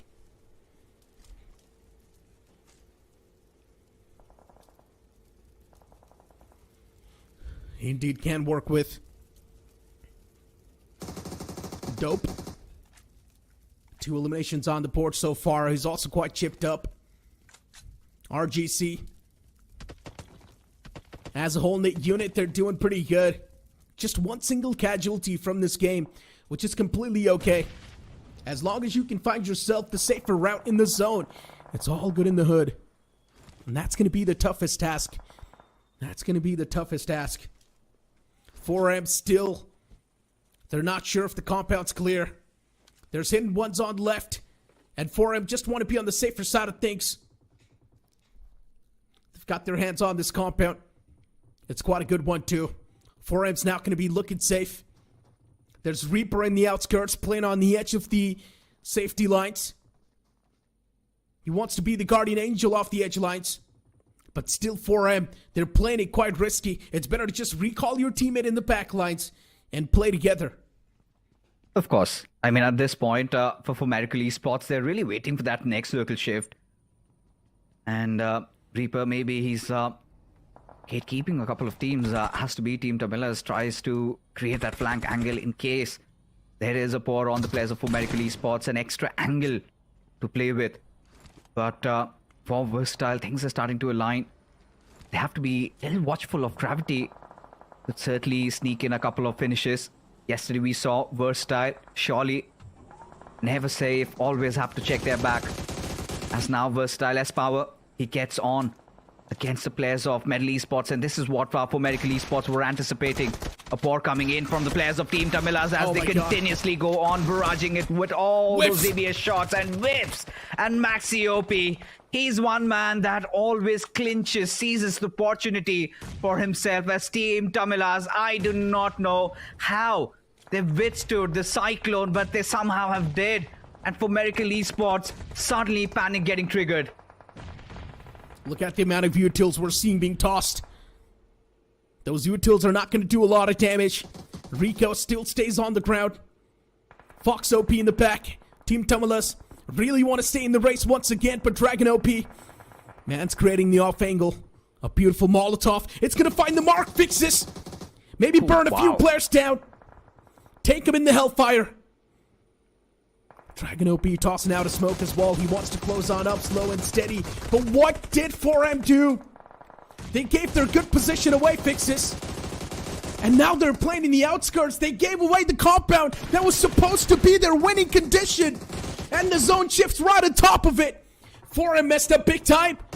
They can't even back away to the compound anymore because there's going to be so many teams camping them out soon, including Hidden Ones. Yeah, they have to gather up finishes. And yeah, they have to make do with 3 shots to their names. And this is where Poco, he's had to make some tough calls. And could be a learning lesson for him. But look at this. This is one of those bigger fights that we talk about. Gujarat Tigers up against the players of Versatile. Azarman readies up a grenade, tosses it over, hoping that it makes and hits its mark. As Clutch caught again, trying to sneak in through from the right-hand side. But there you have it. Position compromised already. Gujarat Tigers are isolated, but Zarev making some good work with those grenades as S-Power over the rock. He's got a little bit of that vision to play with. Not the best of HPs. As now the push comes in from Gujarat Tigers. Clutch got leading the charge, runs right onto the Molotov. And there you have it. He's trying to pull off the impossible. S-Power had no clue on what really hit him. And in the blink of an eye, Gujarat Tigers eliminate Versatile, who were left stranded. Unbelievable stuff happening over here in the maps of Vikendi. Every single time, GT in a fight, and their confidence is on a different level. For sure. We saw Clutch God pull off some insane moves. The moves that no one even thinks of. Jumped on top of that rock, went behind S-Power, and stabbed him. What the hell did I just watch? And somehow it worked out as well. I just can't believe my eyes. But hey, GT, it's them. Gujarat Tigers. Every single time, whenever you see this team on the board, you know something crazy is about to happen. And this time as well, they pulled off some crazy shenanigans. Godlike, they can't be a real threat for GT. And GT can't be on the receiving side of the spectrum. Still playing on the edge of the circle. Clutch got Armand right next to each other. Daniel as well is closing on up slowly and steadily to the edge line. GT, they've got a lot on their plate. They need to deal with Godlike, and they need to deal with Hidden Ones at the same time too. 4M's Dragons in the back lines. If 4M wanted, they could have played for the chicken dinner, but instead 4M's playing for the safety. They're going for the med strat. Of course they have to. What other choices do they have on them, Necro, at this given point? Giving all their first aids to one player, whilst the other maybe tries to tuck in a couple of finishes into his pocket. Look at Executor though. Hero Extreme Godlike quite unaware, but finally him moving a muscle. Jonathan, he gets picked off. Blunder. Something that Hero Extreme Godlike had not anticipated. And Blunder. seems like Blunder follows up as Poco. He gets the other survivor. And suddenly Hero Extreme Godlike out of fighting contention in this particular game. As Hidden Ones, Executor himself backing off from this situation. He's got Mortis to play along with. 9 finishes. Hidden Ones are surely cooking in this one. They indeed are. But Hero Extreme Godlike, they just walked into a spring trap. I understand they did not really have a lot of options, but still, keep your eyes open. Keep your ears open. Hero Extreme Godlike were playing in that compound as if they own it. They should have realized there's already someone contesting for it. And look at Dragon OP fixes. He's slowly and steadily moving from the back. He's going to be the man from the blue who stabs someone. Who's going to be on the receiving end? That's my question. GT in the outskirts, playing around the compound wall. Respect the safety approach and the measures taken by GT. But Hidden Ones, they seem like a formidable competitor this time around. They're the only one who can be a tough competition for GT. And maybe 4M, if they find the first strike, they can mess things up for GT as well. Still, I love the fact that someone from GT is also looking out in the back lines in the blue. They have all the information in the world to work around with. For Medical, Hidden Ones are both revealing their positions with their respective knock from Team Godlike. And there you have it. Gods delivering them a huge blow. I'm starting to ponder if Dragon has enough meds to survive as Gujarat Tigers come flooding in. Next on their hit list could be the players of Hidden Ones, and it is looking like a good 3-on-3 scenario. Executor leading the charge to first aids for Dragon. Would love to see who he bites next as Clutch God Gods there you have it. God's getting knocked out. Clutch God really needs to pick these pieces up. As Gujarat Tigers from the flank, they're getting so much done. Arman surely being a hero over there as Mortis, one of the final players surviving, gets picked off. What? And an easy peasy chicken dinner secured for Gujarat Tigers. Beautiful stuff coming in from Team GT. The moment was there and they seized on the opportunity. Got this one home. The real question is, who finished on the second? Was it Diesel? I think it was hidden once. It was hidden once? Oh Yeah. boy. Who finished on the second? I mean, it does seem like it was hidden once, but even the man from the blue was doing a lot of damage. Dragon, he got a few confirmations too. I mean, even Dragon was surviving for a decent amount of time, so it's really tough to say. But hey, it does feel like it was hidden once who finished things off in the second spot. But yeah, GT, what a game. Dominating affair. Especially that wipe against the players of VXT was something we never saw coming. Some crazy moves pulled off by GT, but that's what you expect from a banner like this. Packed with a lot of firepower. They're indeed a powerhouse. A huge sigh of relief, especially for Clutch God and all his followers, all his believers, that he's been through such a scrappy phase that a lot would have even questioned why is he still in GT when they were having so many of those changes. But this man did not stop believing in just not himself, but the entire team. Look at how he's improved by aeons, I must say, Necro, because that one play against Ispower goes on to showcase that this man, he's got nothing to lose. He's playing his hearts out.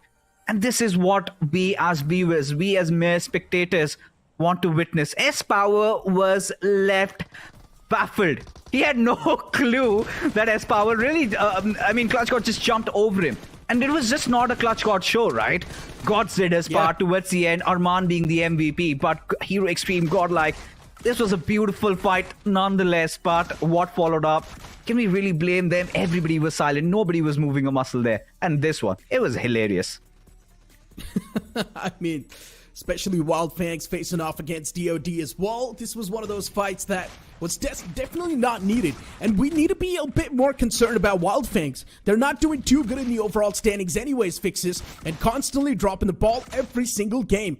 We're not seeing any sort of improvement from the side of Wild Fangs either.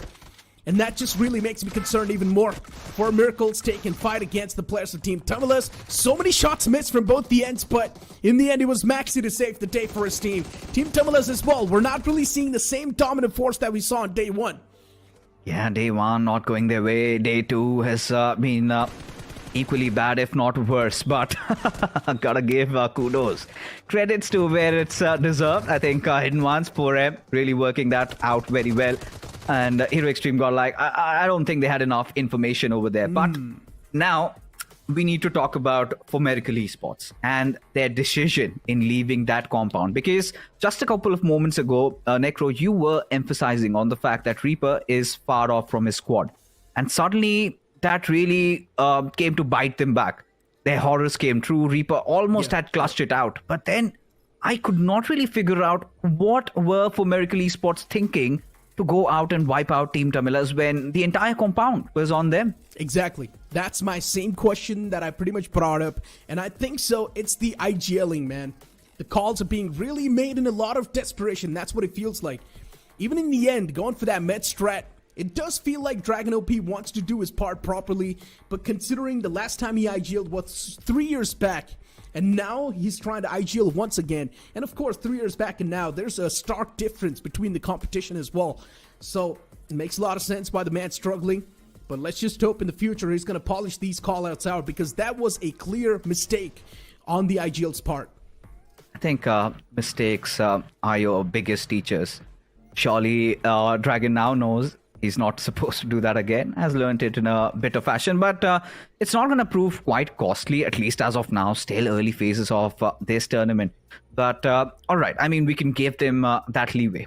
But what about 8-Bit?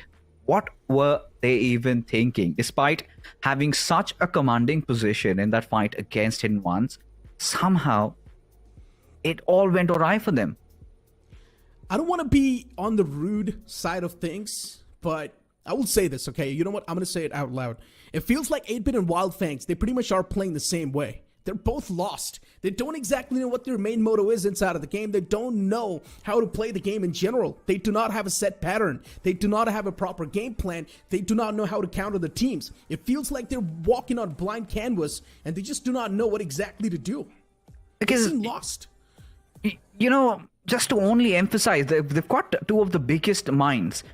And they're not young guns, right? They're all veterans. They've been tried and tested. And these are some moments where you should not really fumble or drop the ball like that. Especially, had Mafia Omega done that, I could have, understood where they were really coming from. You started off, Sanhok did not go well for you. You were supposed to seize on this opportunity.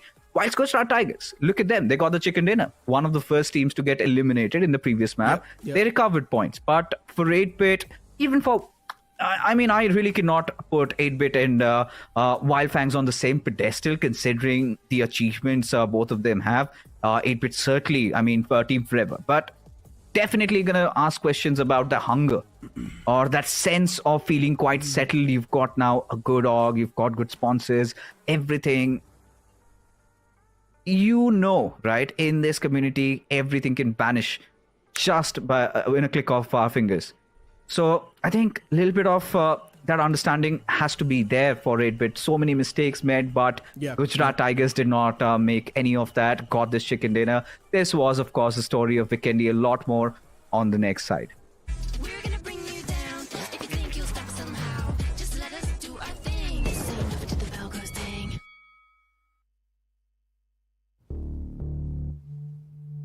हाँ तो गाने के बोले तेरे वास्ते में कर लूं अपने स्क्वाड से फाइट। कब तक हम ऐसे डिफेंसिव खेलते रहेंगे?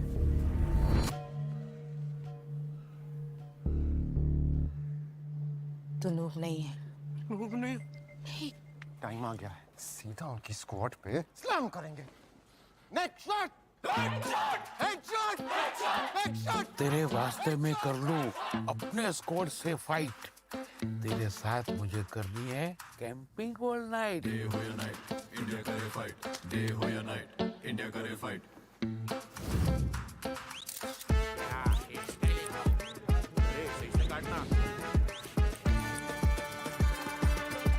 मैं नूब नहीं हूँ। मैं नूब नहीं हूँ पापा। नूब नहीं हूँ। मेरा बेटा नूब नहीं है। तेरी आंखें M416 ग्लेशियर का हथियार बेबी, हो गया दिल के आर पार बेबी। टीपीपी पे जा। FPP, TPP, FPP.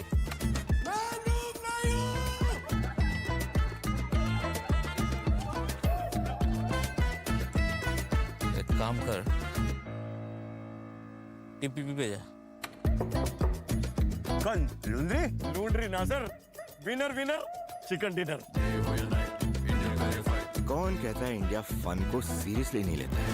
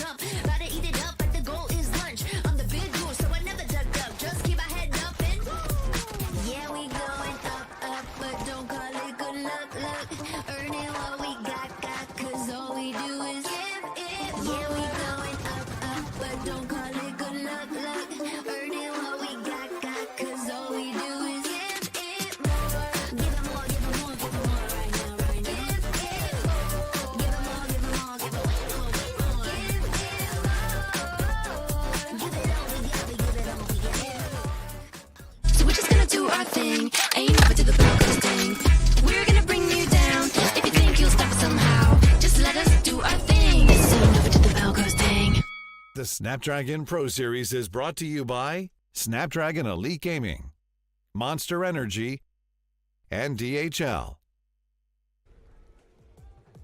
Welcome back after that short break, and yes, now we are just one game away from ending the day, and so far we have seen a lot of teams make a lot of mistakes too, but you can't really overshadow the fact that Godlike is also doing pretty okay in their games, and a few more names, Hidden Ones too, doing pretty good in that previous game too. GT getting that chicken dinner sort of flipped the tide, and what are your thoughts about that GT and Versatile fight, especially the moves from Clutch God? They really impressed us.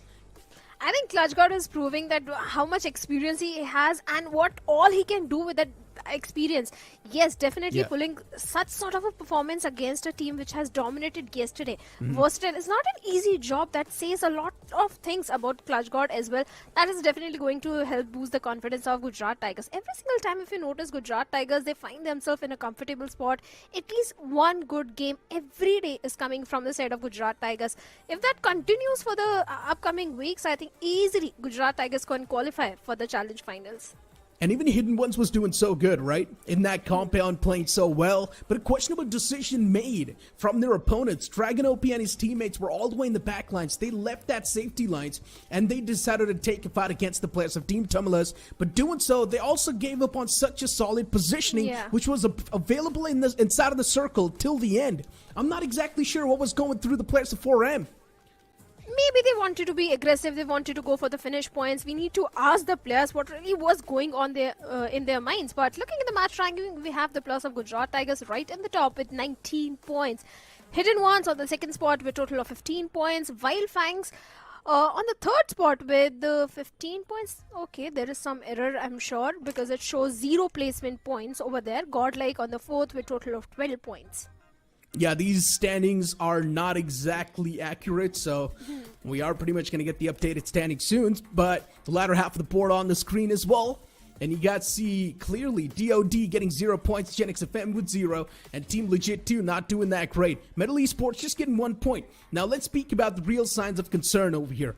Team 8-Bit, a team that packs so much potential, such a known name as well. But even 8-Bit is not able to step up, and that's a real problem. 8-Bit needs to step up, because if you remember the past performances of the 8-Bit on Dynamo 1 were not that convincing.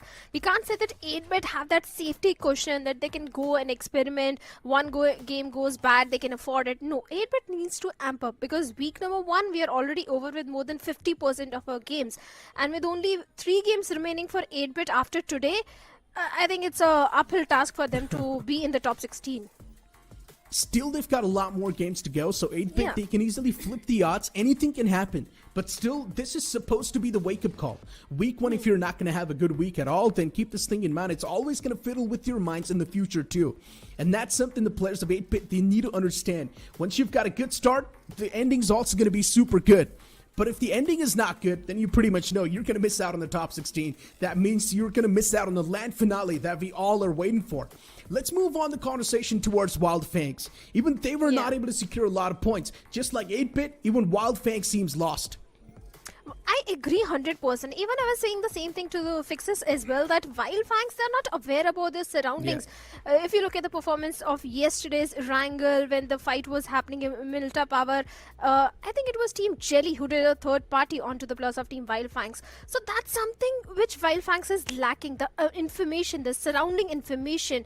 Even on the map of Sanhok, if you notice the fight with the plus of Team Legit Esports, Zeus popped out of nowhere, and Wild Fangs, they were not aware about the position of Zeus. They just right on to the plus of Team Legit Esports for a few finish points. Now after that, they were taken out pretty easily in the game. So Wild Fangs need to be more aware about the surroundings, I think. Wild Fangs definitely, as I mentioned, they seem lost. And it feels like even the IGL's not able to make the right calls. Just like Dragon OP. And speaking of Dragon OP, one thing is for sure, it was his mistake in that previous game. He should have called his teammate who was much more far away from the fray. He should have said that, okay, listen my friend, we've got a good compound to play with. Let's reunite and let's play together. But still that call was not made by 4M. And that's one of the main reasons maybe 4M missed out on that chicken dinner. Could have been theirs. Could have been, would have been. There are so many things over there, but a team like for Miracle, which have got the LAN experience, which have got the experience of the official tournaments, they have performed so good over there. So these sort of mistakes are not expected from their side. Had they been the under gods, I would still give a leeway that yes, they have got the early jitters of the game, they are getting intimidated by the invited teams, but no, that's not the case with the plus of Team 4M at this point. They need to be in their best form, I'll say, because 4M, let's be honest, is one of those teams which needs to be in the challenge finals. And if you look at the previous third-party tournaments, they failed to qualify for the LAN. They hands down did. I mean, if things keep on approaching the same way that they were approaching in the past as well, it's definitely going to be a big problem. But we need to understand this thing, and that is that it's a complete new lineup now. Just 2 players in 4M, they've got the experience of the LAN. The rest do, they don't. So even that's going to be something that's going to put a major impact. Dragon OP now doing the IGling as well, a man who was playing as the assaulter role in the past. Even that's putting on a major impact as well. That's why we're seeing a lot of those indecisive nature kicking in from 4M. But let's just hope it's not going to happen and replicate the same time, even on the map of Erangel, as we move on towards the last game of the day. And the plane flat path begins all the way from Severny towards down south Primorx. And as we don't have the plus of Team K9 in the lobby as they're sitting out this one, Team VXT, that is Versatile, they've decided to go all the way toward the side of Severny.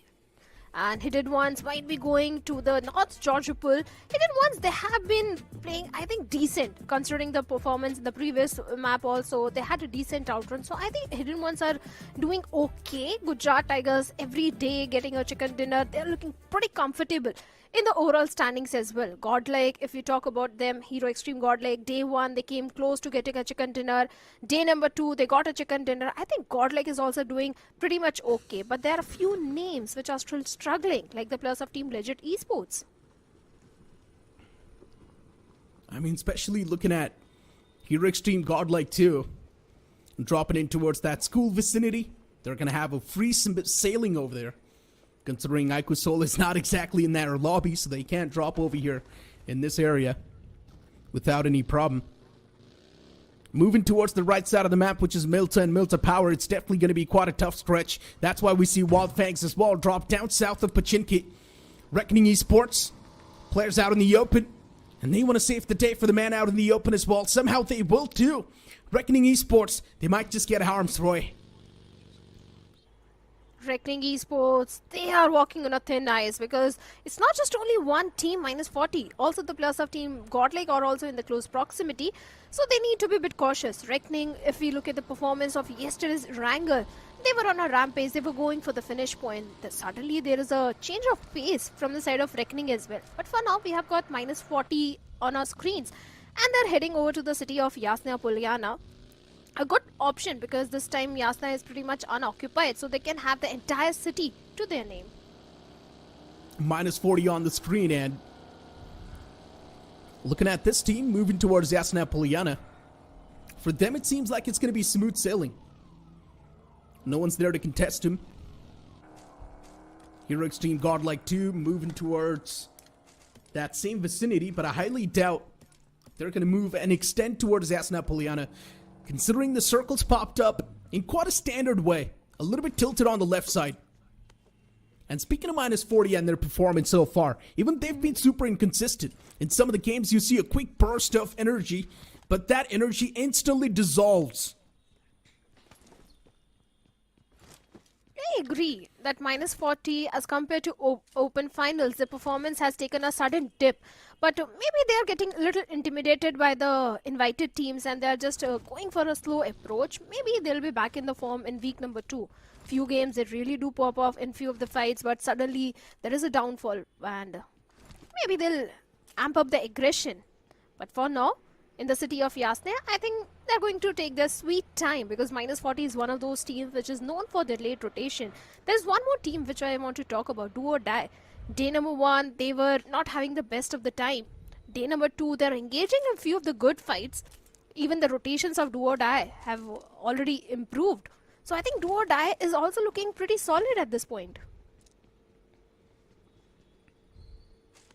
I mean, especially Do or Die, it's still one of those torches that can instantly extinguish out of nowhere. So it's really tough to trust a banner like Do or Die. One instance, they're doing good. The other instance, Do or Die is completely left out from the lobby. It's tough to say. It's really tough to say. Hero Extreme Godlike, though, doing really good in the overall standings. Even the previous game could have been good. Unfortunately, stepped in unknown territory, had no clue where the opponents were placed, and that was a spring trap that was activated. Hero Extreme Godlike got taken down in quite a harsh manner. But now, looking at this area, Genix FM 2, they've not been able to showcase their true potential so far. The previous game of Vikendi, Genix FM fell off bad. Now it's their time to recover. Genix FM got taken down by Daniel, especially from Hidden One, because he was the one who ignited that fight. And not only Vikendi, I think Sanhok was pretty much the same story for the players of Genix FM. There it was Team Metal Esports eliminating the entirety of Genix FM at the 14th spot with no placement points. So Genix FM, yes, it is also one of those teams which need to buckle up their shoes, because the Genix FM we saw in the open finals is completely missing at this point. For Miracle, talking about this team, we have already discussed enough about them. So they need to really work on the mistakes. They need to rectify those mistakes and come up much stronger, because a team like this, big things are definitely expected from their side. For now, they are holding on to the quarry. And speaking about the team on our screens, Reckoning, I think Dynamo 1 went pretty solid for this particular team. For now, they are also heading to the side of Mansion. I think Reckoning is also one of those teams which we can expect to see in the challenge finals, Neeraj, because if you look at the fights which they take, they always tend to take the good fights and avoid the bad fights.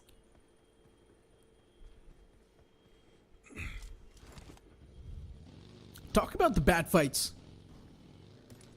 I mean, look, still the early phase of the day of the tournament. Reckoning Esports, yeah, day one was much more better compared to the day two, which is going so far. But it's Reckoning Esports we're speaking of. For some reason, you always have that semblance of hope that, yeah, Reckoning Esports can easily make a comeback. It's no issues. The real concern rises for teams like 8-Bit, Wild Fangs, which so far haven't even been able to showcase any sort of improvement, including Team Tumulus too, by the way, because so far they've been deactivated as well. 4M making quite a lot of questionable decisions. Team Legit, yesterday's day was okay, but today's day just nowhere to be seen.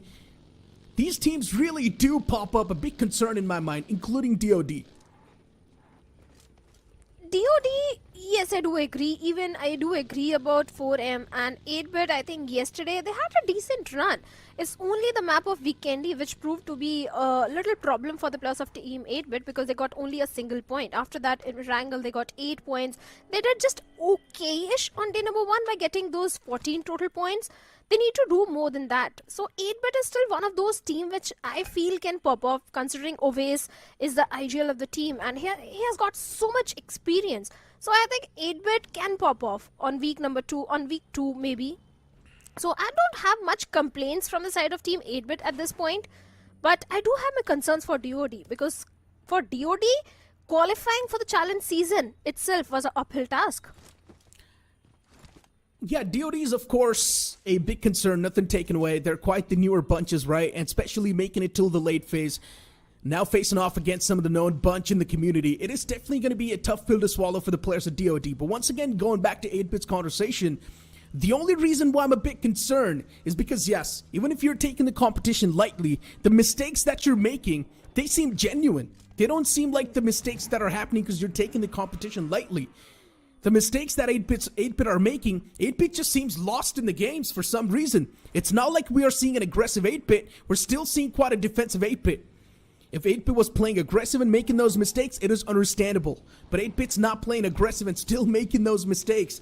And that's the main reason why I'm concerned. This seems like a genuine problem. Maybe they're just testing the waters, could be possible. Or they're just taking their sweet time. Because I still feel Oves will get that aggression back in the team. But speaking about this particular team, Vashishta Esports, we have got Pukar, Fierce, Gamla Boy. Even Vashishta was not having the best of the time yesterday. They got only total of 10 points. 3 points in Sanhok, 3 in Vikendi and 4 in Erangel. So Vashishta is also one of those names which is not really popping off. So I think even they need to amp up the aggression. They need to be more aware, because rotations, Neeraj, let's be honest, are not a problem for Vashishta. Those 4v4 fights are the problem for them. And that's crazy, right? Vasista in the past, also known as Carpadium. And if you remember, Carpadium, their firepower was immaculate. And now the transition towards Vasista Esports, it's definitely looking like it's shaky.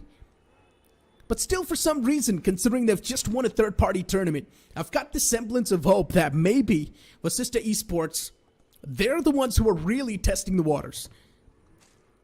We haven't really seen Vasista Esports in a proper 4-on-4 fight. We've always seen that separation between the players. They seem quite disconnected. But maybe Vasista Esports just trying to pop out with some new strategies, trying to get something done. Right now as well, you can see Vasista Esports, a few players inside of those houses, someone just lying around in the outskirts playing for the scouting role, just trying to gather as much intel as possible. There's a big chance Fierce can be caught here, and that's been the main problem with Vasista Esports. Every single time someone in the far fray gets caught. And it's only not Vasista Esports who are focusing on the center of the circle at this point. It's also got like Hidden Ones. Also we have Medal in the mix. So many teams are in the close proximity to the plus of Vasista Esports. They need to find a good compound or a good area to hold on to. Then we have few teams going for a very late rotation as well. We have Gen X FM still towards the military base. Then we have Wild Fangs towards Miltup, bearing the brunt of the blue. Do or Die, they are known for their late rotations. But Hidden Ones, I just want to see how they are going to fare off in this particular one, because every single time in these kind of circles we have seen Gujarat Tigers to go for that big Georgopol Everest, and if they're holding on to that one again, I think Hidden Ones need to be very careful. Hidden Ones on the screen, and especially looking at these players after getting so close to winning that previous game, Hidden Ones definitely, they should have quite a solid momentum rolling. In an okay spot too. A few teams taking a rotation right next to him. Team Legit want to challenge Hidden Ones. I'm not exactly sure how good of an option this is going to be, but Daniel, he's got his own plans as well. Team Legit is right there around the ridge, as everyone once again disengages as soon as Daniel got into his own vehicle, because they knew Daniel's playing as the information collector role, and if he gets a lot of intel, Daniel can definitely punish. Oh, he certainly can. But we also have got the plus of Legit Esports upon our screens. Yesterday's performance was not so convincing for Legit Esports, because every single time they were either clashing with the plus of Do or Die. Every single time the rotations became a problem for Legit Esports. For now, yes, they do have a good compound to their name. They're just not holding on to the center of the circle. Rather, they are towards the western side, a little away from all the traffic which is present in the center. Then we have the plus of Team Tamilas also coming from the southern side. They can potentially look for a dominant control from the southern side, because they're just holding on to the periphery. Speaking of the periphery, on the eastern side, we have got the plus of Wild Fangs. This time, see, the thing is, Neeraj, if you notice the rotations of Wild Fangs, they always try to make sure that their backlines are clear. But in the process of doing so, they lack that surrounding awareness. They have got few enemies right in front of them, just like the plus of -40. But see, this time if they can turn things around in their favor. Wild Fangs, there's not really a lot to speak about this team. You just can't really sugarcoat the fact that Wild Fangs is falling short to this lobby. They're not able to keep up with the pace. They're not able to keep up with the intensity. Every single time Wild Fangs gets disconnected, and they get dismantled instantly. And right now too, Wild Fangs moving in tandem. There's VXT in the front lines, and VXT can definitely punish Wild Fangs pretty hard. We're speaking of VXT, Raiden, Somraj, S-Power, Equinox, everyone's been activated recent times. They can definitely be quite the barraging ones. Wild Fangs now playing for the high ground. They've got their hands on the potato hill. And VXT realizing the exact same thing, spreading themselves out quite wide apart from each other. Wild Fangs is going to be happy with that position they've gotten. But here's my concern. If you're not going to be in the centric spot, you're pretty much hoping that the zone shifts right on top of you. Because look at the centric part. There's so many teams accumulated right there. As soon as the zone shifts anywhere, it's going to be a big wave of vehicles moving towards the circle too. How is Wildfang supposed to pull off a clean rotation when there's going to be so many opponents moving in at the same time? Well, certainly that's going to be a challenge, but if the circle goes a little north, I think Godlike, Hero Extreme Godlike, Gujarat Tigers, they're going to benefit heavily. But if the circle goes a little south, I think Genix FM, Team Tamilas, they can benefit from it. Medal right at the center. For now, the major concern for Wildfangs are the players of Team Versatile, because Team Versatile is trying to get all the information of that potato hill which Wildfangs are holding on to. We can also see the players of Do or Die coming for a very late rotation.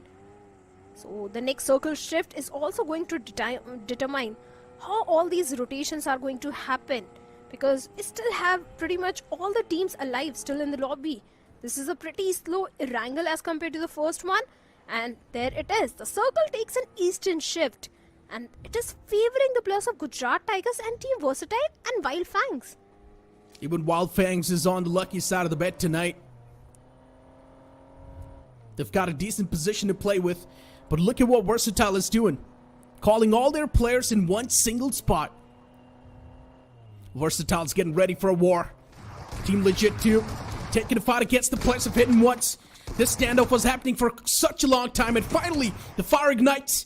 And within a flash, you see Team Legit take an exit from the lobby. Hidden Ones, they still do seem pretty healthy, but a few players just scattered across the board, knocked out, begging for mercy and help. Oh, they need to go for the revival. Daniel still bleeding out. The smoke cover is there. An executor. Get him up. Oh no, oh no. Oh, finally. At the right nick of the time, No, but what? no, the shots are being fired towards him. He needs to leave his fallen comrade bleed to death, Neeraj. He could have tossed out a few more smokes before. Not enough smokes tossed out. Daniel should have been inside of the smoke, patch himself up, and then go back towards the car. I'm not exactly sure why Daniel repositioned to the spot where there were no smokes tossed out. That's a mistake in Daniel's part. He should have been in the smoke. But hey, you know what? He thought that maybe if he's going to be behind a hard cover, he can't be spammed through the smoke. Heat of the moment, my friend. Heat of the moment. Metal Esports. Even they're taking a fight against Hidden Ones. At this point in time, it feels like Hidden Ones, they're just getting ripped apart by every single team that is there around the vicinity. GT next to VXT. And as I mentioned, it did feel like VXT was going for a war. Raiden got caught off guard. And now we've just got a 3-man squad surviving. And that could be a reason for the little slow approach. But for now, we have got Do or Die upon our screens. And we also have got the players of Wildfang who are literally chasing the players of Do or Die. And that was a mistake. Scout gets taken down from the moving vehicle. And even the trade is there. Avinash also gets taken down. And Sensei takes down Bhalu. Do or Die. Even they're getting dismantled at this point. I'm not exactly sure why Wildfang's leaving the good position they had on top of the potato hill. And Do or Die. It feels like they're just feeding the elimination points away to Wildfangs. So many mistakes made from Do or Die as well. Things could have been dealt with much in a better manner. But what just happened? Blunders from both the sides, but Do or Die, they made even a lot of blunders. I would not even say Wildfangs played that better. Absolutely not. They messed up big time as well. But Do or Die just messed up even bigger. I think Wildfang spotted on the players of Do or Die and they went for the hunt. And that was a clear intention. They wanted to get those 4 elimination points, which they successfully did. Out of 4, 3 points are just by Seth. But in the process of doing so, they had to face a casualty. They had to face one player casualty, but we also have got the players of Team Tamilas towards the southern periphery of the circle. Let's see how things are going to pan out for Team Tamilas, because if you remember yesterday's Miramar, and Team Tamilas is known for Miramar, didn't really went in their favor. So even Tamilas are just holding on to themselves. They're not really popping off and going for that aggressive approach. Even if you look at them right now, they like playing edge to edge. And for now it's working okay-ish for the players of Team Tamilas.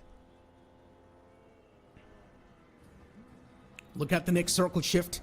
Metal Esports, they've got the southern edge line to play with.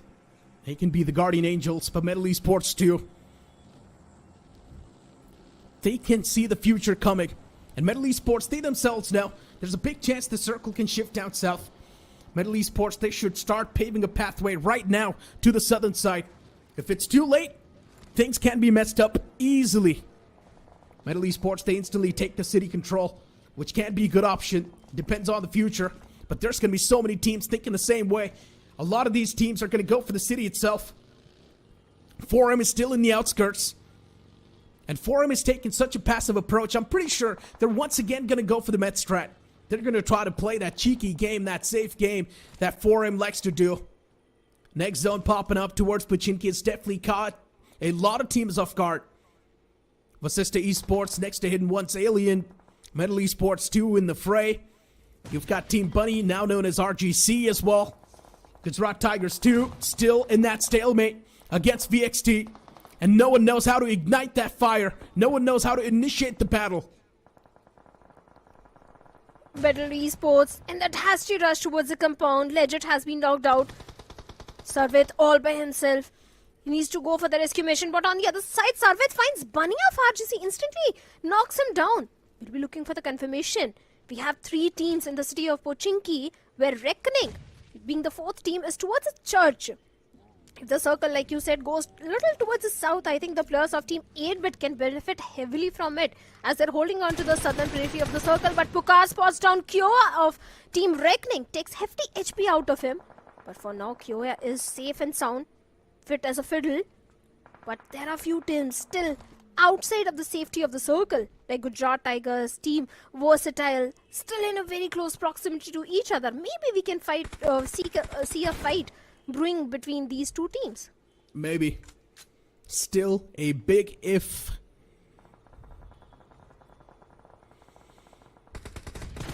Vasista Esports in a comfortable spot. RGC unsettled. Backlines exposed.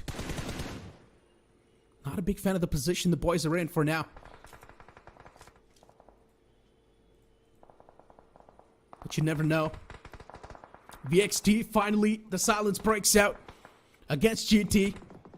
They've been engulfed by the wall of death. Zerf's out in the open. GT's getting picked off. It's way too late in the blue. And still Versatile. They somehow seem pretty versatile to me. Coming out on top almost in this duel. Versatile with the man advantage as well. Somraj getting knocked out. And both the teams, they're playing with a lot of risk. S-Power catches himself up on fire. There's also the damage from the play zone and also the damage from the Molotov. S-Power gets knocked out. GT, they've only got the last glimmer of hope alive for now. But for how long can they survive the Wrath of the Blue? That's my question. Aquinox, he's going to be the wiser one. He backs away to safety lines, but you move on towards this fight. Hero Extreme Godlike facing off against RGC, and Dope is out in the open, nowhere to go. This man is trapped. Nate's going to do a lot of damage as well as Dope falls down, and Hero Extreme Godlike. That's the opener that they wanted. Oh, they certainly did. And RGC, they are surviving with only 2 players remaining. As the circle takes a southern shift, it has left the city of the Pochinki, and all these teams which are holding on to the Pochinki is going to be an uphill task for them to migrate inside the circle. Godlike, I don't think they are going to face much trouble in that. But along with that being said, we have the players of Wild Fangs. The circle is heavily favoring them. But as per the Finnish feed, Reckoning and Godlike, even they are also locking horns with each other. As a perfect nade right on the face of Edmino knocks him down. It's going to be a difficult job for Sim to go for the rescue mission onto the fallen comrade. Because Viper, if you look at him, he's just ready with a follow-up grenade, looking for the confirmation point, and Simp is just hiding, waiting to strike for the players of Team Reckoning at this point. Indeed.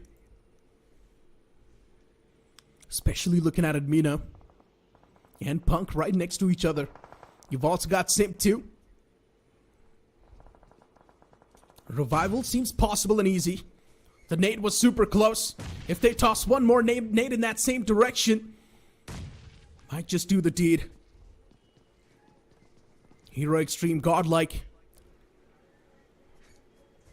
in a really off spot. Not in the safety lines as well. Even 4M can be a big problem. Where can you go if you're Hero Extreme Godlike? Reckoning Esports slow and steady moves towards the safety lines.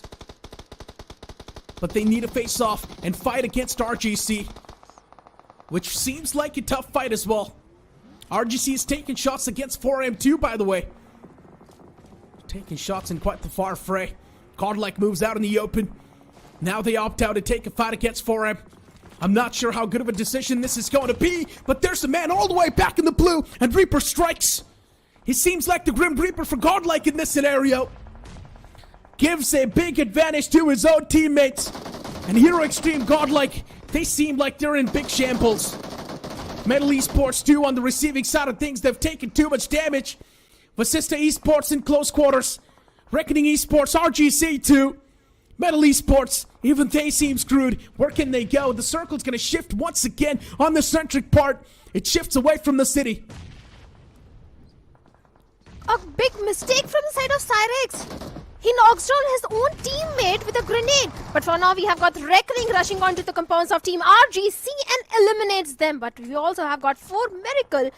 Poco doing a perfect third party as he takes one player down from the side of Reckoning. And will be looking for the confirmation point as well. He's very much aware about the position of Reckoning. It is going to be a mad dash inside the circle where 4 Miracle are placed to gatekeep. I won't say gatekeep, they are placed perfectly to get few more elimination points for themselves. But if you look at the circle, Neeraj, I think 8-bit, they are placed perfectly. They have the entire control of the real estate of the circle.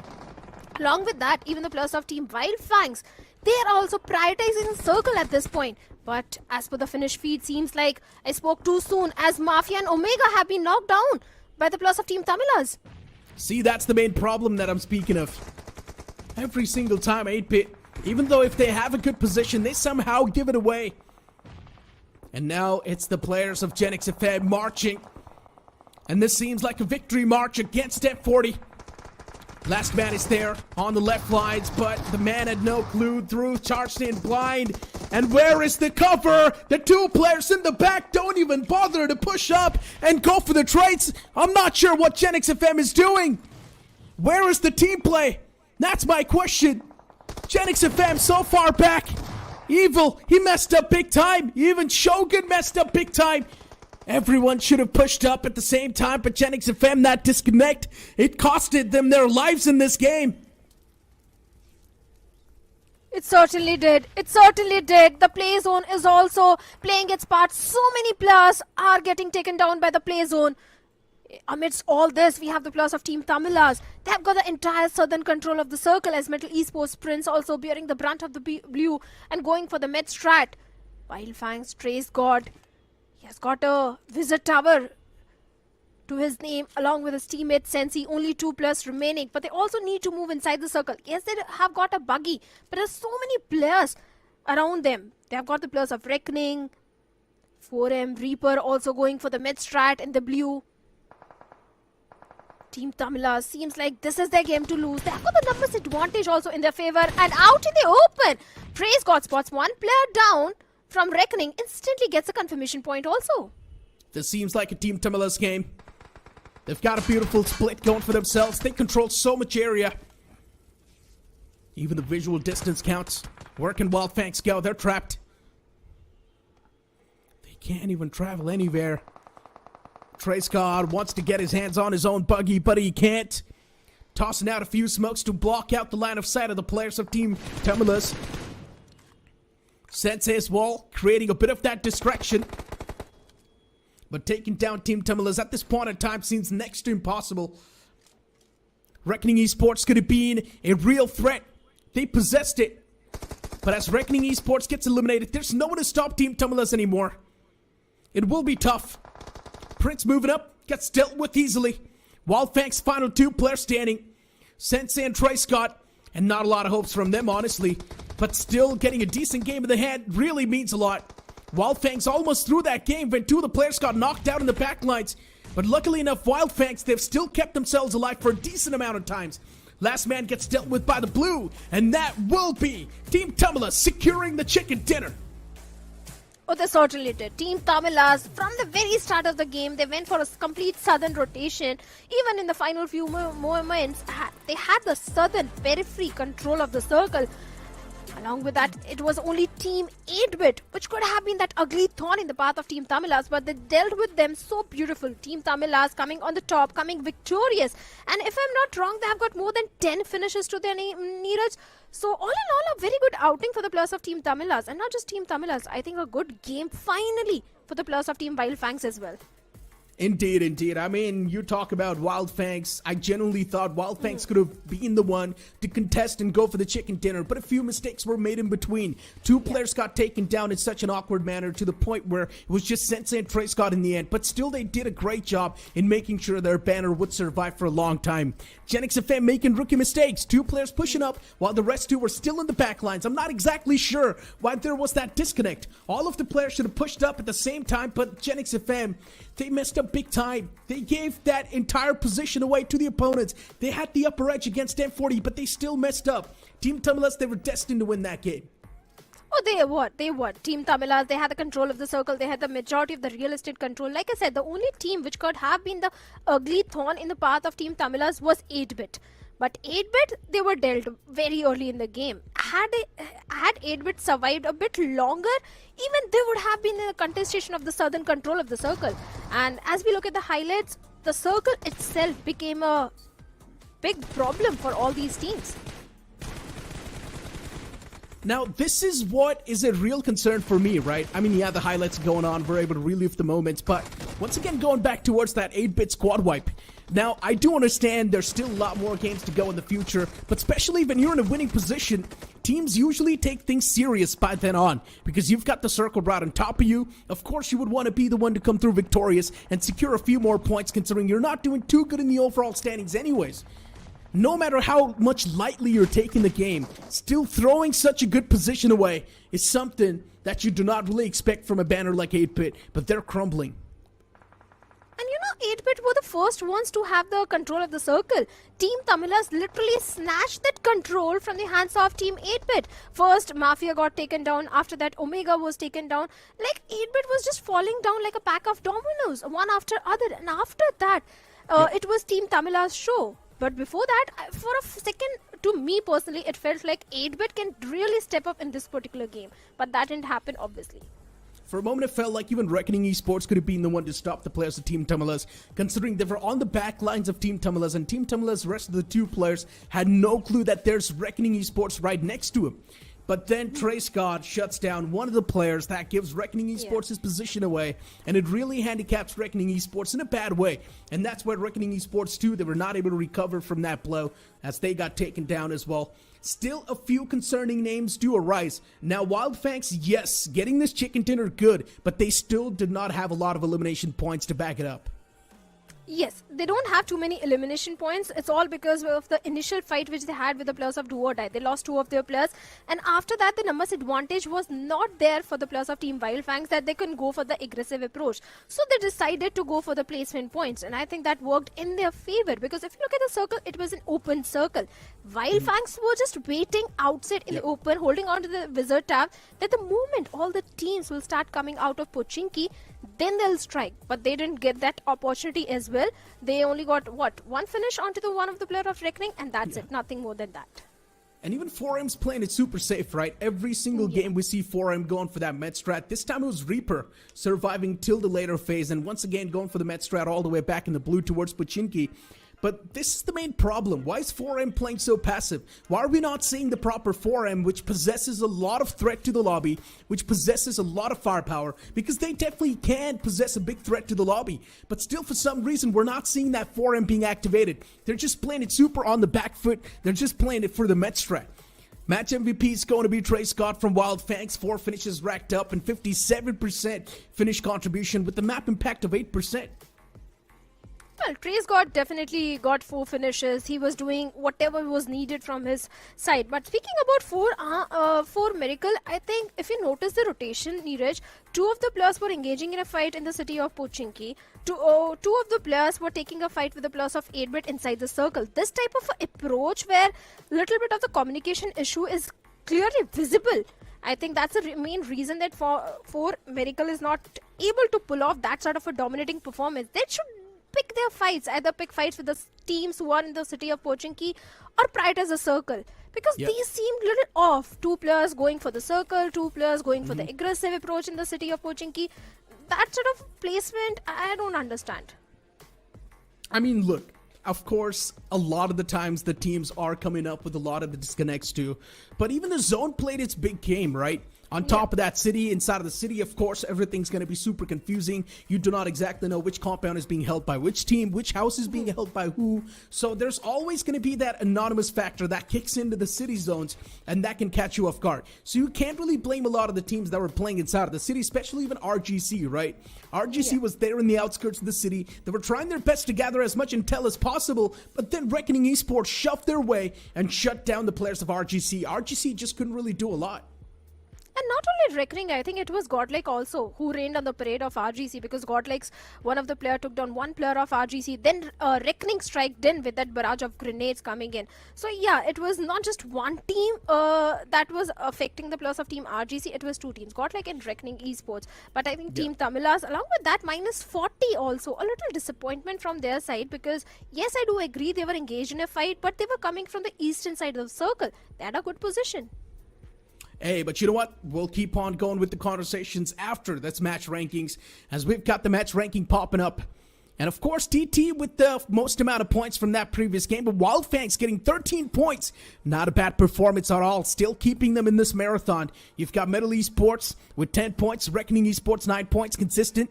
And 4M once again getting 6 points on the board. 4M as well, they've been super consistent, but I would love to see 4M getting a lot of elimination points. They need to go for the aggressive approach, and they need to play in tandem, I'll say. They need to be together as a unit. But minus 40, speaking about them, only 3 points to their name. The play zone played its part, and minus 40, they didn't have time to move inside the circle. Hidden Ones with only 3 points. Godlike this time having 2 points to their name. Do or Die also getting an early exit with just a single point. But looking at the overall ranking, we have the players of Team Versatile right on the top with 74 points. Godlike on the second taking a big jump. Now on the second with 62 points. Gujarat Tigers with 52 points, sitting on the third spot with 2 chicken dinners. I mean, look, the top 4 usual suspects. Even on the 5th, you see CG 6th. Revenant Team X Park, Just Jelly doing really good, so they deserve to be there in the top 8. Team Timilis, a recent breach. That's a great thing. We would love to see such a known banner there in the top moments. And then you also see Reckoning Esports right there with 6 matches played with 41 points racked up. Red X as well, you do see them with 40 points. Red Ross, they have been immaculate. Team Empire, today's day from Team Empire has been incredible. The way they play it has been so impressive. Oh yes, Team Empire was definitely a force to reckon with. They got a beautiful chicken dinner as well. They were the aggressive force in the lobby. But K9, speaking about them, with only 34 points sitting on the 17th spot. And notice the huge difference between the placement and the finish points. They have got only 8 placement points and 26 finish points. So that means finish points is not a problem. The survival is a big problem for the players of Team K9. Do or Die right at the bottom with 10 points. Cincinnati Esports with total 10 points on the 34th spot. Legit, Myth, Bot Army, 8-Bit. These are all the names which were performing really good. Few of the teams were performing really good in the open finals. And now they are at the bottom. Cincinnati Kids, I mean, a team that got the invite, but they really need to justify that invite. If they're just going to be sitting on 10 points even after 6 games, or even after 8 games, actually. Yeah, 6 games, my bad. After 6 games, Cincinnati Kids still staying on the latter half of the board with just 10 points. That's a big concern, man. It's a big problem. And Cincinnati Kid is one of those teams that are pretty much the veterans. Every single person in that banner is known for their past history. And still they're not able to perform. What is exactly going wrong with Cincinnati Kids? I don't know, maybe those 4v4 fights which they are taking, maybe they need more time to adjust. I don't know. But something really is happening wrong. Just not Cincinnati Kids, 8-Bit also. There are a few big names in the lobby which are still struggling. But that was the case in the open finals. If you remember Gen X FM, Gujarat Tigers, they were struggling on day number 1. But day number 2, they started picking things up. So maybe Cincinnati and 8-Bit, they'll start performing really good since from week number 2. Yeah, I mean, Cincinnati Kids, look, we have a lot of expectations from this banner. Just like Gujarat Tigers, even these guys are on a redemption arc. So far, Cincinnati Kids' performance and the track record has been so way that they make it to the grand finals, but they never get even close to snatching that trophy away.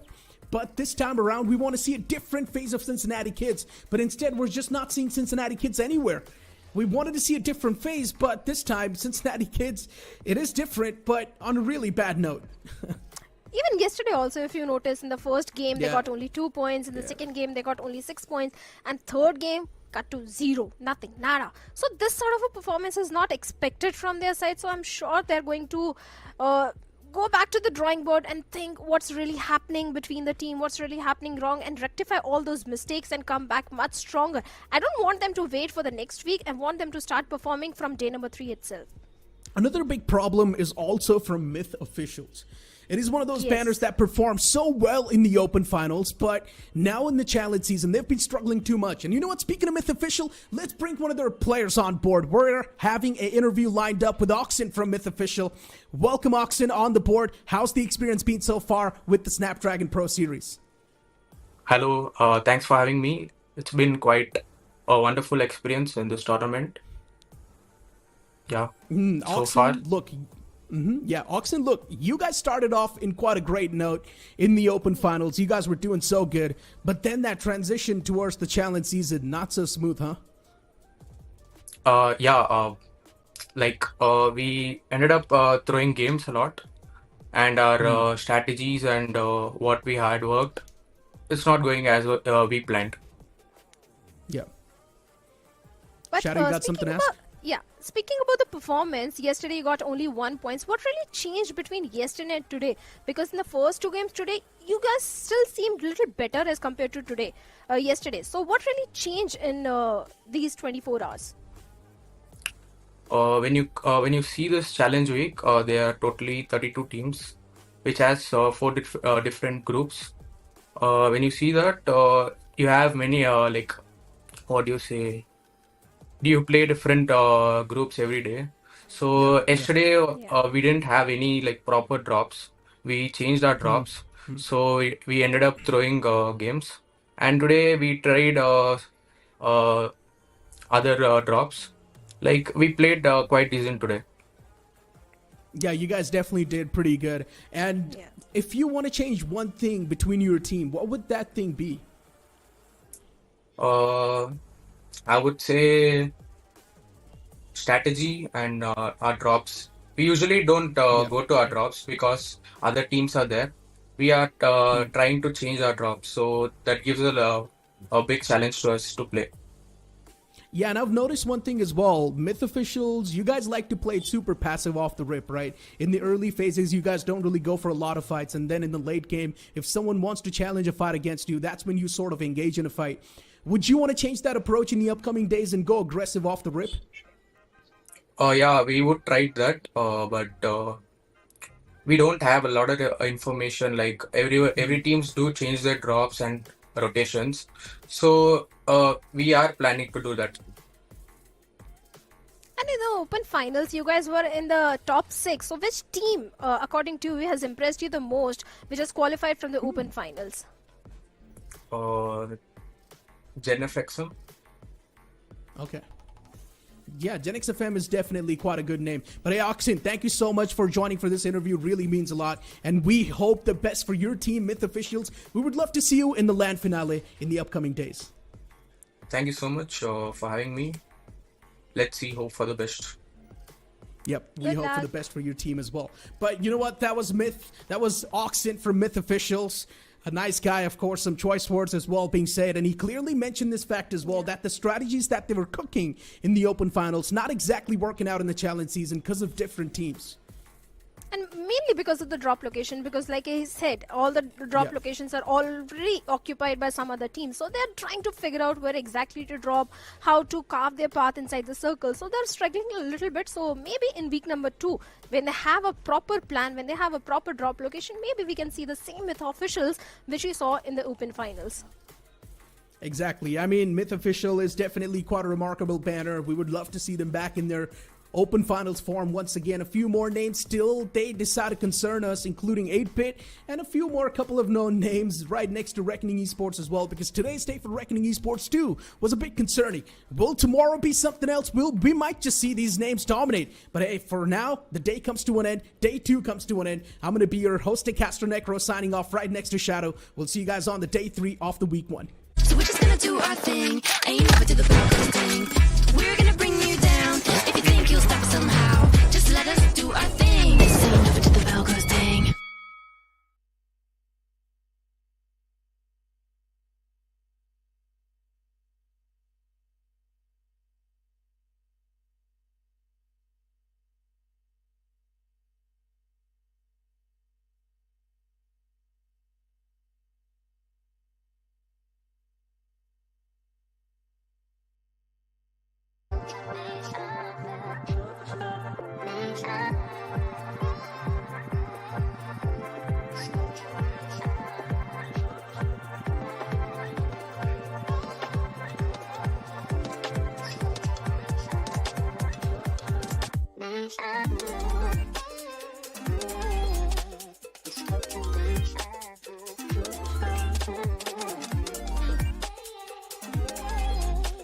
It's